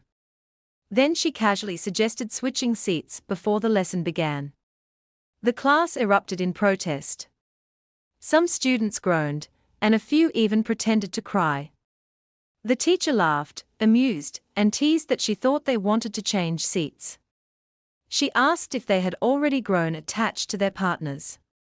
Murmurs spread across the room until she clapped her hands, ordering them to quiet down and clear their desks. Throughout it all, Junyu and Ajin stared at each other in silence. Later that day, Ajin sat alone outside. Maybe this was for the best, she thought. At least now they would not have to sit so close to each other. Choi's confession replayed in her head, and she groaned aloud, running a hand through her hair. This was too difficult. She wanted it all to stop. Her phone vibrated beside her. A message from Choi lit up the screen. She wrote that she had seen Junyu at lunch, and that her heart nearly burst every time she looked at him. In stared at the message, realizing with a heavy sigh that Kai truly liked him. She pressed the phone to her chest, exhaustion washing over her. She should help her. That was what she promised. Then something cold suddenly touched her cheek. She was startled and turned around to see Junyu holding a bottle of banana milk. He told her he had been looking everywhere for her. She accepted it, thanking him softly, fidgeting with both the bottle and her phone as she asked why he had been searching for her. Junyu sat down behind her and spoke quietly, a trace of sadness in his voice. He said they were no longer partners, which meant he would have to make time just to talk to her. Agent turned to him in shock, her heart racing. She quickly faced forward again, clutching the milk and her phone tightly against her chest. She closed her eyes in frustration, wondering what she was supposed to do. He went on to say that if she ever needed help studying, she should tell him. He could help during lunch or make time some other way. She thanked him, her voice barely steady. He continued talking, and Ajin turned to watch him as she listened. He added softly that it was too bad they were no longer partners. Silence settled around them. They simply stared at each other, the unspoken words between them carrying meanings neither of them dared to say aloud. Later that day at home, Ajin rested her head dejectedly against the table. Kai and Junyu were both important to her, and she didn't want to lose either of them. Her phone vibrated beside her, reminding her that it was time to film her banana bread baking video. She straightened quickly, clutching the phone as if it could pull her thoughts back into order. At this rate, she would spend the entire weekend trapped in her head. And when her thoughts tangled like this, she knew one thing always helped. Nothing beats baking. She mixed the eggs with more force than necessary, her frustration bleeding into the motion. She considered pairing banana bread with meringue cookies for a prettier thumbnail. The contrast would look nice. But even her thoughts betrayed her. The bananas in her head chatting and flirting when she needed silence. She needed to heat the oven. Ajin hurried over and turned the knob. Nothing happened. Her chest tightened. She tried again. Still nothing. Fear crept in as she remembered her mother complaining about the oven, suggesting it might be time to replace it. She pressed her palms to her head, shoulders slumping. Was it really broken? She had already posted the upload notice. Her viewers would be waiting. After a long pause, she pulled out her phone and posted an apology instead, her expression heavy with disappointment. The next day, Saturday, Junyu picked up his phone and stared at the screen, wondering what Agent was doing. He almost sent her a message, but hesitated for a second, then decided against it. He headed for the door and told his mother he was going out. She asked if he was heading to Yongman's place, and he nodded. She followed him, smiling brightly, and mentioned that she had a special guest coming over, so there was no need for him to rush back. He simply nodded, slipping on his shoes. She asked him if the guest could stay for a while, and he said that he was fine with it. Once he left, his mother hurried into the kitchen, laid out utensils, wondering if it was enough. Since the guest was making the effort to come, she wanted everything to feel intentional. She was about to bring out new plates when the doorbell rang. She smiled to herself and rushed to answer it. At the door, she asked if her place had been difficult to find. The person replied that the place was closer than she thought and thanked her for inviting them. When the face of the guest came into view, it was actually Ain. As she led Ajin into the house, Junyu's mom spoke excitedly. She mentioned that it was an honor having her over and explained that she had been looking forward to baking together so much that she could barely sleep the night before. Ajin, on the other hand, had rushed over. She wondered how things had escalated to this point. A few hours earlier, after posting an apology about her broken oven, she had been thinking about buying a new one when a message suddenly popped up. The sender turned out to be the woman she met at the store a while back. She had seen the post and kindly offered to let her use her kitchen to bake. That unexpected message had led to the present situation. Back in the moment, Agent hesitantly asked whether her visit might inconvenience the woman's family. The woman reassured her with a smile, explaining that no one else was home, and that she was free to use the kitchen as she pleased. Ajin couldn't help but think about how warm and friendly she was. She thanked her with a small laugh, then asked how she should address her. The woman responded cheerfully, telling her to simply call her Clara. As Ajin rummaged through her bag, she expressed her gratitude again, and pulled out a small container of decorative sprinkles. She explained that she had ordered them from overseas, and wanted to offer them as a token of thanks. Clara looked genuinely touched and insisted that Ajin didn't need to bring anything, admitting that she had always wanted those sprinkles after seeing her use them. Feeling relieved and happy that the gift was appreciated, Ajin smiled and offered to show her the overseas shopping app she used. Clara leaned in with interest as Ajin guided her through it. She mentioned how impressive it was while Ajin patiently explained. Meanwhile, at Jung Min's place, the atmosphere was far louder. Jung shouted enthusiastically about Saturdays being reserved for football and snacks, but Junyu seemed completely detached. Noticing that Junyu wasn't reacting with his usual energy, Jung Min turned to him and asked why he seemed so uninterested. Junyu didn't respond, and only stared off into space. Startled by his silence, Jung shook him firmly, demanding to know what was wrong. It became obvious that he didn't just come over to hang out. Junyu finally admitted that he had confessed his feelings. Jong Minute immediately reacted in shock, asking if it had been to a jinn and expressing his disbelief. He promptly grabbed the remote and turned off the television, declaring that this was no longer the time for sports. Sitting back down, he pressed Junyu for details, wanting to know when it happened and what had prompted it. Junyu let out a quiet sigh and rested his hands on his knees, responding that there was no special reason. Jung Minute swallowed nervously and asked how it went, anxiously clutching his snacks, as he asked whether a jinn had accepted. Junyu fiddled with his fingers and explained that he had told her she didn't need to give him an answer immediately, as he didn't want to pressure her or rush things. Hearing this, Jung Minute leaned back with a sigh of relief, remarking that the situation wasn't as bad as he had expected and casually noting that a jinn had always been a timid person. Junyu eventually admitted that there was still a problem. Jung immediately pressed him for answers, insisting that there was no way a jinn would outright reject him. When Junyu remained silent, Jung's thoughts drifted back to the day Junyu had abruptly rushed out to find a jinn after the photo shoot incident. Realizing the connection, he cautiously asked whether Choi was involved. Junyu did not respond right away.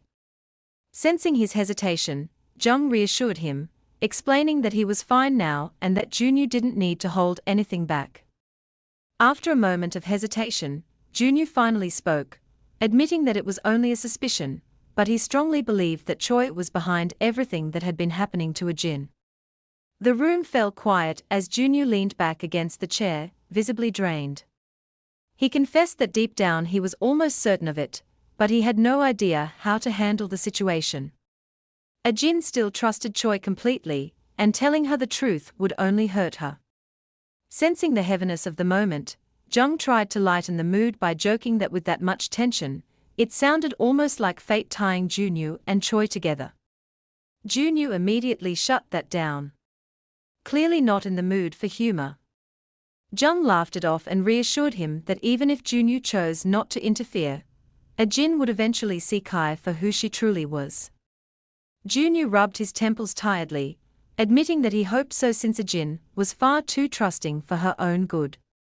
Jungmin grinned and grabbed Junyu by the shoulders, teasing him about how much he had grown up, pointing out that he now had a crush, and had even gone as far as confessing. Junyu shot back weakly, questioning what Jung Minute was talking about, and Jung Minute quickly suggested returning to their game so they could finish it properly. Junyu sighed, but agreed, though he made it clear that he couldn't stay out too late. At Junyu's house, the atmosphere was entirely different. Clara admired the freshly baked cookies, saying they looked great, but a jinn seemed unconvinced and commented that it was a bit plain. After some thought, she suggested that adding chocolate might improve both the flavor and appearance. Clara immediately lit up at the idea, praising it enthusiastically, and heading toward the cupboards to retrieve some leftover cocoa powder. As she stretched to reach it, her legs suddenly wobbled. A jinn offered to help, but Clara insisted she had it under control. Unfortunately, when Clara tugged at the container, a bag of flour positioned in front of it tipped over and spilled directly onto Arjuan's head. Startled and apologetic, Clara quickly ushered a jinn toward the bathroom, repeatedly expressing her regret and explaining that she had thought everything was properly secured. A jinn calmly brushed it off, blaming her own suggestion for the mishap.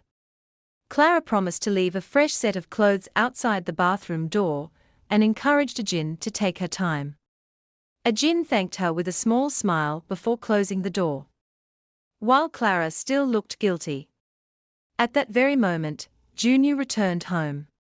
As soon as he noticed an unfamiliar pair of shoes by the entrance, he wondered whether his mother still had a guest over. He stepped inside and greeted her while she was cleaning. She confirmed that the guest was still there and suggested that he relax in his room for the time being. As Junyu climbed upstairs, his mother stopped him and warned that the guest was using the upstairs bathroom, advising him to use the downstairs one if needed. He acknowledged her and continued on his way. As he climbed the stairs, a warm, appetizing scent drifted through the house, making him suddenly hungry. Meanwhile, inside the bathroom, Ajin found herself thinking that the pleasant smell of the shampoo was strangely familiar. Reaching the top of the stairs, Junyu briefly regretted not staying at Jung Min's place for dinner. At the same time, Ajin decided she had stayed in the bathroom long enough and didn't want to keep Clara waiting. Just as Junyu reached the top of the stairs, Arjun opened the toilet door. She stepped out hurriedly, and as she did, her shirt she was holding dropped from her grasp. She looked up in shock, almost like she had just seen a ghost. Junyu stood just as still, staring back at her, equally stunned by the unexpected encounter. Ajin, still shocked, asked Junyu what he was doing there. He explained that it was his house, which made her gasp and ask if Clara was his mother. Junyu clarified that he didn't know who Clara was, but he was certain it was his house. Ajin hummed uncertainly, lowering her head in thought and scratching the back of her head, as she realized the truth. Clara was his mother. Clearing his throat and looking away, Junyu asked what she was doing there, noting that she was wearing his shirt. Ajin immediately felt embarrassed on hearing that. She bent down to pick up her shirt she had dropped earlier, claiming she didn't realize it was his. She hurriedly said she would go and change immediately, mentioning that there had been a small incident while baking. Junyu noticed the flour droplets on her shirt and casually told her she could keep it since it was new, adding that it looked good on her. Ajin, momentarily at a loss for words, quickly insisted she would return the shirt, but Junyu simply told her again that she could wear it.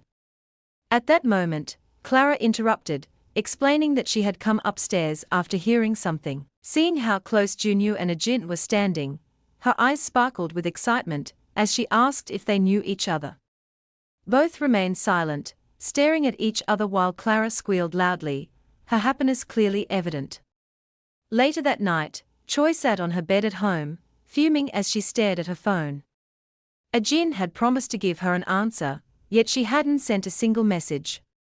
Choi worried that Ajin might be angry because she had confessed her feelings for Junyu. Threw her phone onto the bed in frustration and muttered that there was nothing Ajin could do about it. Just then, her phone dinged and she saw a message from Dojin saying he had booked her favorite restaurant and would pick her up the next day at 10. As she replied, her mind raced with thoughts of how she would break up with him, feeling that even responding was a waste of her time. Once she replied to him, she flopped back on the bed in exasperation, finding the situation deeply annoying. Meanwhile, back at Junyu's house, Clara and Ajin were done cooking. Clara, happily munching on the cookies, said she was surprised that Ajin and Junyu were friends. It really was a small world. Ajin and Junyu sat close together in silence while Clara smiled and called it fate. Junyu wearily asked his mother what she meant, and Clara explained the improbability of her favorite idol turning out to be his friend, addressing Ajin respectfully as Miss Ajin. Ajin smiled, feeling nervous, and asked her to simply call her Ajin. Clara enthusiastically encouraged her to treat her home as a friend's house. She asked her to swing by often so they could bake together, and mentioned that her Mat Fair baking supplies she had ordered overseas would be arriving soon. Ajin gasped at the thought. They were professional French baking tools. She was thrilled at the opportunity and thanked Clara excitedly. Junyu, on the other hand, said nothing. He simply picked up a cookie, ate it, and grinned to himself, quite satisfied that things seemed to be working out in his favor. After some time, Ajin looked outside and noticed it was getting late. She mentioned that she needed to leave since she had some editing to do. Clara suggested that it would be a shame for her to leave just like that and proposed that they have dinner together. Ajin waved her hands frantically, expressing her gratitude for being allowed to use the kitchen. Junyu then stood up, surprising his mother, who asked what was wrong. He explained that it was quite late and that he would walk Ajin to the bus stop. Clara smiled excitedly, praising him as her boy and reminded him to make sure she got on the bus safely. With that, Junyu and Arjun left.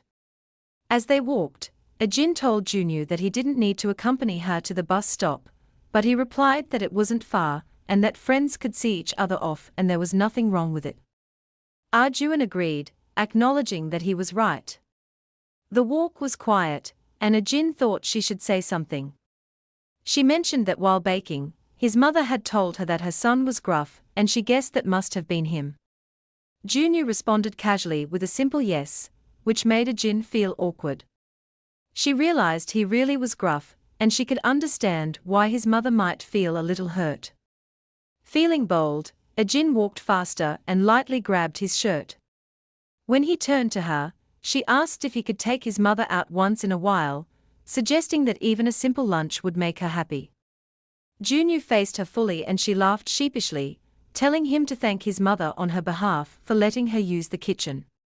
She explained that when her oven had broken earlier, she had panicked because her head was already a mess. Junyu immediately asked her what she meant by that and why her head had been a mess. Ajin hesitated, unsure how to answer. They stared at each other for a moment before Junyu said he hoped it had been because of him. He began walking closer, making Arjun's heart race. She told him he might have to wait a while and apologized, but Junyu simply stared at her, sadness in his eyes, and they both stood there in silence, staring at each other. Back at home, Ajin started sending her video to her system for editing, thinking about her fans, and how she wanted to do better than usual since they had been waiting. 3 hours later, her baking video was ready, thanks in part to Clara's help. When she checked the comments, she was pleased to see that people seemed to like it. She smiled, lying on her bed, glad she had uploaded the video that day. She sighed tiredly, reflecting on how much had happened. Her gaze fell on the shirt hanging nearby, a reminder of Junyu. Her phone then vibrated.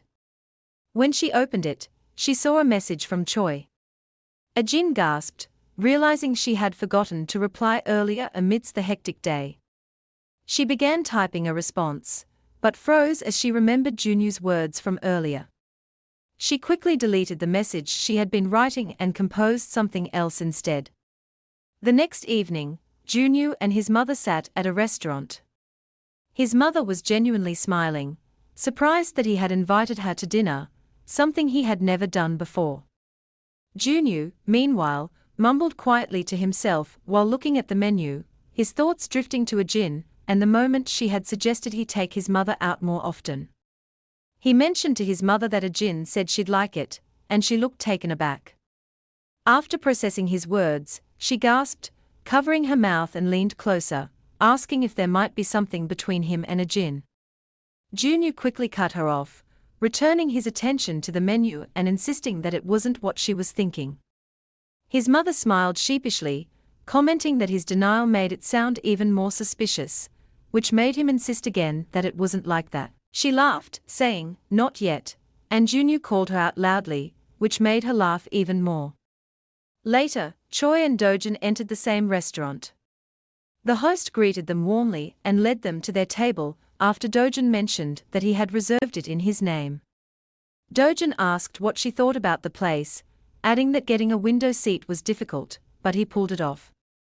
Choi replied that the place wasn't bad, as she unknowingly walked past Junyu. He immediately recognized her, and his unease grew when he realized her table was directly behind him.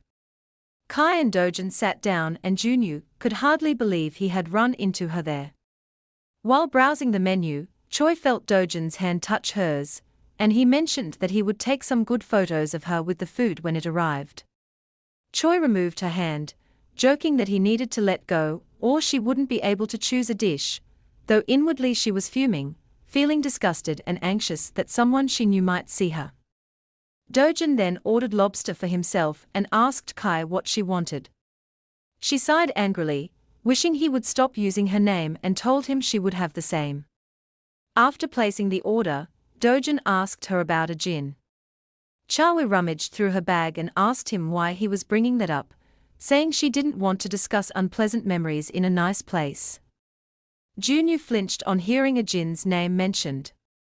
Dojin smiled, explaining that he was interested in everything about her and added that he had heard the police had called her, while Junyu listened attentively.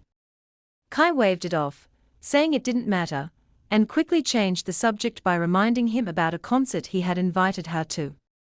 At that moment, Junyu's mother smiled and mentioned that he should ask Ajin to come hang out again, and he agreed he would.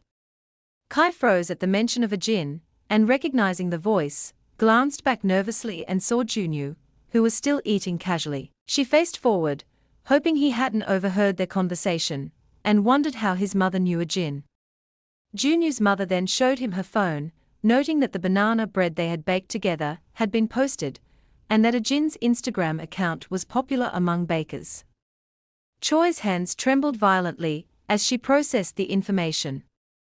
She realized Ajin had been at Junyu's house and imagined her feeding him cookies, and recalled that she had told Ajin that she liked him. Chui's mind raced with anger as she concluded that Ajin had lied to her and met Junyu behind her back, acting friendly in front of her while flirting with him privately. Dojin, noticing her distraction, waved his hand frantically, asking if she was listening and if she would take photos of the food. At that moment, Junyu stood up, saying he was going to the bathroom. Kai watched him leave while Dojin suggested they take photos before they eat their food. Noticing Junyu glanced back slightly. Choi realized that Junyu already knew she was there and quickly decided to excuse herself to the bathroom as well, taking her bag with her. Choi had run quickly and called out to Junyu, claiming that she knew he was aware of her presence, laughing as she noted his sly side. She confessed that she knew he liked Ajin. She took out her phone, asked if he knew that Mr. Kim had been Arjuan's first love. She turned the phone toward him, showing the photos, and asked him if he knew how much first love meant to Ajin, which took him by surprise. She smiled mischievously, insisting that she didn't want to show him the photo, but was only telling him for his own good, urging him to keep it in mind. Junyu, however, turned to look away, remarking dryly that anyone who went around taking such photos must have nothing better to do. Kai, taken aback, flared up, questioning if he could really say that after seeing the photos. Junyu turned back and in a firm tone told her that he had only one thing to say. She should never dare harass a JYN with that, adding that it wouldn't change anything. Shocked by his tone, Choi shouted that he shouldn't act so special. And as he entered the bathroom, muttered that looks weren't everything if he knew before covering her mouth and looking down, realizing that someone had heard her. Inside the bathroom, Choi glared at her reflection in the mirror. She blamed Ajin for everything. If it weren't for her, Junyu would have chosen her instead. Ajin had good parents, a nice home, and everything else. So why did she want to take this away from her? Choi reminded herself of the things she possessed. Her bag from Dojin and the heels from Sang-yeon. Things Ajin could never have. She believed she had one. Yet staring at her own reflection, she felt a sudden emptiness. Realizing that despite being better than Ajin in many ways, she still felt miserable. Her frustration culminated as the makeup she was holding fell to the floor. The next day at school, gossip spread among the students, particularly the girls, who claimed they had seen Junyu and Choi together at a department store. One of the girls gasped, suggesting that the pair looked good together and speculated that they might become the school's hottest couple. As Junyu walked past, another girl commented on the striking combination of their appearances, only to be shushed by her friends. Junyu's eyes widened as he spotted Ajin nearby. He clenched his jaw and quickly approached her, then began explaining that he had run into Kai at the department store and apologized for not informing her sooner. Arjuan flinched and stepped back, asking what he meant. Junyu clarified that nothing had happened between him and Kai, emphasizing that they had not been on a date. Ajin, confused, pressed him, stating that it seemed random since she hadn't heard anything from anyone. Junyu smiled nervously, glancing away and brushed it off, telling her not to worry. Curious, Ajin asked what date he was referring to, but Junyu quickly denied any involvement. She stepped closer, pressing for an answer, but he remained at a loss. Finally, Ajin whispered to confirm if the date he was talking about was that he had taken his mother out, and Junyu relaxed, admitting that he had. The conversation hung in the air, tense and heavy before Junyu surprised her by asking her out on a date. The night before the date, Ajin stared at a text from Junyu, reminding her that the movie would be starting by 12, so they had to meet up by 11:30. The reality of it finally sank in. She couldn't believe how quickly the moment had arrived. Remembering how she had backed out of their plans the previous time, she became determined not to repeat that mistake. Her gaze lingered on the dress she had already prepared, and with a long, nervous sigh, she reminded herself that she needed to sleep. The following day began in chaos. Ajin rushed toward the theater, breathless and flustered, unable to believe she had overslept on a day like this. She tried to console herself by thinking it was not entirely her fault. She had been awake until morning, desperately trying to fall asleep. And as if that was not enough, her phone had chosen that exact day to break. No matter how many times she tried to turn it on, it remained dead. She remembered the moment it slipped from her hand while boarding the bus and booed herself for her clumsiness. By the time she finally arrived at the theater, her nerves were frayed. Without a phone, everything felt inconvenient, and she had no way of knowing whether Junyu had already arrived. When she spotted the time display, her heart lifted. There was still 5 minutes left. She had made it early. Relief washed over her, and she silently thanked God, before sitting in a visible spot near the front, certain Junyu would pass by there.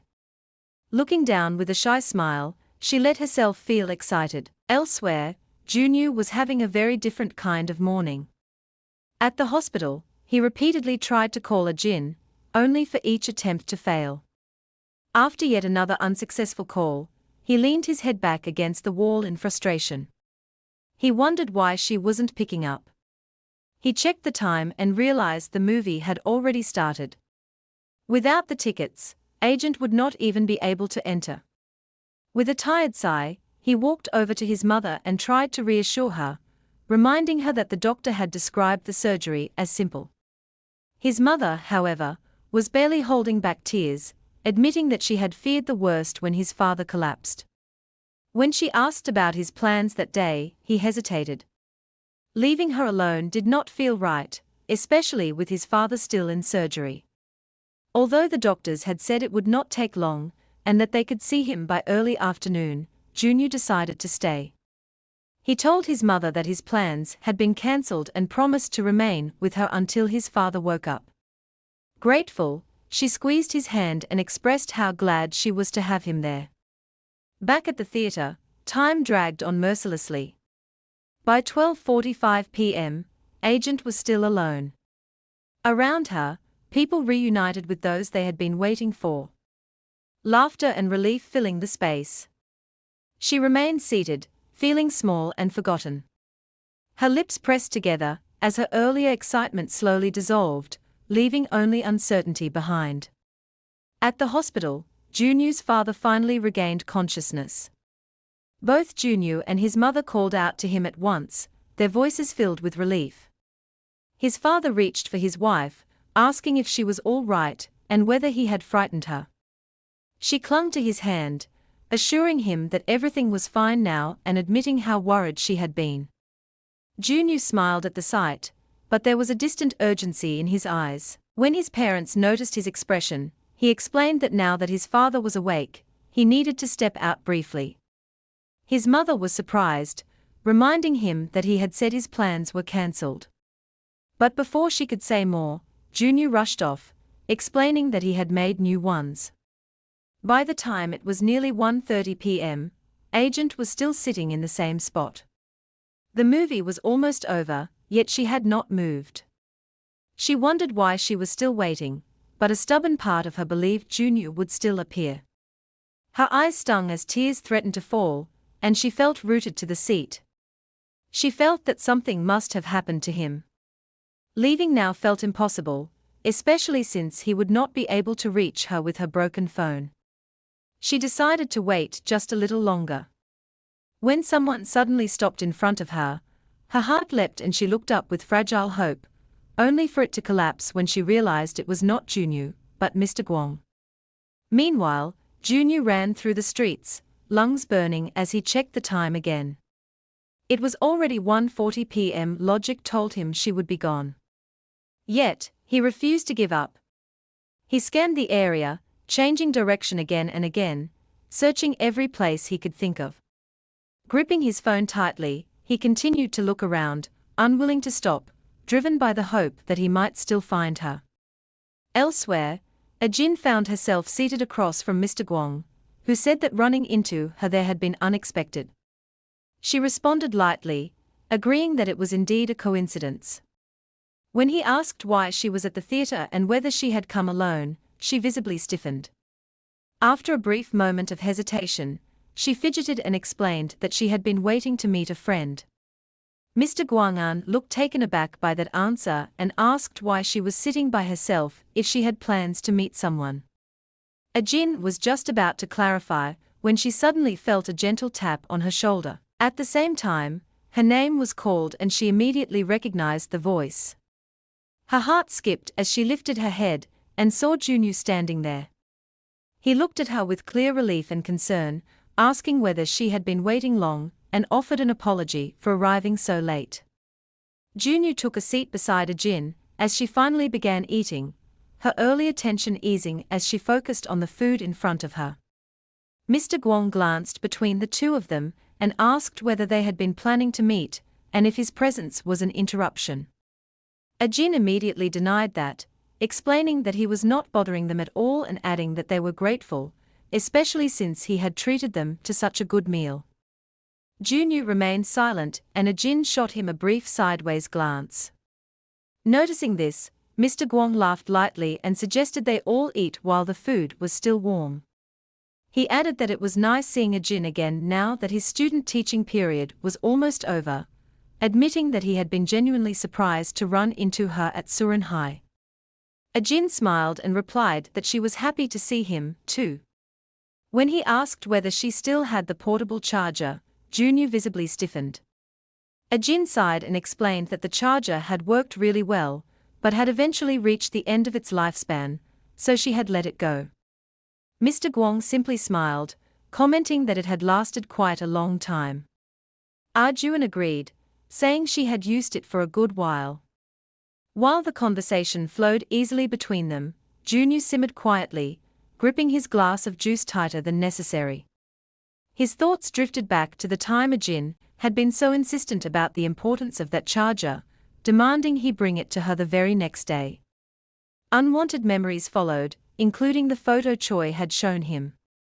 He found himself wondering whether Ajin still harbored feelings for him. When Mr. Guang casually asked Ajin whether she still planned to study abroad, Junyu froze. Ajin answered thoughtfully, saying that France was far, but if she were to go, she would want to study in the most renowned place possible.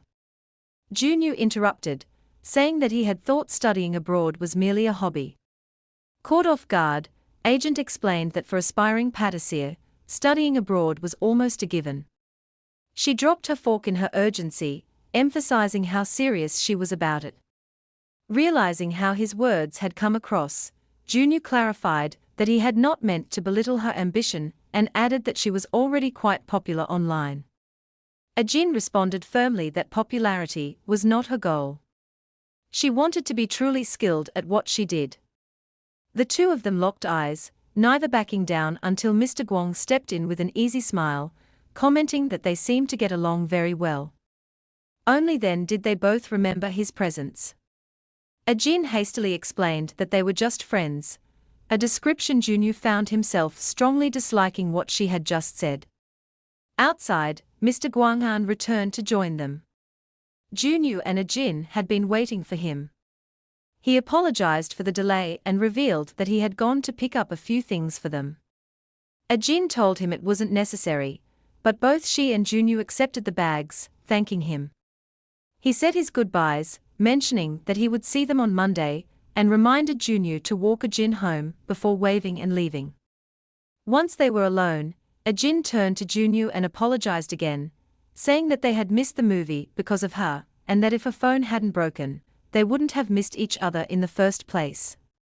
Junior clenched his jaw and corrected her firmly, insisting that the situation had been his fault. Surprised, Ajin listened as he explained that he had been called to the hospital because his father had needed emergency surgery. Alarmed, she asked if his father was all right and how serious it had been. Junior reassured her that it had been an appendectomy and that he had already seen his father in recovery. Ajin let out a deep breath of relief, expressing how glad she was to hear that. Even so, Junior's thoughts drifted again to the photo Choi had shown him.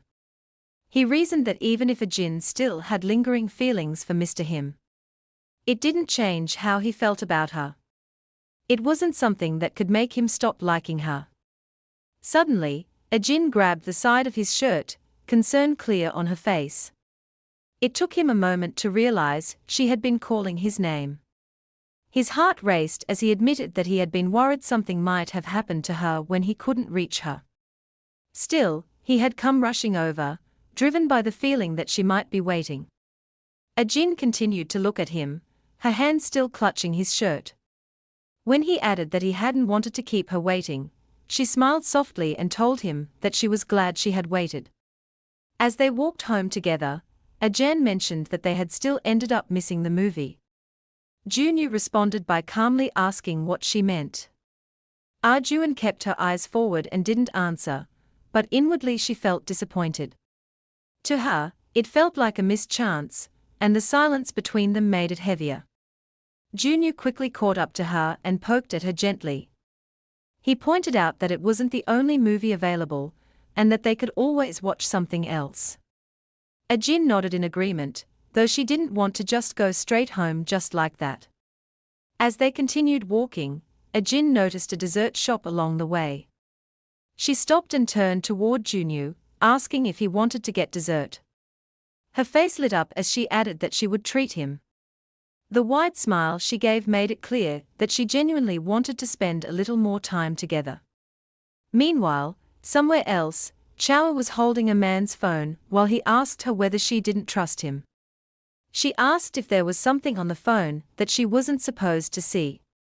He assured her that there was nothing like that, claiming he had nothing to hide. As she went through his messages, she said she had believed he was clean, but in truth, she had heard rumors about him meeting younger girls.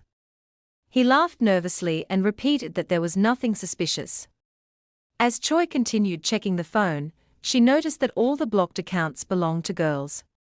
That detail immediately unsettled her, making her feel that something was off.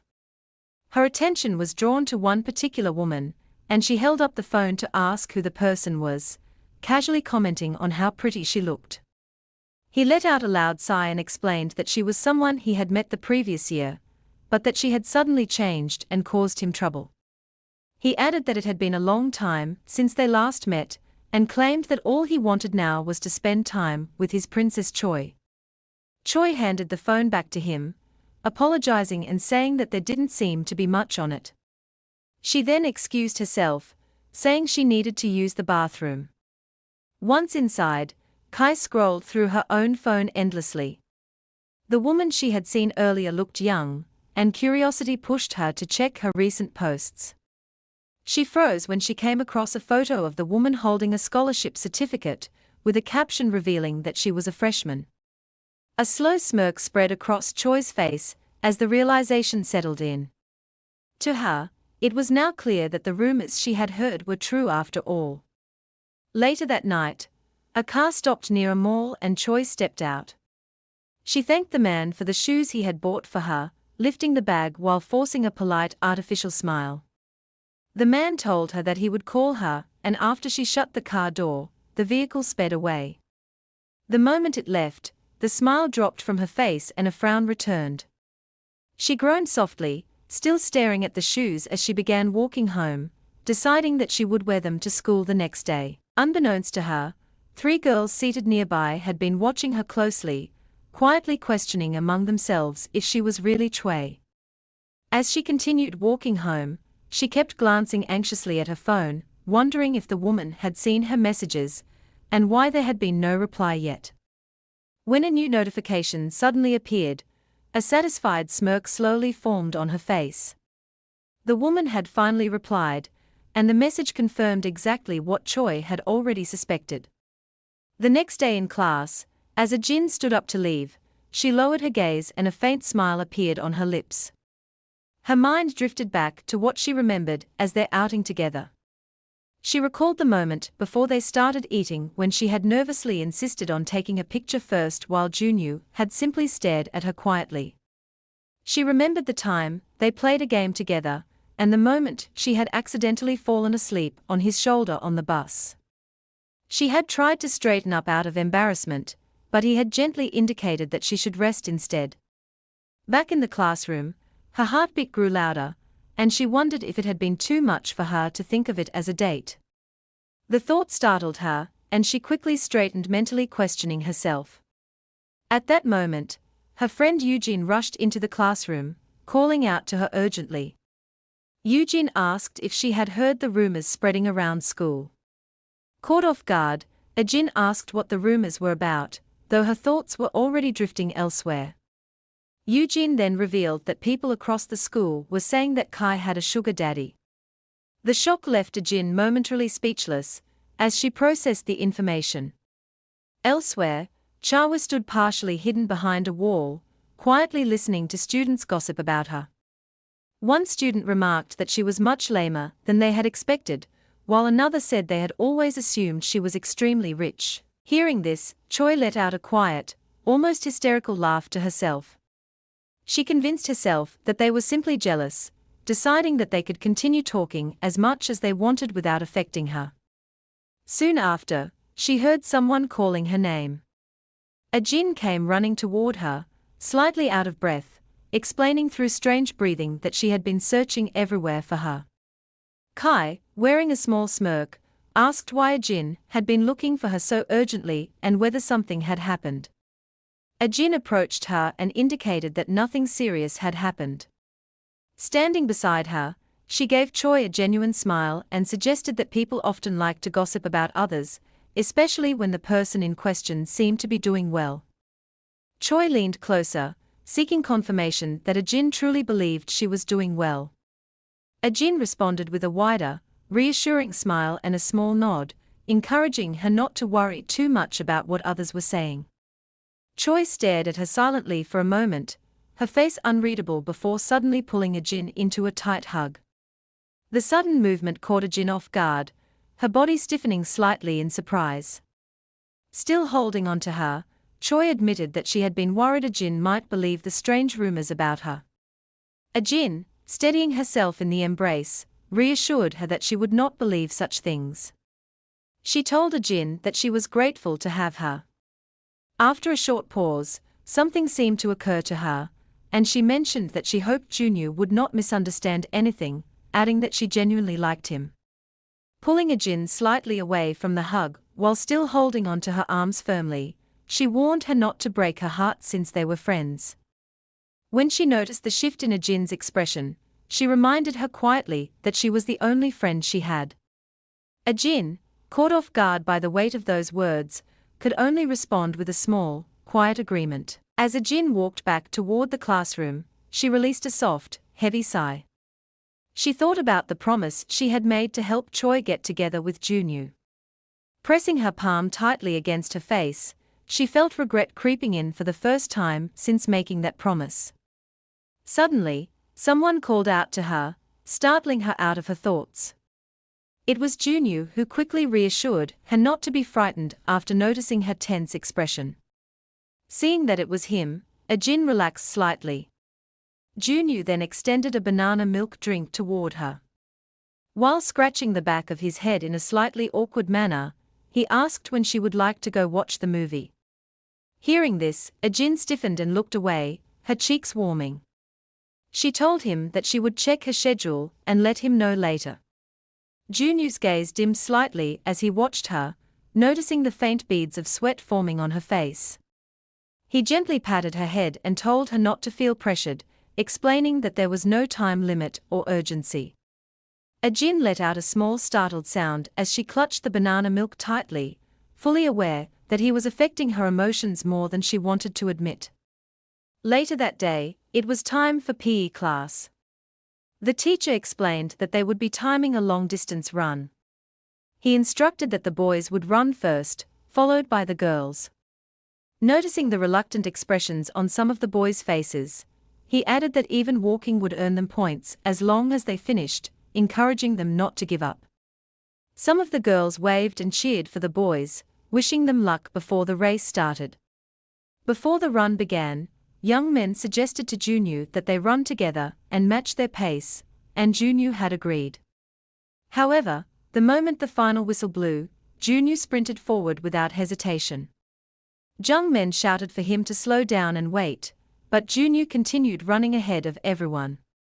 Young men struggled to keep up until they finally reached the finish line. Junyu stood there casually drinking from his can of water even though sweat soaked through his shirt, while Jong Minute collapsed onto the ground looking like he might faint. Between breaths, he threatened that Junyu would pay for abandoning him. Junyu responded calmly that he had earned a point thanks to him, but he argued loudly that he would have gotten the point regardless. Junyu's attention soon shifted elsewhere, while Jung Minute weakly asked him for water. The girls' race had already started. Junyu tossed the water can toward him and said he would be right back. Jung Minute looked up in confusion, asking where he was going. Meanwhile, Ajin was running while struggling to control her breathing.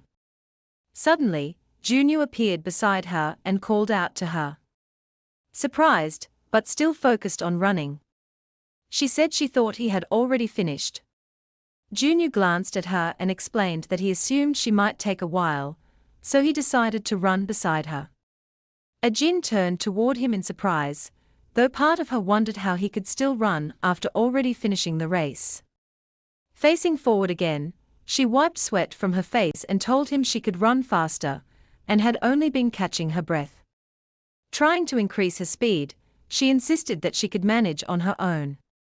Junyu, still facing forward, commented that she looked like she was jogging in place. Ajin stared at him in disbelief, her expression sour.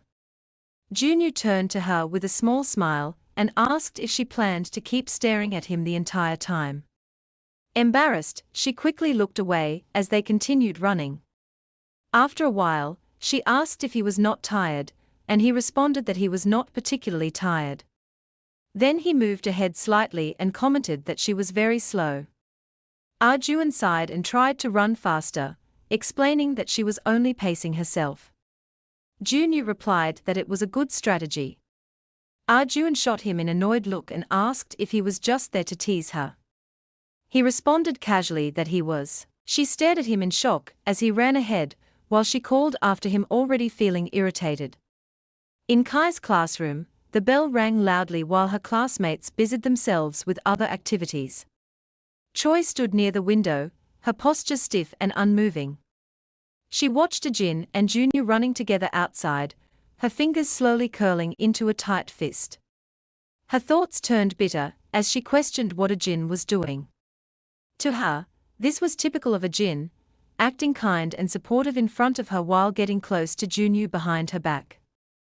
She began convincing herself that Ajin was two-faced and silently decided that she would make sure Ajin paid for it.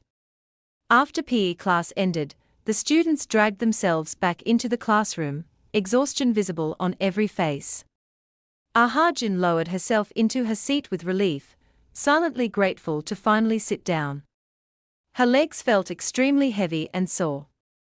As she replayed the earlier run in her mind, she remembered that Junyu had run beside her even after already finishing his own race. Concern surfaced within her and she wondered if he was all right. She turned slightly in her seat to glance at him. Seeing him sitting quietly, she noted to herself that he was probably tired from all the running. Yunu, unaware of Ajin's lingering gaze, simply sat and looked out the window, his posture relaxed but distant. Ajin quickly turned back to face forward, as if she had never looked at him at all. Just then, her phone vibrated softly against her desk. When she checked it, she saw a message from Choi. In the message, Choi expressed that she was upset about the rumors and mentioned that she hated people who lied. Ajin immediately assumed that Choi was referring to the rumors about her having a sugar daddy. Feeling sympathy, Ajin thought that Choi must be having a hard time dealing with everything. Remembering how emotional Choi had seemed during their hug earlier, Ajin quickly typed a reply, saying that she understood, and that she also did not understand why people lied. When Choi read the reply, her expression hardened to her. Ajin's response felt shameless. In her mind, Ajin was getting close to Junyu while pretending to be supportive. The more she thought about it, the more upset she became. She thought about how Ajin had promised to help her. Yet, the moment she was not around, Ajin and Junyu would laugh and spend time together. After thinking carefully, she decided on her next move. She then sent another message telling Ajin that she had a shoot coming up at a new location that Saturday.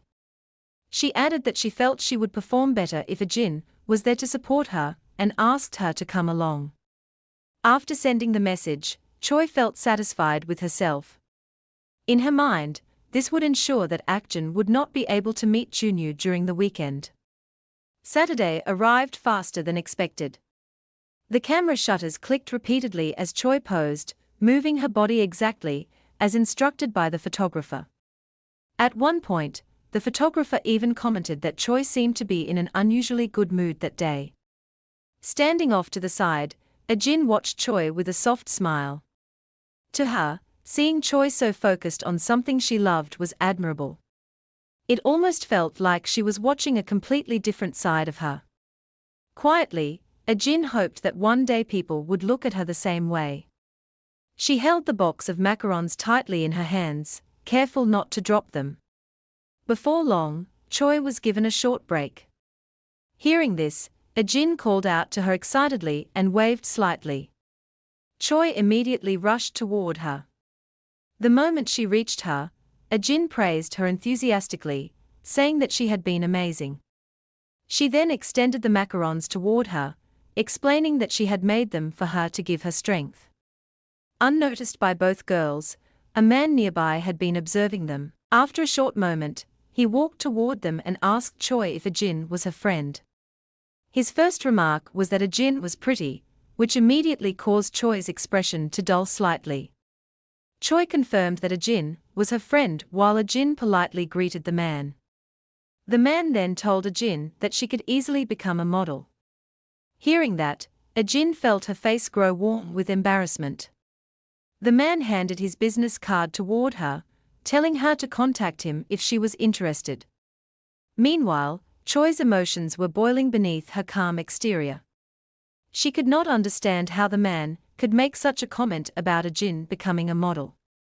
Without hesitation, she quickly took the macarons from Ajin's hands and began guiding her toward the exit in a hurry, not even giving her a chance to take the business card.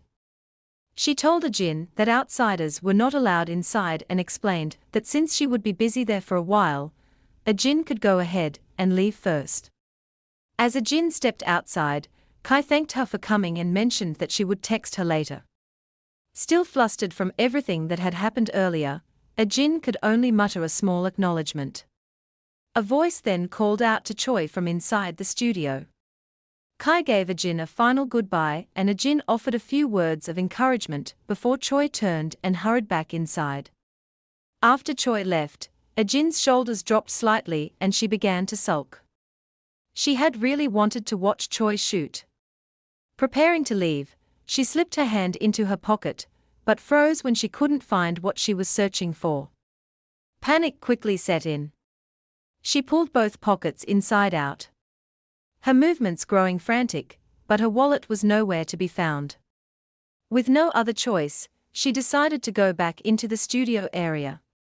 As she walked, she hurriedly sent Choi a message, explaining that she had lost her wallet.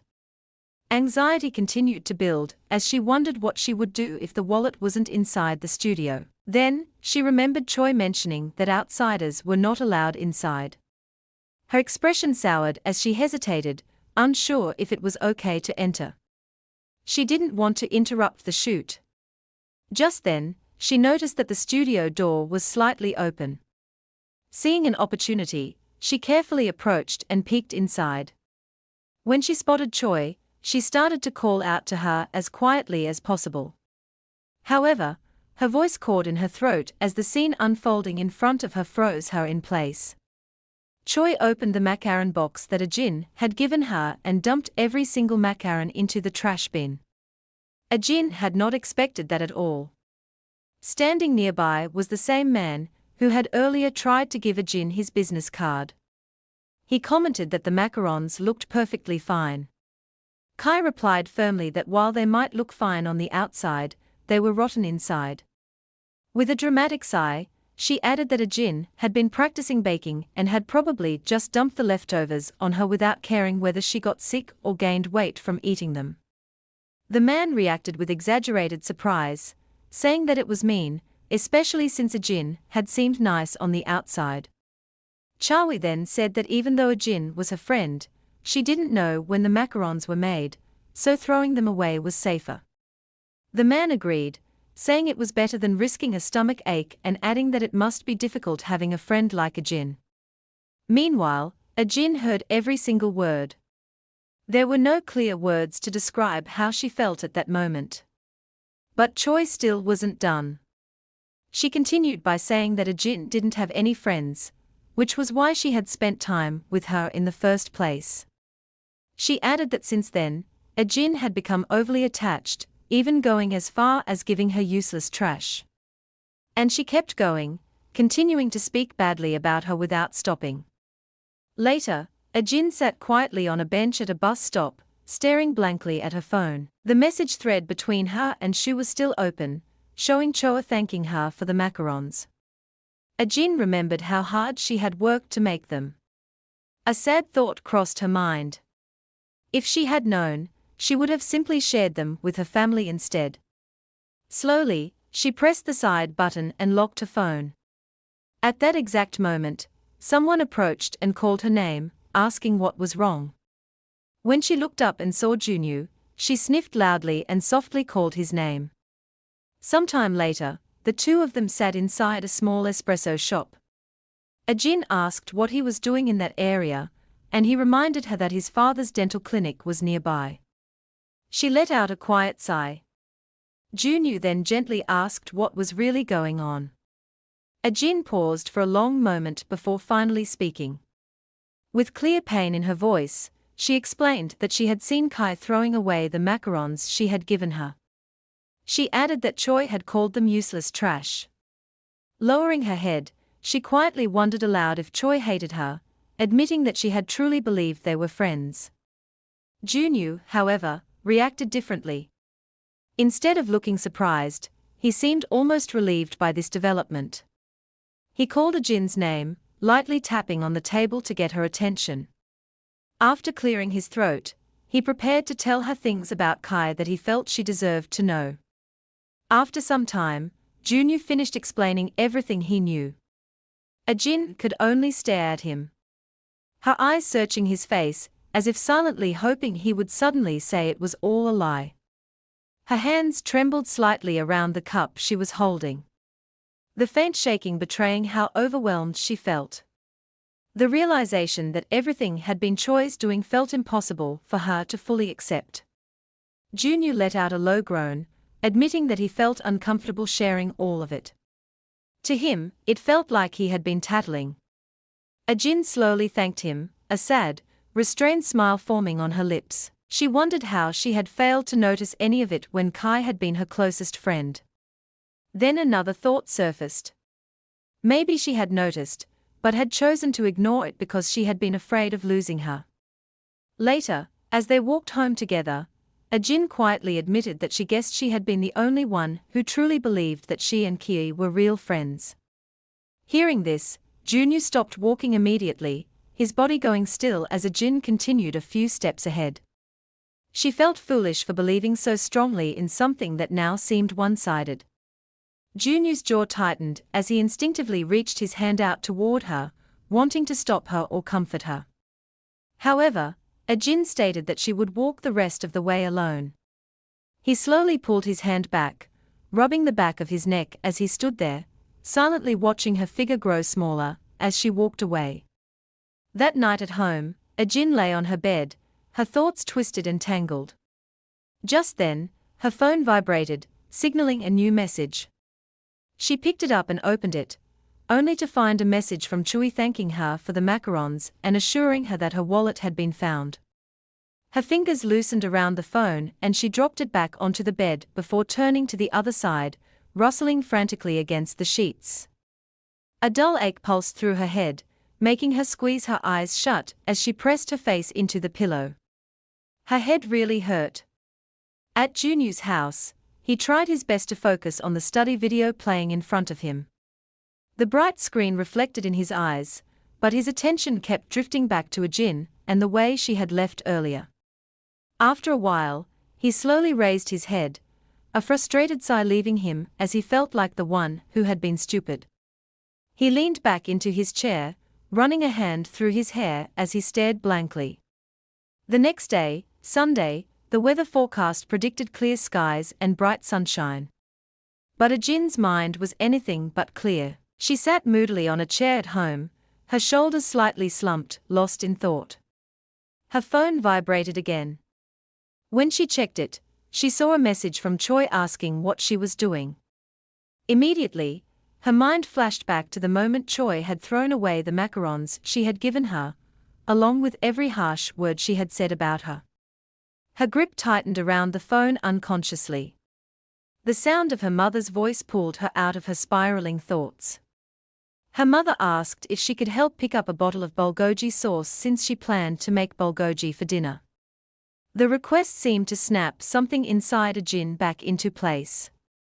She quickly got up and ran to her mother, wrapping her arms around her from behind in a back hug, forcing a big smile onto her face as she mentioned that she would also buy ice cream for herself. Her mother agreed and told her that her card was inside the bag hanging by the front door.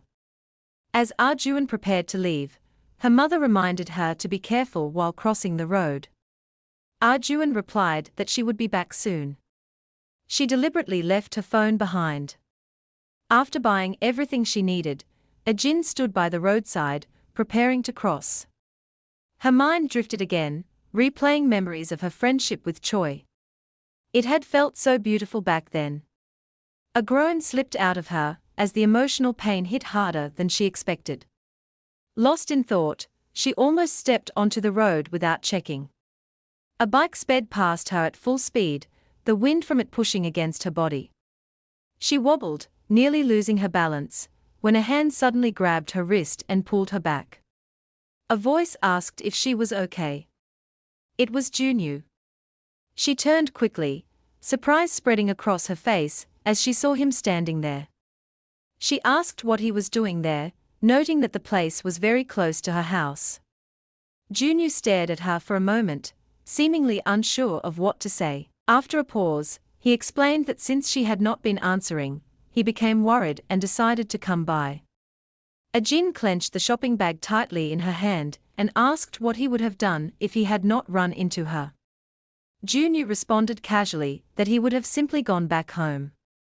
She could only silently wonder if he really would have left after coming all that way. Meanwhile, Junyu gave her a small smile and said that since he now knew she was okay, he should get going.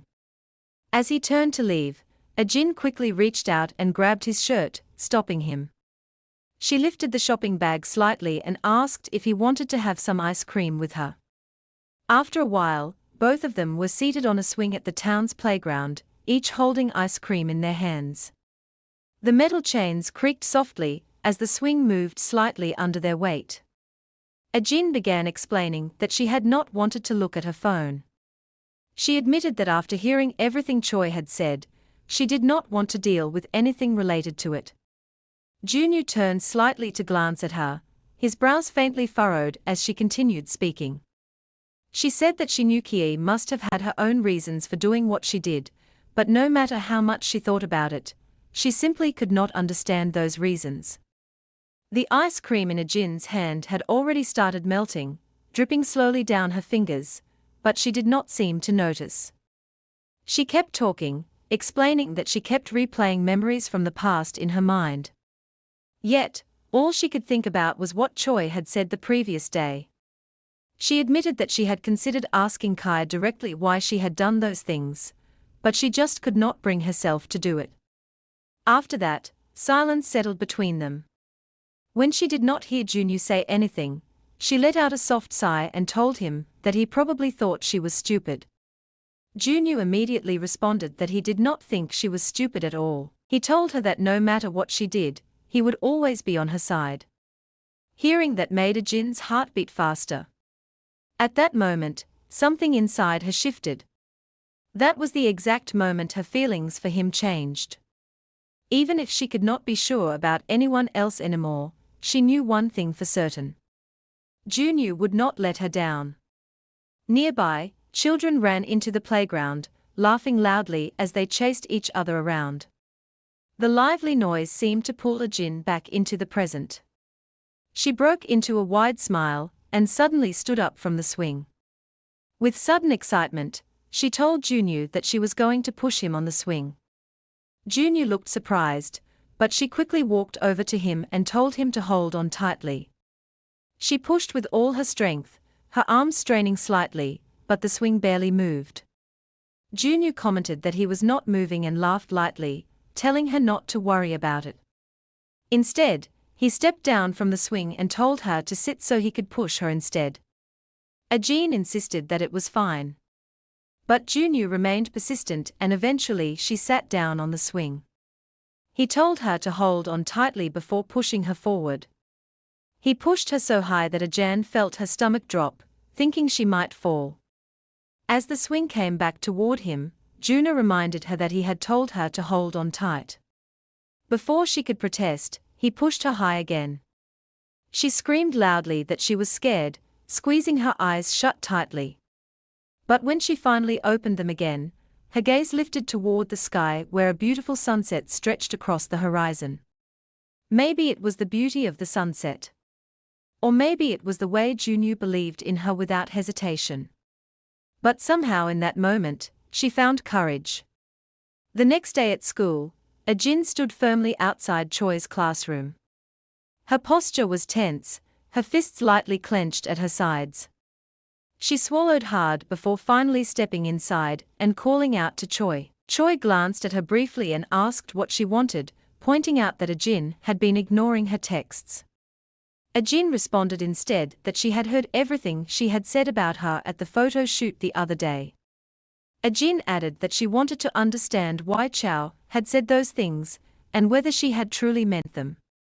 Chow had not expected her to confront her so directly, and she immediately realized that she had been exposed. She turned her face away, letting out a mocking laugh under her breath. After a moment, she turned back toward Jin and remarked that Jin had a lot of nerve to say that after ignoring her messages all weekend. Jin responded by saying that she had always considered Choi her best friend, and had believed that Choi felt the same way. She asked if all of that had simply been her imagination. Her eyes filled with quiet hope. At that point, Choi decided there was no need to pretend anymore.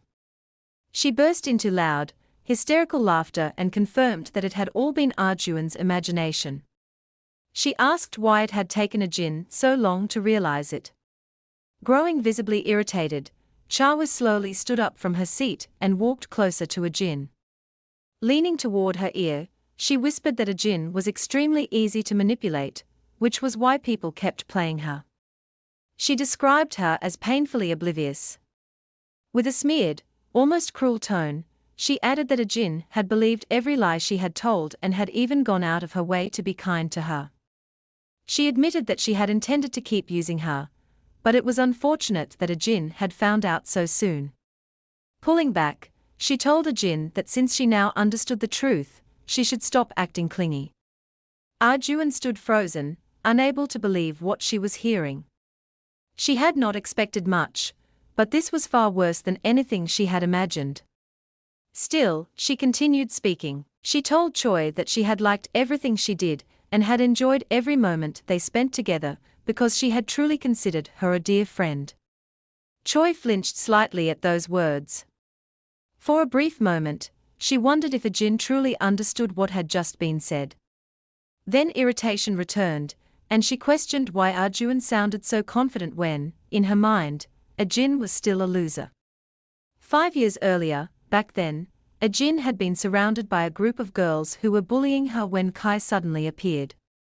Kai had shouted fiercely at the girls, ordering them to leave Jin alone.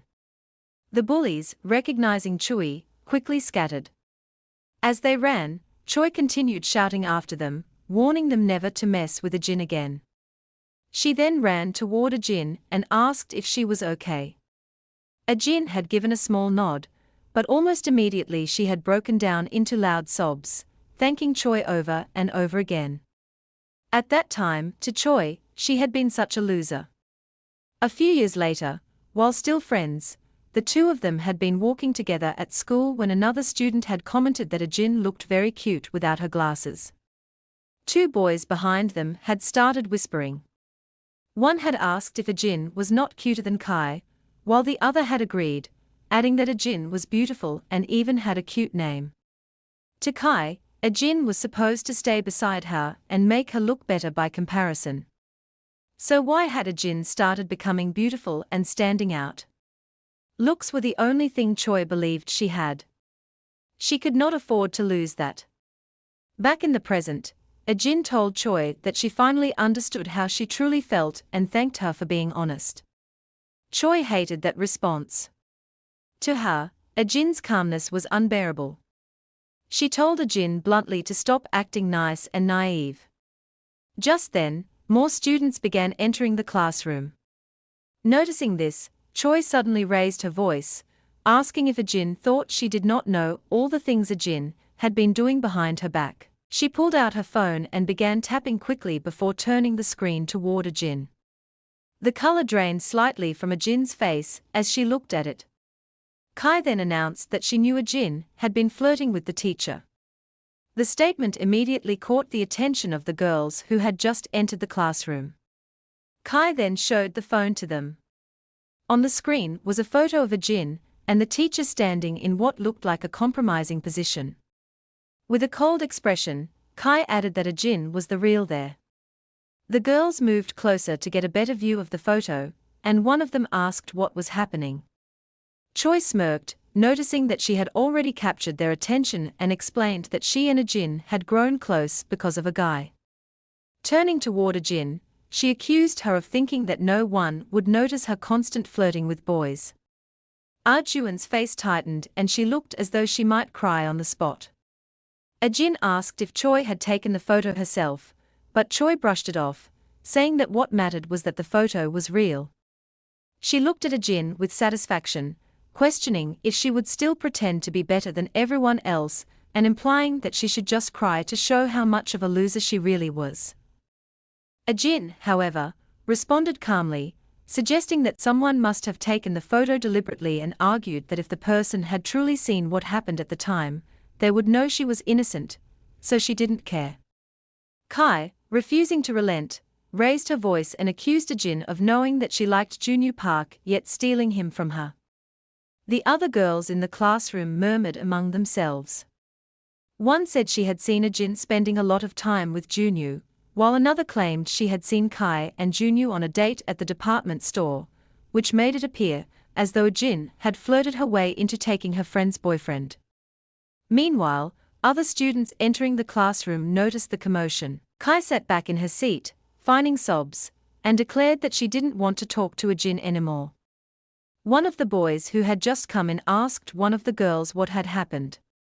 She explained that Jin had stolen Choi's boyfriend even though she was supposed to be her friend, and had shamelessly flirted with the teacher. Another girl added that she felt bad for Choi. All of this visibly upset Jin, and she clenched her fists tightly. She turned toward Choi saying that she had nothing more to say, and began to walk out of the classroom. Choi watched her retreating figure with a look of satisfaction. Jin had not made it far, however, before two boys stepped in front of her. One demanded that she apologize, while the other insulted her, saying that she was so ugly on the inside. Jin had walked past them, muttering that she didn't want to apologize since she had nothing to apologize for. One of the guys, amused by her defiance, remarked aloud that she was so feisty. The other girls gasped in reaction as he grabbed her hand with a grin, declaring that he liked feisty girls. Jin tried to pull her hand away, insisting that he let her go, but the guy's attention lingered on her body. He then asked her how far she had gotten with Junyu, and whether she intended to do the same with him. Jin shook her head fiercely, shutting her eyes tightly. The other guy scoffed, claiming that Jin didn't want him because he was ugly, which drew laughter from everyone nearby.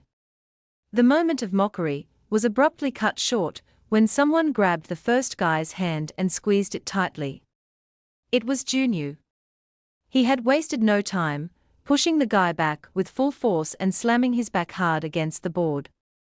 Leaning in closer, his voice dropped to a dangerous edge, as he demanded to know what the hell he had just said. The boy, visibly frightened, immediately apologized. Junyu, still looming over him, firmly ordered him never to speak to Jin like that again. The boy responded nervously that he would never speak to her again. Jin had quickly rushed forward, holding Junyu's hand and assuring him that she was okay and that they should leave. Junyu had just stared at her for a moment, and Jin, forcing a small smile, had told him that they should simply go back to their class. Outside the classroom, a crowd of students had already gathered by the door, murmuring among themselves. Junyu had held Arjuan's hand tightly as they walked past, and the other students had stared. Some speculating whether they were dating, while others had thought that Junyu and Kai were the ones dating. The boy, whose back Junyu had slammed against the board, breathed a sigh of relief as a friend checked if he was all right. The girls nearby had whispered about how cool Junyu was and expressed envy toward Jin. Meanwhile, Kai was furious. She had felt humiliated that someone as insignificant as Jin had dared to embarrass her, and she silently vowed that she wouldn't let it slide. The bell rang, signaling the start of class. Yet Junyu and Jin remained outside. Jin, glancing at him, had asked if he wasn't going in since class had already started. Junyu, however, had something else in mind. He slowly told her that it was all right for her to cry in that moment, allowing her a space to release all the tension and frustration she had been holding in. He assured her that no one would come there, which took her by surprise. When she asked what he meant, he explained that she didn't have to hold it in anymore. Understanding his words, she looked down and clenched her fist tightly, insisting that she was okay. Junyu, however, continued to watch her quietly, remaining still. It didn't take long before tears began to fall, and noticing them, he lifted his hand to gently wipe them from her face. Overwhelmed, she ran into his embrace, resting her head on his chest and crying even more. She had wanted to release her emotions for a long time, and in that moment, she thanked Junyu silently for his understanding. Her thoughts briefly went to what Choi had said to her. But then, a memory surfaced of Kai giving her a birthday present. The memory stung, and she wondered why, after hearing something so cruel, her mind could only recall the kind moments making her cry even harder. Junyu responded by slowly patting her hair, letting the silence stretch as the minutes passed. Eventually, they returned to the classroom and shortly after school ended. While other students talked about going to the convenience store, Junyu packed his bag, his mind preoccupied with concern for Jin. He had bought some sugary snacks that had recently become popular, thinking they might help lift someone's spirits. Glancing at Jin, he saw her still lying on her desk. Her seatmate, who had already stood to leave, called out, asking if she was feeling unwell, as she had been lying on her table for a while. Junyu felt that it might have been better if she hadn't returned to class, as trying to maintain composure in front of everyone seemed to make things even harder for her. The next day, the teacher entered and began taking attendance, noting that Jin was absent due to being sick. Junyu appeared surprised at first, but after a moment, he seemed to understand why she hadn't been able to come to school. Once the teacher finished calling names, she instructed the class to pay attention. At that moment, two girls began murmuring, commenting on how unusual it was that Jin wasn't in school that day. When one of the girls asked what the other meant, she suggested that maybe the rumors were true, that Ajin and Kai had fought the previous day, and that Ajin had supposedly hit on Junyu and Mr. Kim. Jang Wa, who was sitting behind them, interjected sharply, insisting that Ajin would never do such a thing. One of the girls countered, saying that everyone was talking about Ajin being a boyfriend stealer, and that photos were even circulating. Eugene, speaking loudly, declared that Choi was the actual boyfriend stealer, prompting the boy beside her to shriek, as she had screamed directly into his ear. Meanwhile, Junyu, who had been trying his best to focus on his homework, eventually dropped his pen onto the book and gazed out the window at the sky. The sight seemed to calm him slightly, allowing his thoughts to settle. The next day, Ajin announced that she was heading to school and began making her way out of the house. On her walk, she worried about facing Junyu, remembering that she had cried over his uniform the previous day and had even left traces of snot on it. As she walked, she spotted Junyu ahead and called out to him. She rushed over, asking what he was doing in her neighborhood. Junyu simply said that he wanted them to go to school together. Surprised by his response, she asked if something had happened. He replied that nothing had occurred aside from her absence from school the previous day. As they walked together, he told her to hurry up, or he would leave her behind. Ajin paused, recalling the message he had sent her the day before, asking if she would come to school, to which she had replied that a short break had helped her feel better.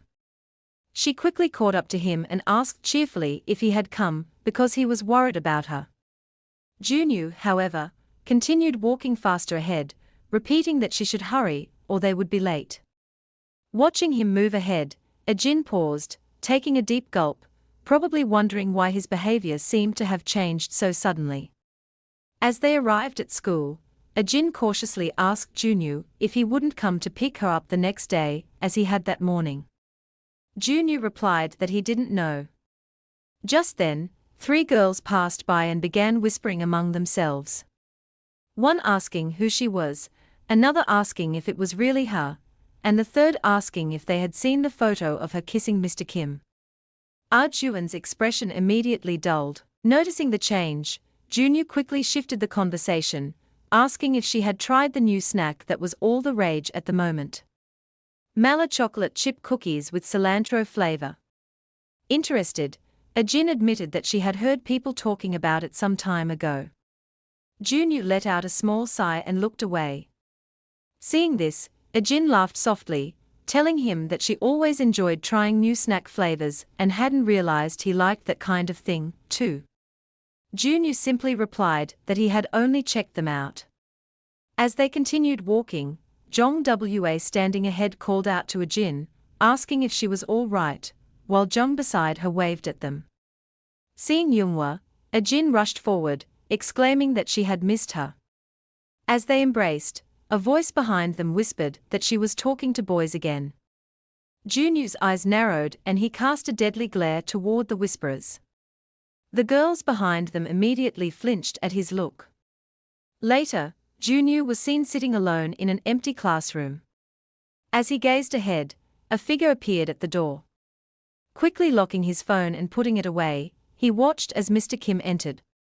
Mr. Kim, noting the unusual circumstance, asked what was going on since it was unlike Junyu to request a counseling session.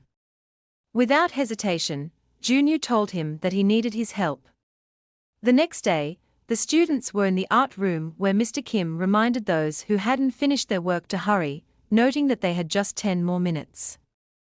For some students, the practical assignment was proving challenging, while others were almost done.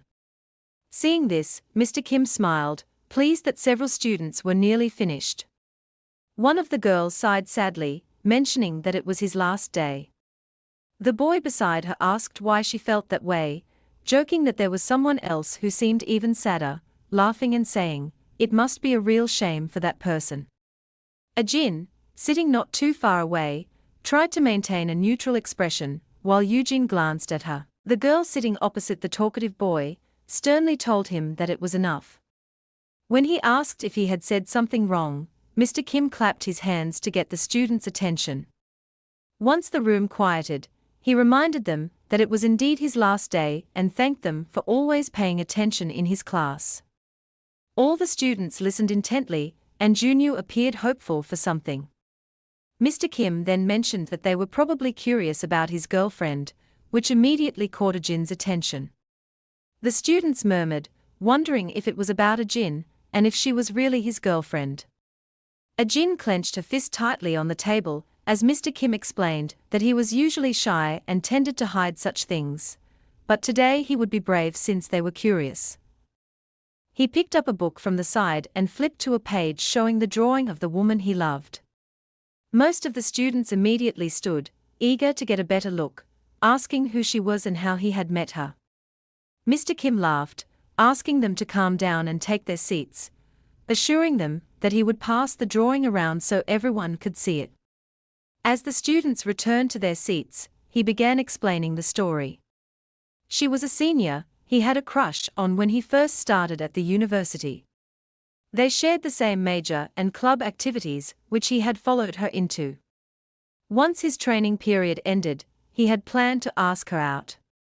Hearing this, the students responded with woes. And Mr. Kim laughed, telling them to wish him luck and not to misunderstand. They all chorused that they would.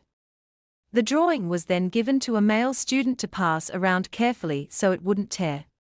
As the students admired it, the boy commented on how pretty she was, prompting a female student to scold him for hogging it. The students took turns studying the picture. And as they did, Junyu glanced toward Mr. Kim and gave a small nod, which the teacher returned with a smile.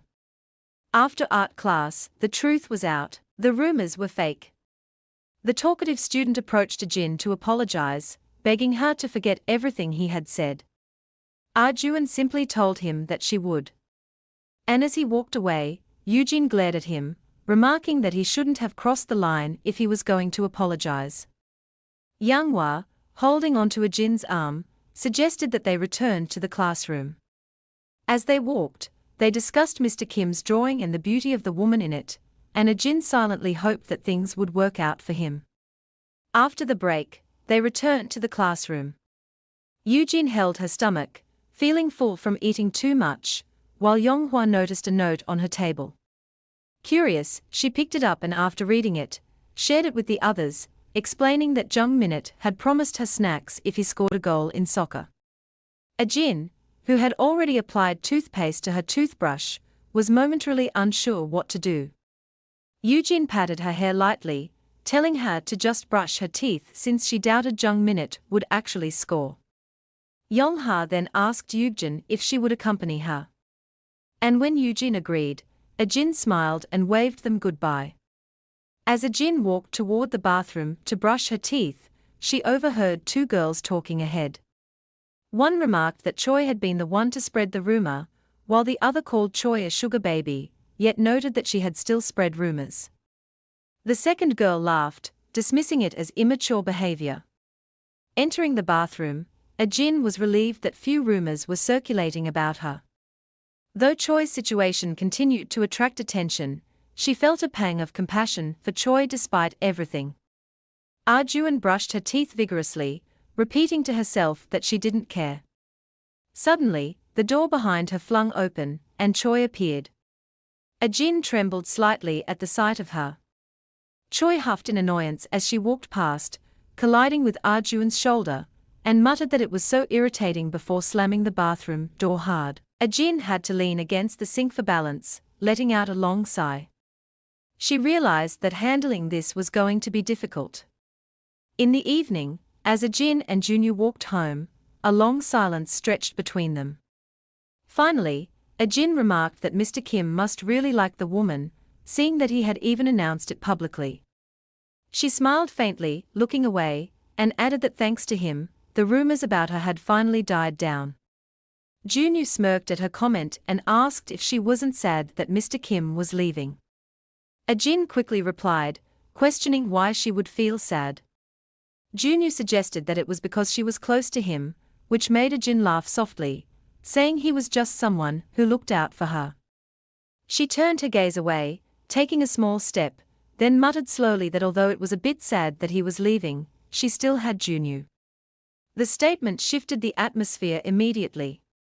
Junior walked closer to her, speaking slowly as he asked if he could take her words as an answer to his question about asking her out.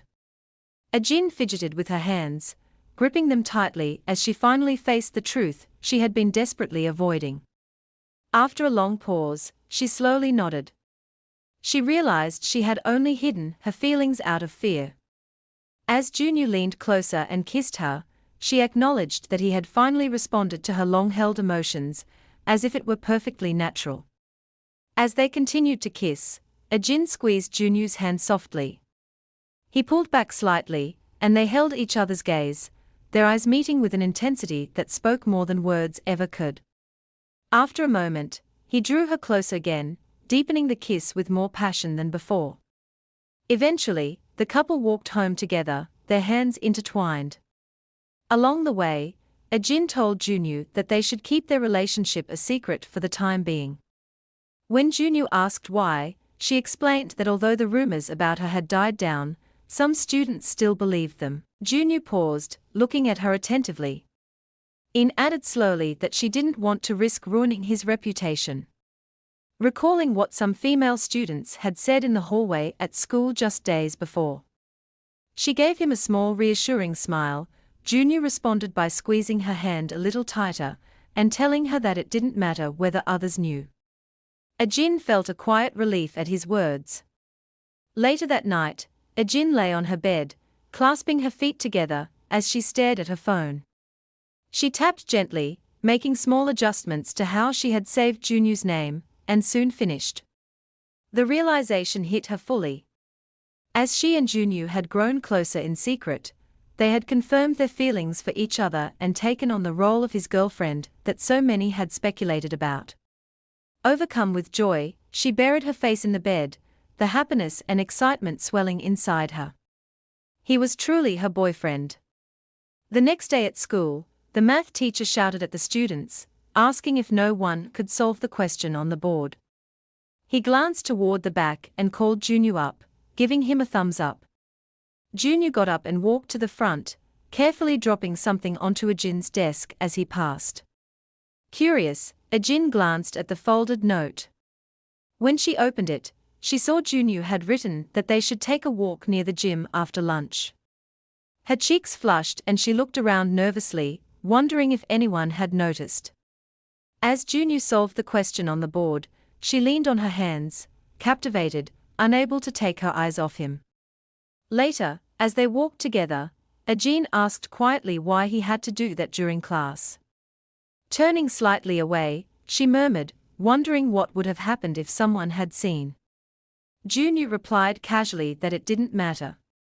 As he continued walking forward, Jin hurried to catch up, asking if he had done it on purpose, their hands brushing slightly as they moved.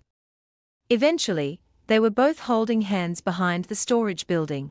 Jin fidgeted with her feet, then admitted that she still felt a little uncomfortable in the classroom, but felt much better when it was just the two of them. Turning to Junyu, she thanked him softly. Just as Junyu was about to respond, they heard a voice nearby shouting about basketball. Peeking out cautiously, they saw male students, one of them coughing from the dust in the room they had just exited. Jin, panicked, whispered to Junyu, asking what they should do. One of the boys declared that he would find the basketball himself despite all the effort they had already put in. Jin gasped, realizing that the boys were moving closer. As they continued walking, one of the students commented on how disorganized the storage unit was. When the others refused to enter with him, he decided to go in alone to find the basketball. The door creaked open and he stepped inside, scanning the surroundings while coughing occasionally. Jin and Junyu stayed hidden, but it was clear that Jin was the more nervous of the two. Her eyes wide as she imagined what would happen if they were caught. Worst of all, Jin's heart was racing so loudly that she feared Junyu might hear it. Their hands slowly met on the floor, fingers intertwining as they shared a conscious, intimate glance. Junyu squeezed her hand softly, drawing her closer to him. The approaching student began searching the area where they were hiding. When he finally spotted the basketball, his attention was momentarily drawn to something else behind it. Junyu, holding a gin close to himself. As the others shouted from outside, complaining that he was wasting the entire lunch break and urging him to hurry, Jung Minute called back that he was coming.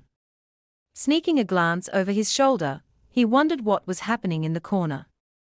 Once he left, Junyu continued to hold a gin close, keeping her pressed gently to himself. They gazed at each other for a moment before Jin pulled away, coughing softly. She said carefully that the student had left and added that they would need to be more cautious at school. After a quiet pause, Junyu admitted that he didn't mind the risk of being caught. Turning toward her, he explained that they couldn't go on a date at school and suggested that they go out on a day like Sunday when there were no classes. Ajin nodded happily, agreeing with his suggestion. Near the classroom on the staircase, Ajin told Junyu that he should enter the classroom a little later, after she had settled in. Junyu asked cautiously if it was really necessary, and she